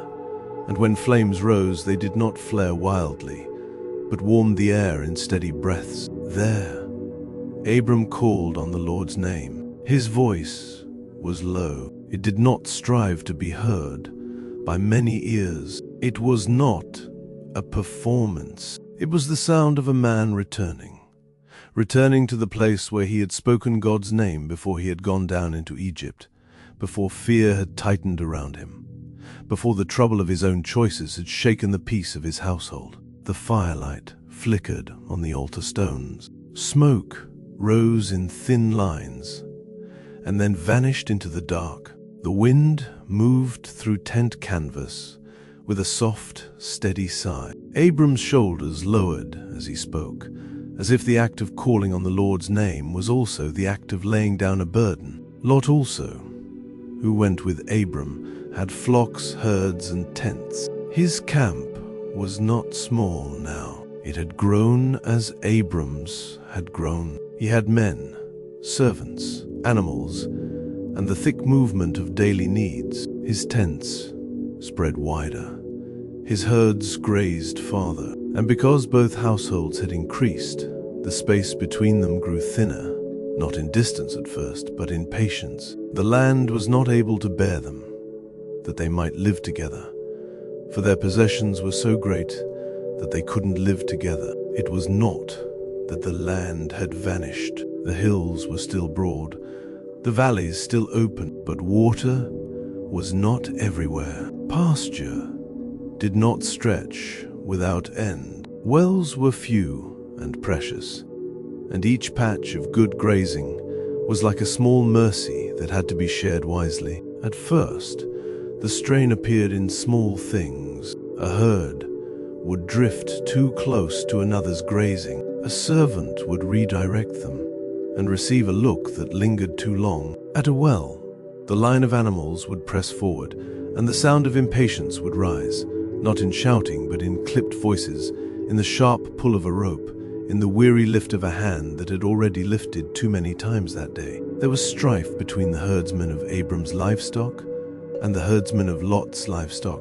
It did not begin with open conflict. It began like heat beneath ashes. Men spoke to one another with less kindness than before. They counted how many animals had drunk and how long the other side had lingered. They measured grazing boundaries with their eyes and found themselves unwilling to yield. When someone stepped aside, it was sometimes done with a stiff jaw rather than a generous heart. Dust rose around ankles. The sun climbed. Throats grew dry. The land did not soften simply because the men were related. The land was the land, and it required decisions. The Canaanites and the Perizzites lived in the land at that time. Their presence was not loud, but it was real. Sometimes smoke could be seen from a distance,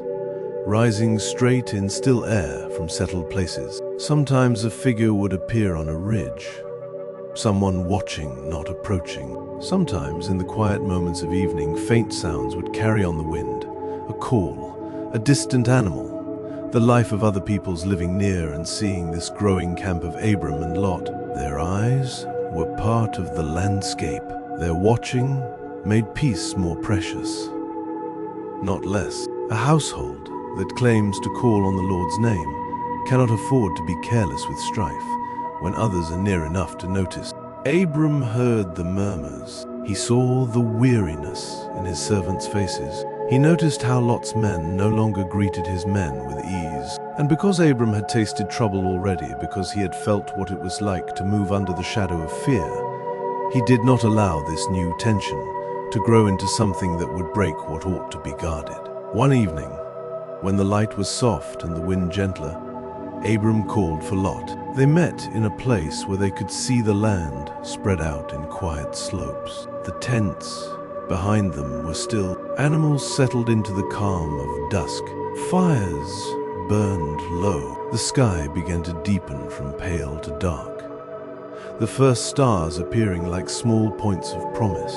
Abram's face held the steadiness of age and experience. He was not harsh. He was not anxious. He carried himself as one who has learned that strength is sometimes shown best by peace. Abram said to Lot, "Please, let there be no strife between you and me, and between your herdsman and my herdsman, for we are relatives." His words did not come like a command. They came like an appeal, like a gentle hand placed between sparks before the fire could take hold. The wind moved through their cloaks. A faint bell sounded from the herd below. Lot listened, and the silence after Abram's words was not empty. It was the space where a man must decide what he values most. Abram continued, his voice calm and measured, as if he wished to keep the moment clean.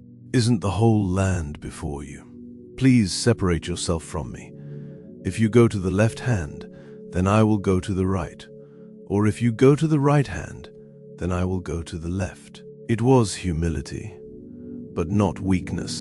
Abram could have insisted on first choice. He could have claimed the best pasture for himself. He could have reminded Lot, who had been called, who had received the promise. Yet Abram did not do that. He valued peace. He valued the witness of a household that called on the Lord. He valued family more than advantage. He chose to lead with gentleness, trusting that the Lord who had spoken could also provide. Lot stood beside him. The land lay open, waiting. Lot lifted up his eyes. He looked out across the distance, letting his gaze travel toward the plain of the Jordan. From where they stood, the contrast could be seen in the way light rested on the earth. The hills near them were dry, their colors muted.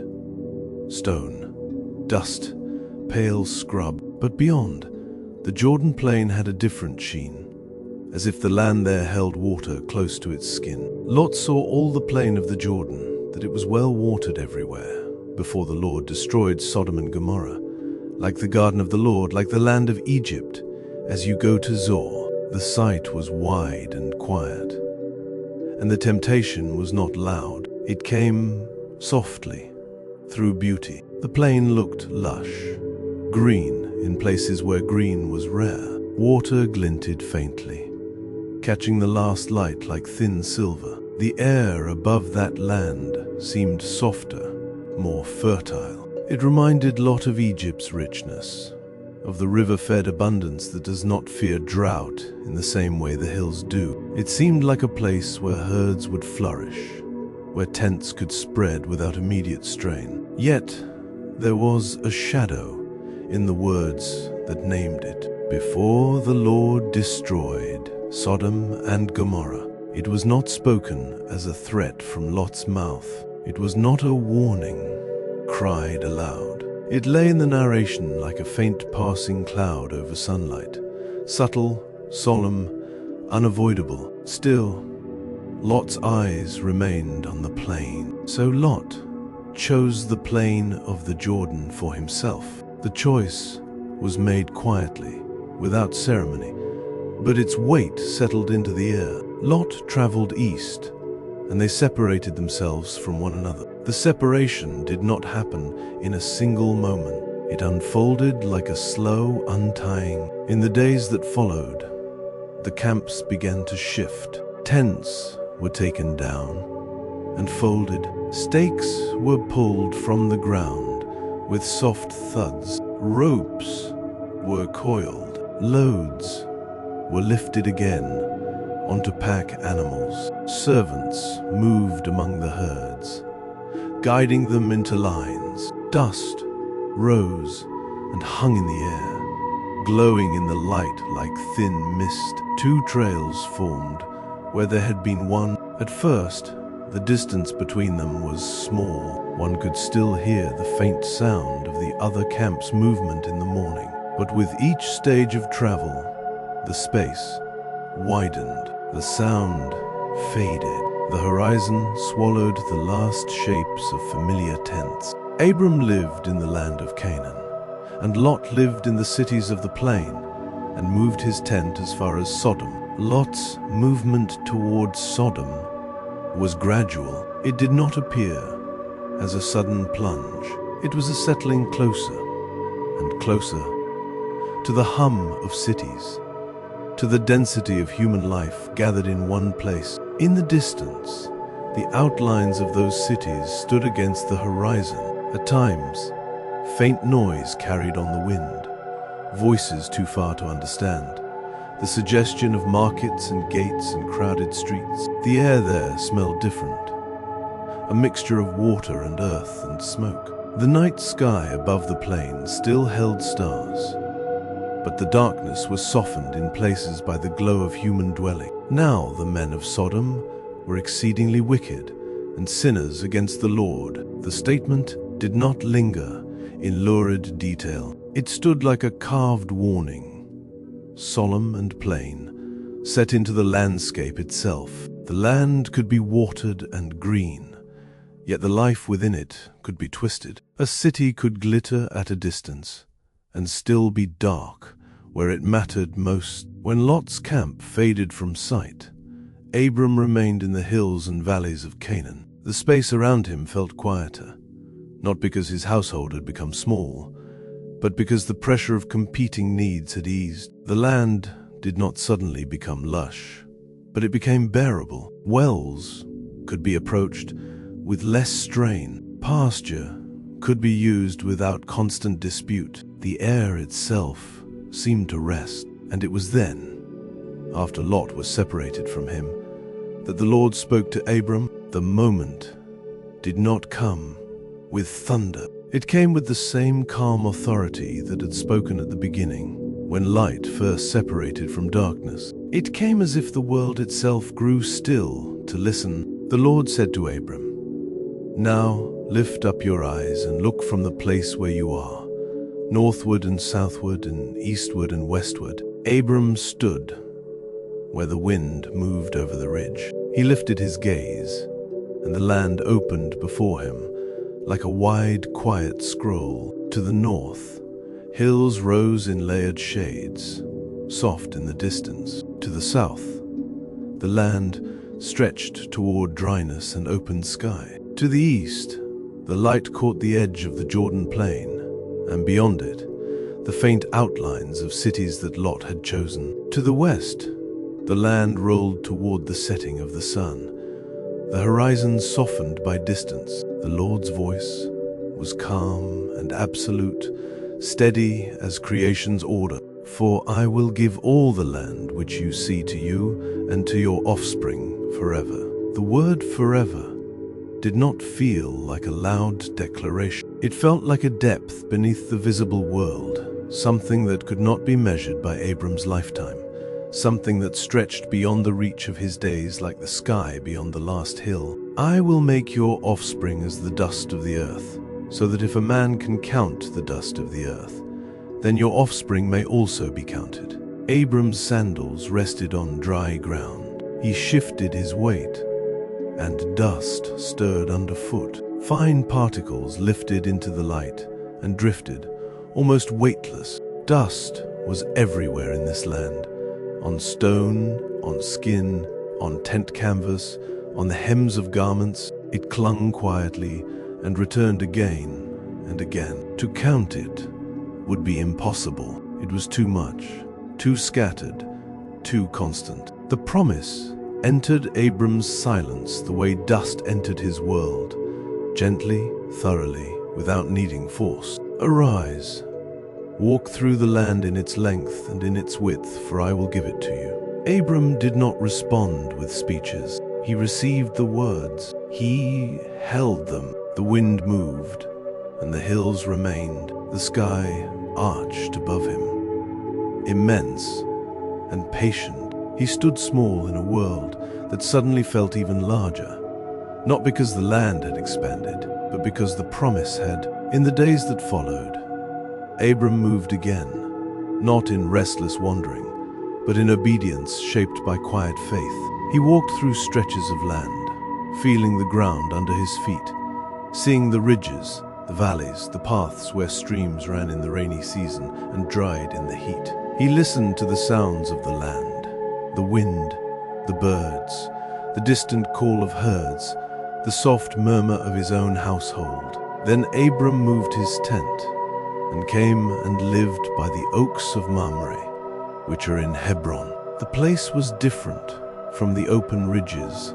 near Bethel. Here there was shade, real shade, gathered under the spread of trees. The oaks stood with thick trunks and wide branches. Leaves whispered when the wind passed through them. The light under the canopy was softer, dappled, calm. The ground here held a different feel, less exposed, more settled. The air carried the scent of wood and earth. The sounds of the camp changed too, quieter under the trees, as if even the animals sensed the stillness and lowered their own noise. Abram's household began to settle into the rhythm of a place. Tents were placed with thought, not merely thrown up for a night. Fires were built where the wind would not scatter their warmth too quickly. Water was fetched and stored. Servants moved with the steady confidence that comes when the camp is not preparing to leave again immediately. And there,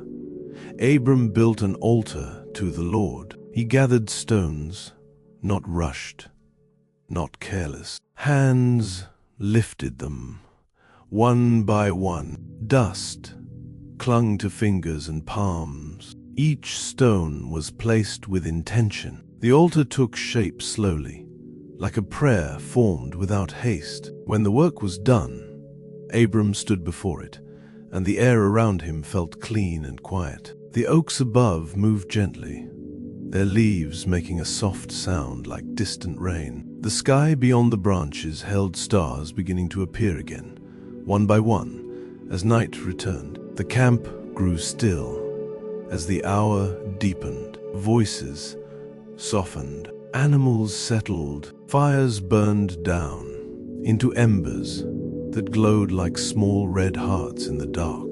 The wind moved through the oaks of Mamre, steady and untroubled, and it moved over the tents like a blessing that did not need to be seen to be real. Abram remained in the land.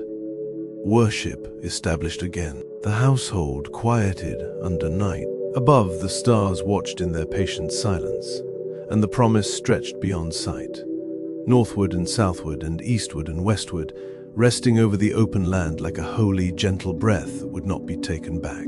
The night had settled gently over the oaks of Mamre. Hebron lay quiet beneath a wide, patient sky, and Abram's tents rested like pale shapes on the darkened earth. The fire at the center of the camp had burned down to embers, and the last thin curls of smoke rose straight up, as if even the wind had decided to move softly tonight. Beyond the circle of light, the hills were only silhouettes, layers of sleeping stone, and above them the stars held steady, countless and calm, like lamps hung high by an unseen hand. Abram had built an altar there to the Lord, and in the hush that followed, the place felt set apart. The stones of the altar were cool now, touched by night air. The scent of ash and earth lingered. Nearby, the terebinths whispered, their leaves shifting and settling,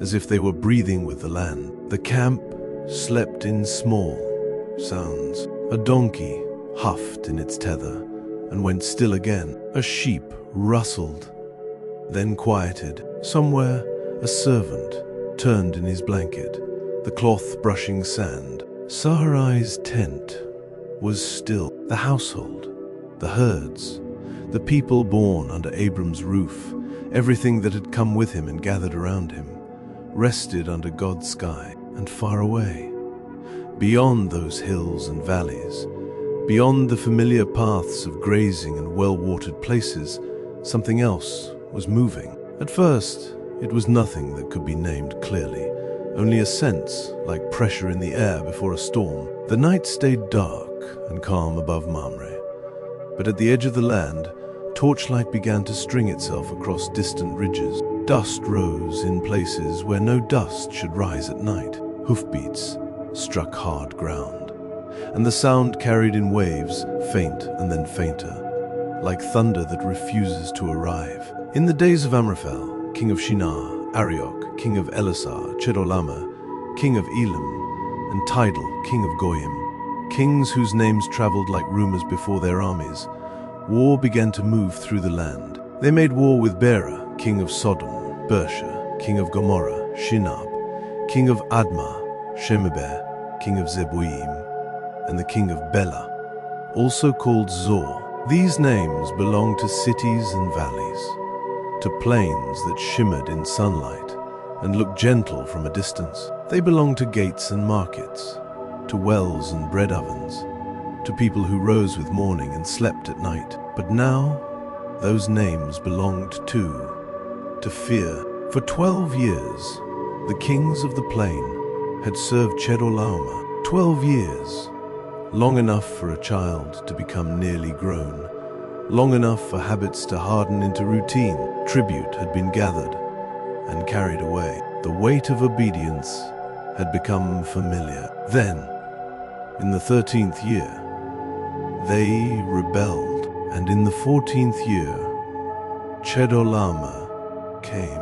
He came with the kings who were with him, and their movement across the land was like a shadow passing over the earth. They struck the Rephaim in Ashtroth-Karnaim, and the Zuzim in Ham, and the Emim in Shav-Kiriathaim. The names of those places lay like stones along the path of invasion, each one touched, each one marked. They struck the Horites in their Mount Seir, to El Paran, which is by the wilderness. They returned and came to On Mishpat, also called Kadesh, and struck all the country of the Amalekites. They struck also the Amorites that lived in Hazazon Tamar. The land felt it, even where no one had yet seen them. Birds lifted from the trees in sudden flurries, disturbed by distant commotion. Animals shifted restlessly and pulled at their tethers. In the darkness, dogs lifted their heads and listened. The wind carried hints of smoke and the faint metallic clink of gear. Somewhere, far away, men shouted, but the sound was broken by distance, turning into an indistinct murmur that rose and fell like waves. Then the kings of the plain gathered themselves. The king of Sodom, and the king of Gomorrah, the king of Admah, the king of Zeboim, and the king of Bela, Zor, went out and they set the battle in array against the invaders in the Valley of Siddim. The Valley of Siddim lay low and open, a place where the earth held strange wounds. It was full of tar pits, dark, sticky places where the ground itself seemed to weep. In daylight, the pits shone dull and heavy. At night, they swallowed torchlight and gave nothing back. 4 kings against the 5: Chedorlaomer, king of Elam, Tidal, king of Goyim, Amraphel, king of Shinar, and Arioch, king of Elasar. 4 kings against the 5. There was no hero's music in that valley, no clean brightness, only dust underfoot, and the thick scent of bitumen rising from the pits, and the tense breathing of men and animals braced for what would come. And when the clash began, it did not need to be seen closely to be known. The sound of it traveled outward, a deep rumble of feet and hooves, the sharp cry of commands, the jolt of impact like heavy wood striking wood, metal striking metal. Torches shook, flames bending in the disturbed air. The valley filled with dust that rose and hung like a veil. In the confusion, the tar pits waited, patient and unmoving. Then the kings of Sodom and Gomorrah fled. In their flight, some fell there, down into the tar pits where the earth clung and held. Others, those who remained, fled to the hills, scrambling upward into the darkness where rock offered refuge. The battle did not linger with ceremony. It passed like a hard wind. The invaders took all the goods of Sodom and Gomorrah, and all their food, and went their way. Wagons creaked beneath stolen weight. Packs were loaded quickly. Provisions, silver, garments, the gathered wealth of the plain, carried away under torchlight as the night watched. And they took Lot. Lot, Abram's brother's son, who lived in Sodom. Lot, who had lifted up his eyes and chosen the well-watered plain, who had moved his tent as far as Sodom, who had lived in the cities of the plain. Lot and his household, his goods and what belonged to him, were caught in the flood of events, swept up not because he had worn armor like a king, but because he lived where kings fought and where victory gathered captives. The invaders took Lot and his goods and departed. After them, the land was left with silence that felt heavier than before. The torches vanished into distance. The dust settled slowly, grain by grain. A dark hush returned to the Valley of Siddim, but it was not the same hush as earlier. It carried the echo of shouting, the memory of running footsteps, the broken order of a place shaken by war. In the aftermath, one who had escaped began to run. He ran through valleys and along rough paths, his breath ragged and his mouth dry. His cloak was torn and dust-stained. His feet struck stones and loose earth, and he stumbled more than once, catching himself with hands scraped against the ground. Behind him lay smoke and loss. Before him lay a name he knew might hold safety. He ran until his legs shook, until the stars began to fade at the edges of the sky, and the first pale hint of dawn brushed the horizon. And at last, in the cool of early morning, he came to the oaks of Mamre. Abram's camp was waking slowly. Soft voices, the creak of leather, the gentle sounds of a household rising. Smoke began again from new-kindled fires, thin and gray against the lightening sky. Animals shifted, and servants moved with quiet purpose. Then a figure appeared at the edge of the camp. A man, bent forward with exhaustion, dust on his face, his eyes wide with urgency. He paused only long enough to draw breath, then pushed onward, approaching the place where Abram would be found. One who had escaped came and told Abram the Hebrew, dwelling by the oaks of Mamre, the Amorite. Mamre, brother of Eshcol and brother of Anna. They were allies of Abram. Their tents stood near.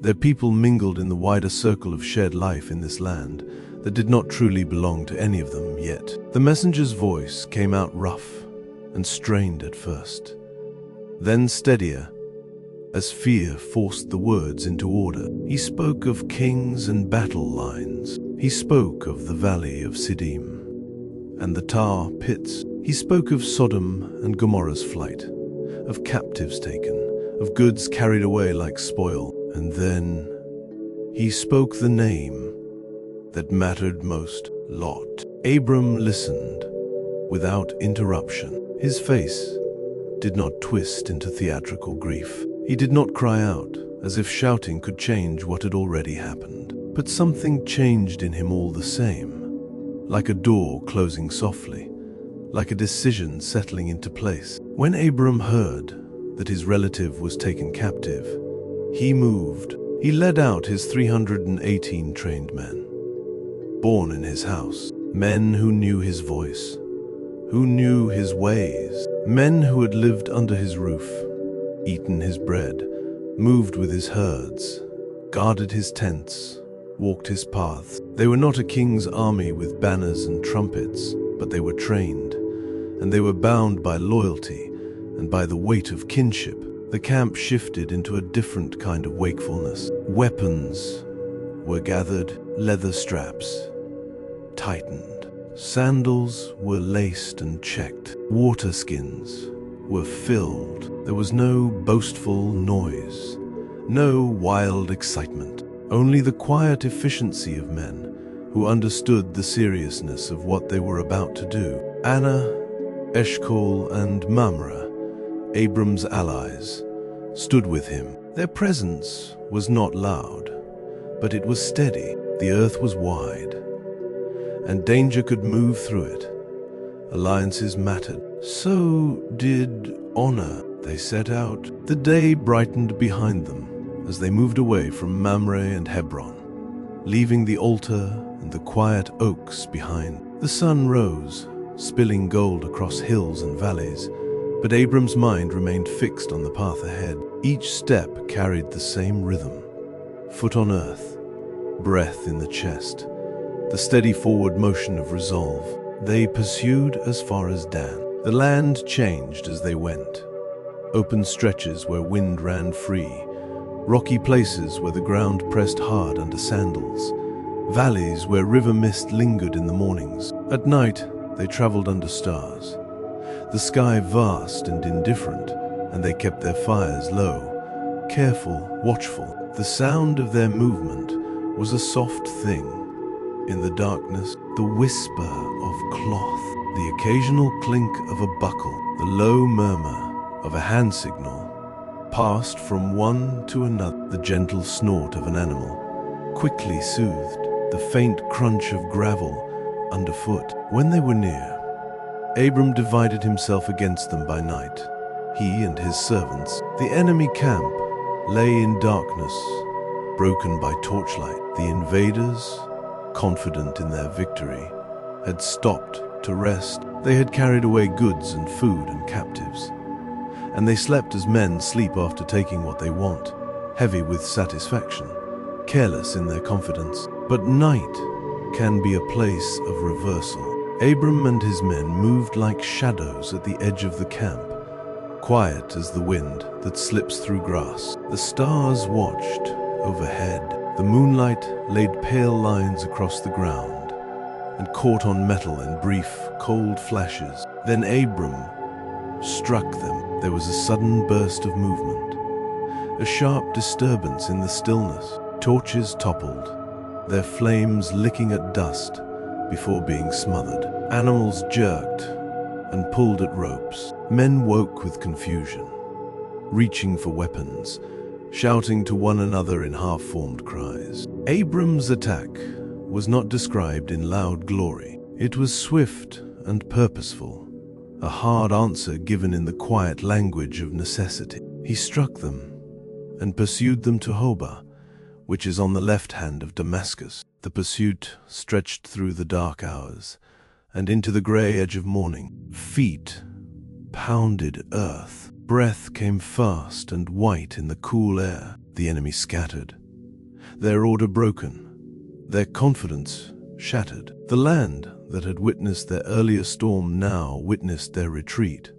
a different kind of dust cloud moving away. And when it was done, Abram brought back what had been taken. He brought back all the goods. He also brought back his relative Lot and his goods, and the women also, and the other people. There was no shouting of triumph as they gathered the scattered lives. No cruel celebration, only the quiet relief of captives being unbound, of stolen possessions being returned, of families finding one another again in the aftermath of fear. Lot's face, when Abram saw it, held more than exhaustion. It held the hard awareness of what it means to live near a place like Sodom, where danger can come swiftly and without warning. He had been taken. And now he was returned, not by his own strength, but by the decisive action of the one who had treated him as family even after they had separated. They began the journey back. The pace was slower now, shaped by the needs of those who had been rescued. The road carried them through quiet spaces where birds began to sing again, tentative and soft. The wind moved through grass and through low trees. The sky widened, and day settled into its steady light. The land itself seemed to exhale. And as Abram returned from the defeat of Chedorlaomer and the kings who were with him, another meeting waited. The king of Sodom went out to meet him after his return, at the Valley of Shave, that is, the King's Valley. It was a place where the ground was open, where voices could carry without echo. The king came with measured steps, with the careful posture of one who knows he is lost, and yet still wants to speak as a ruler. The meeting felt quiet, but the air held weight. Abram stood steady among his men, not lifted up by victory as if it belonged to him alone. His eyes were clear. His posture was composed. The rescued people were near, the goods gathered, the women and the others standing close, still shaken, still alive. Then, into that scene, another figure appeared, one whose presence did not fit the ordinary patterns of kings. Melchizedek, king of Salem, brought out bread and wine. He moved without hurry, and the simple gifts in his hands seemed almost luminous in the open air. Bread, plain, sustaining. Wine, dark and calm in its vessel. There was no spectacle, no decoration, only the quiet offering of provision. He was priest of God, Most High, and when he spoke, his voice carried like water poured slowly, like a blessing that did not need to raise itself to be heard. He blessed Abram and said, "Blessed be Abram of God Most High, possessor of heaven and earth.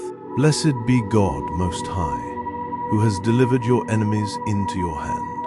The words did not flatter Abram, as if Abram were the source of victory. They turned the moment upward, toward the one who holds heaven and earth, toward the God who sees and directs, who delivers as he wills. Abram received the blessing without pride, and Abram gave him 1/10 of all. It was done simply, no bargaining, no public performance. A tithe given to the priest of God Most High, an acknowledgement that what Abram had and what Abram had recovered was not ultimately his to claim as if it began with his own strength.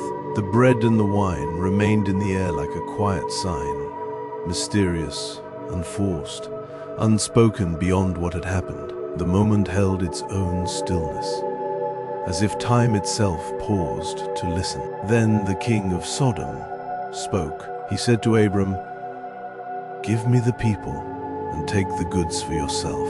The offer came smooth, the way offers can come when someone wants something and hopes to keep dignity in the asking. The king wanted his people back.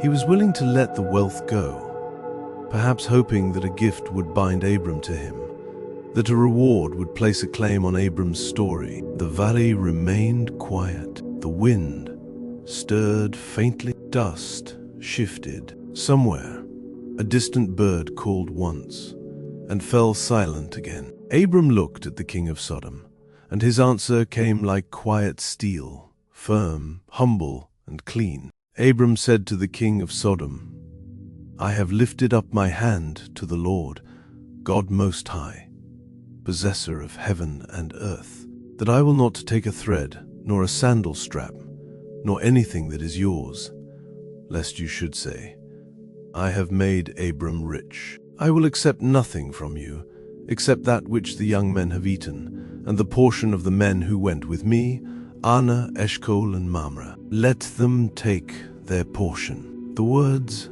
settled into the air and stayed there. Abram did not refuse out of arrogance. He refused out of witness. He refused so that no king of a wicked city could point to Abram's prosperity and claim it as his own gift, his own making. He had lifted his hand to the Lord, God Most High. The vow was not theatrical. It was weighty and quiet, spoken beneath the open sky where God's promise stretched across the land. The king of Sodom had his people. Abram kept his integrity. The allies received their portion. The young men had eaten what they needed on the way, and Abram did not deny that simple reality. But beyond that, he took nothing. And as the meetings ended and the gathered group began to disperse, the land returned to its larger silence. Lot was restored. The immediate crisis had passed.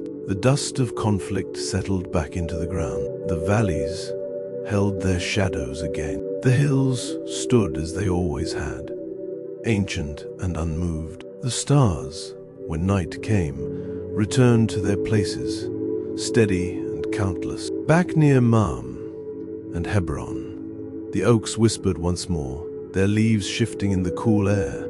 Fires were lit low. Tents were quiet. Breath slowed. The world returned to sleep in small sounds. And in the stillness that followed, the blessing of God Most High lingered, soft as wind in the trees, steady as the sky above, resting over Abram's path, like a promise that does not fade.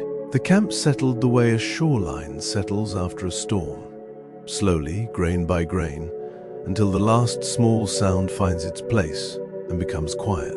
Abram had returned with Lot and with those who had been taken, and the dust of pursuit had fallen back to earth. The men who had run with him had eaten, had drunk, and now lay wrapped in their cloaks, their breathing rising and falling like a gentle tide. The animals shifted in their pens, hooves pressing into the packed ground, then stilling again. Somewhere beyond the ring of tents, an owl called once, as if marking the hour, and then the night held its silence again. Near Abram's own tent, a small fire glowed low, reduced to coals. It gave off that soft ember light that does not push back the dark so much as warm it, turning the edge of a waterskin into a pale curve, making the stakes and ropes look like thin lines of shadow drawn against shadow. A faint wind moved through the camp, lifting the tent cloth in small breaths. It carried the scent of dry grass and stone, and the far-off hush of something like water.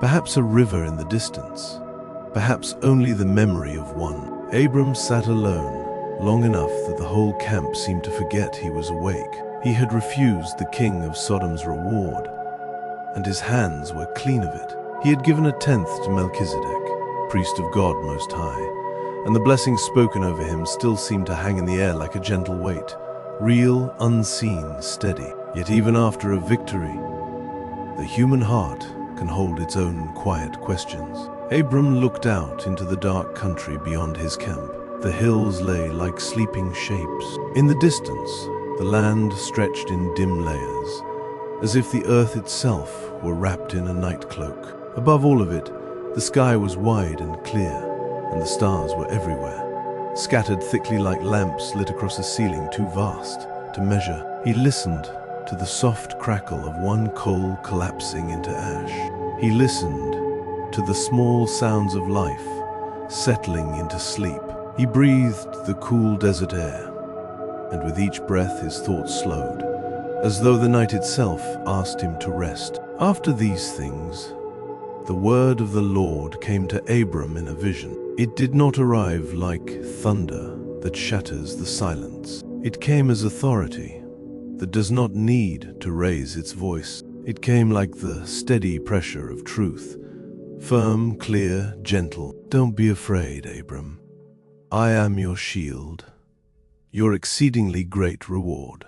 The words seemed to stand in the air, not as sound only, but as presence. The night did not flee. The stars did not dim. The camp did not stir. And yet Abram knew he was not alone. He knew, in the way a man knows when a door opens behind him, that the Holy One had spoken. Abram's shoulders eased in a small way, but his heart did not pretend it had no burden. He answered as a man answers when he stands before God, reverent, honest, careful, yet true. Lord God, Abram said, his voice quiet in the hush, what will you give me, since I go childless, and he who will inherit my estate is Eliezer of Damascus? He let the name settle between them, a name tied to his household and his daily life, a name that meant order and accounting and the passing down of tents,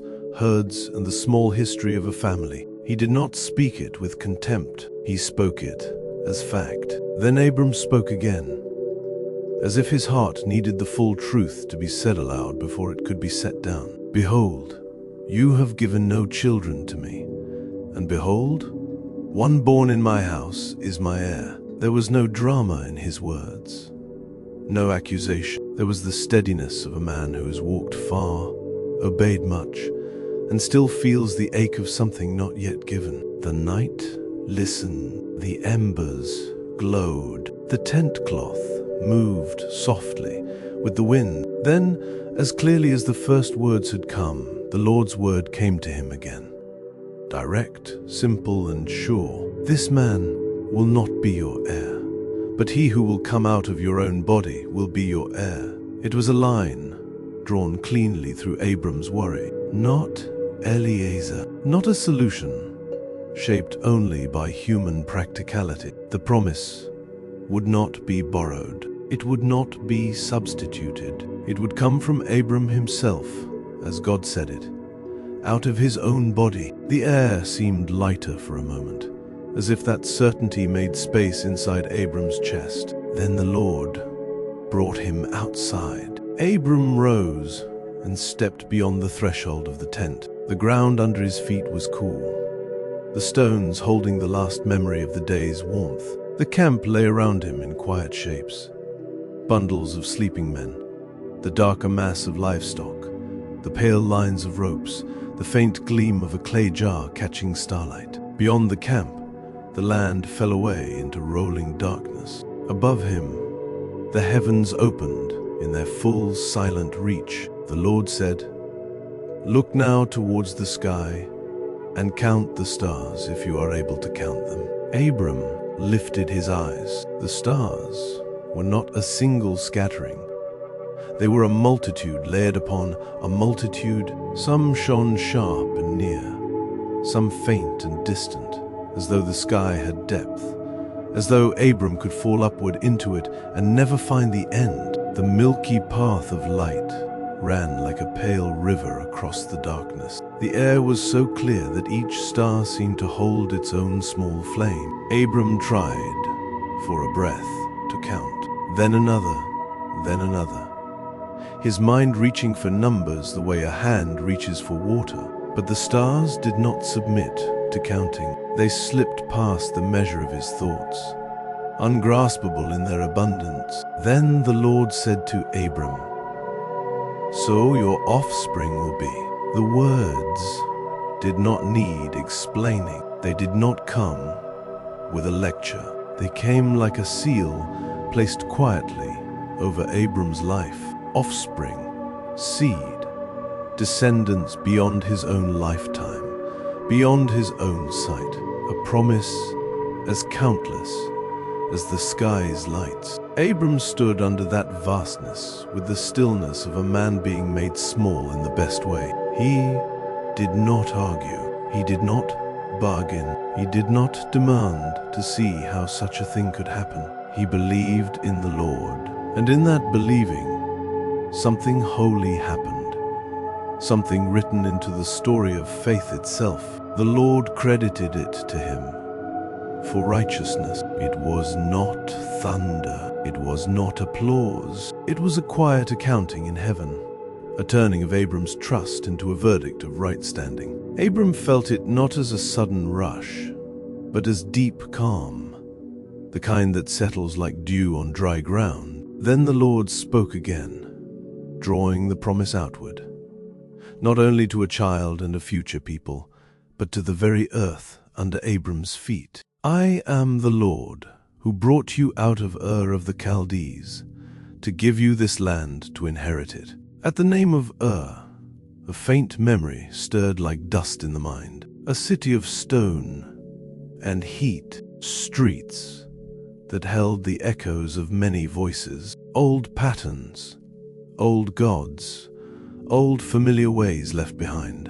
Abram remembered the first leaving, the long road, the unfamiliar nights, the call that had pulled him away from what was known into what was promised. He stood now in the land of Canaan with that same call upon him, and the Lord named it plainly, "This land, given to you to inherit."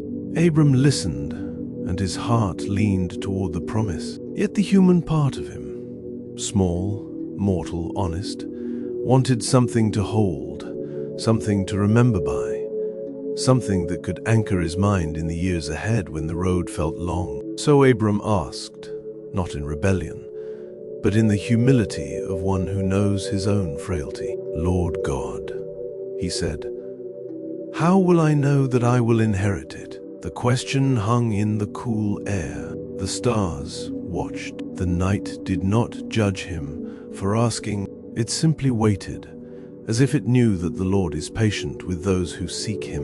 The answer came, not as argument, but as instruction, an act, a sign, a solemn movement of covenant. "Bring me a heifer 3 years old, a female goat 3 years old, a ram 3 years old, a turtle dove, and a young pigeon." Abram received the words with the readiness of obedience. He did not demand a different sign. He did not delay. He turned back into the camp, moving quietly so as not to wake those who slept. He passed the low fire, its coals dimming under a veil of ash. He moved among the shadows of animals and tents like a man walking through prayer. He chose what the Lord had spoken.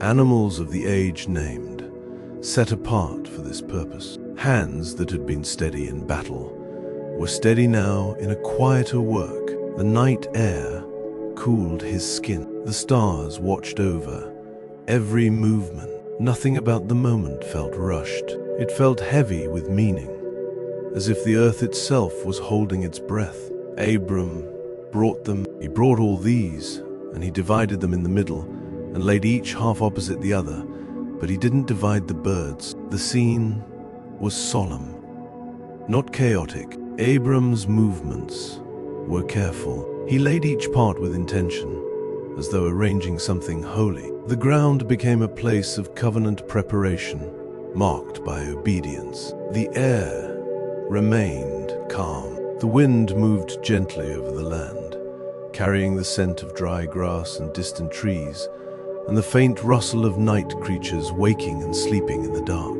Time passed slowly, the way it does when a man is waiting for God. Then the birds of prey came down on the carcasses. Their wings cut through the stillness with sudden sound. Harsh, urgent, restless. Shadows passed over the ground. Claws scraped at earth. Their calls were rough and sharp, breaking against the quiet like stones thrown into water. Abram drove them away. He did it again and again, firm and steady. He did not shout in panic. He guarded what had been set apart. He moved with calm insistence, as though protecting an altar. The birds lifted and circled and returned, drawn by instinct, and Abram sent them off again, his presence standing between what was holy and what would profane it. The sky began to shift toward the deeper part of evening. The far edge of the land darkened. The last wash of light near the horizon thinned to a faint band, then faded. The stars, already present, became more vivid, as if the night was sharpening its own clarity. When the sun was going down, a deep sleep fell on Abram. It came over him like a heavy cloak laid gently but irresistibly on his shoulders. His limbs grew warm and slow. His breathing deepened. His awareness sank, not into ordinary rest only, but into a sleep that felt placed upon him. A stillness that was more than fatigue. And then, in that deep sleep, terror and great darkness fell on him. It was not the terror of a wild animal leaping from the brush. It was not the fear of a sudden weapon. It was a holy weight, a solemn dread, as if Abram had been brought near to something vast and ancient, the kind of darkness that belongs to prophecy, to history not yet lived, to truths too large for a human mind to carry without trembling. The air seemed thicker, as if the night itself had become dense. Sound withdrew. The far-off hush of the land grew distant, muffled under an unseen veil. Even the stars seemed to recede behind a curtain of awe. Abram's heart remained beating, steady but aware, as though his body knew it was standing on the edge of something sacred. Then the Lord spoke into that darkness. Clear, sober, unhurried. Know for sure that your offspring will live as foreigners in a land that is not theirs, and will serve them. They will afflict them 400 years. The words flowed like a river of truth, calm even as they carried weight. Abram, in his deep sleep, received them not as images of gore, not as sharp scenes, but as the slow passage of years, long seasons of hardship moving across time like wind over sand. A land not theirs, strangers, servants, affliction, 400 years. The prophecy did not hide the cost. It did not pretend the future would be only bright. It was God's honesty, steady, compassionate, unflinching. Then the Lord said more, and with the next words came the quiet assurance that God's justice would not sleep forever. I will also judge that nation, whom they will serve. Afterward they will come out with great wealth. The darkness held that promise as surely as it held the warning. Judgment would come, deliverance would come. The story would not end in bondage. The night itself seemed to breathe with that certainty, like the first hint of dawn carried inside a prophecy. Then the Lord spoke to Abram personally, bringing the river of future history back to the man lying in deep sleep. But you will go to your fathers in peace. You will be buried at a good old age. Peace. Not merely survival, not merely escape. Peace. A settling, a completion, a life that would end with fullness. Abram's own path was marked, not by sudden ruin, but by the quiet dignity of a long life and a gentle gathering to his people. Then the Lord spoke again of timing and return, and even the land's present occupants were brought into the purpose of God, whose patience extends across generations. In the 4th generation, they will come here again, for the iniquity of the Amorite is not yet full. Not yet full. The words carried the strange solemnity of divine timing. God's knowledge of nations, of sin, of patience, of justice that moves when the hour is complete. The land was promised, and yet the promise waited for a reason Abram could not fully measure. The future would return in the 4th generation. The story would come back to this place. The covenant was not only about Abram, it was about history. The darkness remained, holy and heavy, while the words settled into the fabric of time. And it came to pass that, when the sun went down and it was dark, fully dark, the kind of darkness that wraps the land in deep quiet. Behold, a smoking furnace and a flaming torch passed between these pieces. Abram did not rise to perform this part. He did not walk between the halves himself. In the mystery of the moment, it was God's presence moving, unmistakable, solemn, steady. The smoking furnace appeared as a slow, curling presence, smoke rolling in thick, quiet folds. It was not hurried smoke, not wild. It moved as though it had purpose, as though it knew exactly where it was going. The air around it shimmered with heat that did not burn the camp. Heat that seemed to belong to something beyond ordinary fire.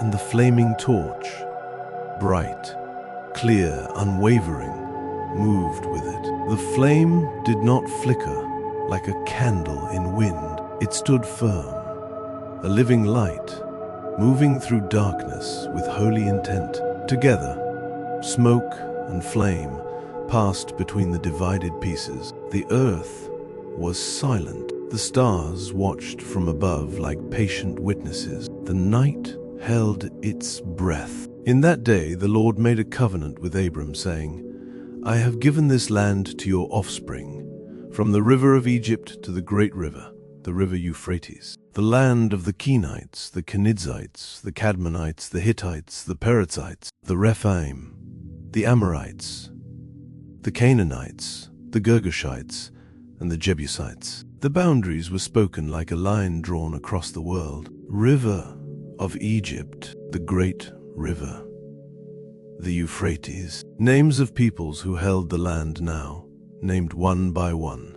Kenites, Kenizzites, Cadmonites, Hittites, Perizzites, Rephaim, Amorites, Canaanites, Girgashites, Jebusites, each name falling into place like stones set in a wall, as if the Lord were declaring, over all of it, that history belongs to him. The covenant was not vague. It was not merely poetic. It was spoken like a decree.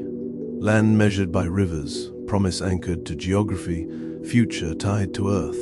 And then, as quietly as the vision had come, the night began to loosen its grip. The heavy dread did not turn into panic. It thinned like mist when the wind shifts. The air became breathable again in the ordinary way. Sound returned, soft, small, distant. A night bird moved in the brush. A faint breeze stirred the grasses. Somewhere in the camp, an animal exhaled and shifted its weight. Abram's deep sleep remained for a time, as though his body needed to rest beneath what his spirit had been shown. The stars continued their steady shining. The smoke that had moved with holy purpose no longer dominated the air. The firelight of the camp, low and gentle, regained its place among the shadows. At last, Abram stirred, stillness returning around him like a familiar cloak.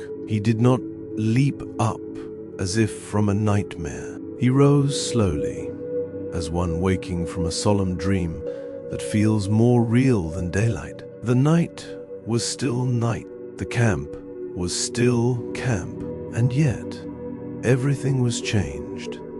Because God had spoken, Abram stepped again into the open air. The sky was wide, the stars bright and faithful in their places. The land lay quiet beneath them, hills and valleys resting as if they too had been spoken over. The cool wind moved across stone and grass. The ember glow in the camp's fire pit gave a last soft pulse, then settled. Abram stood in the hush and let the promise settle inside him. A shield, a reward, a son from his own body, offspring like the stars, a covenant marked by smoke and flame, a land measured from river to river, a future that would include hardship and deliverance, bondage and judgment, sorrow and wealth, long years and eventual return.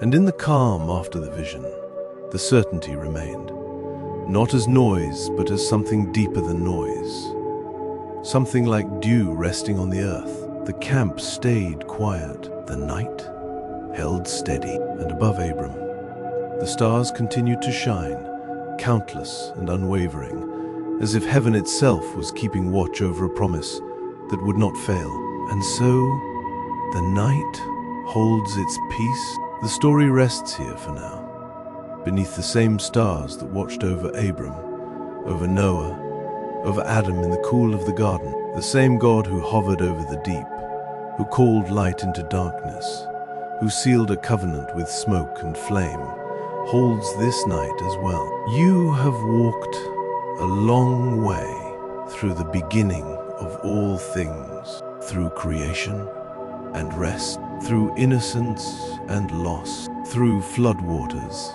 and dry land, through scattering and calling, through a promise spoken to one man beneath a sky full of stars. Let those images settle now, like sand finding the bottom of a clear pool. Let the names and the places and the quiet moments ease into stillness. You do not need to hold it all. The story will be here when you return. This has been the Shepherd's Lamp. Thank you for listening tonight.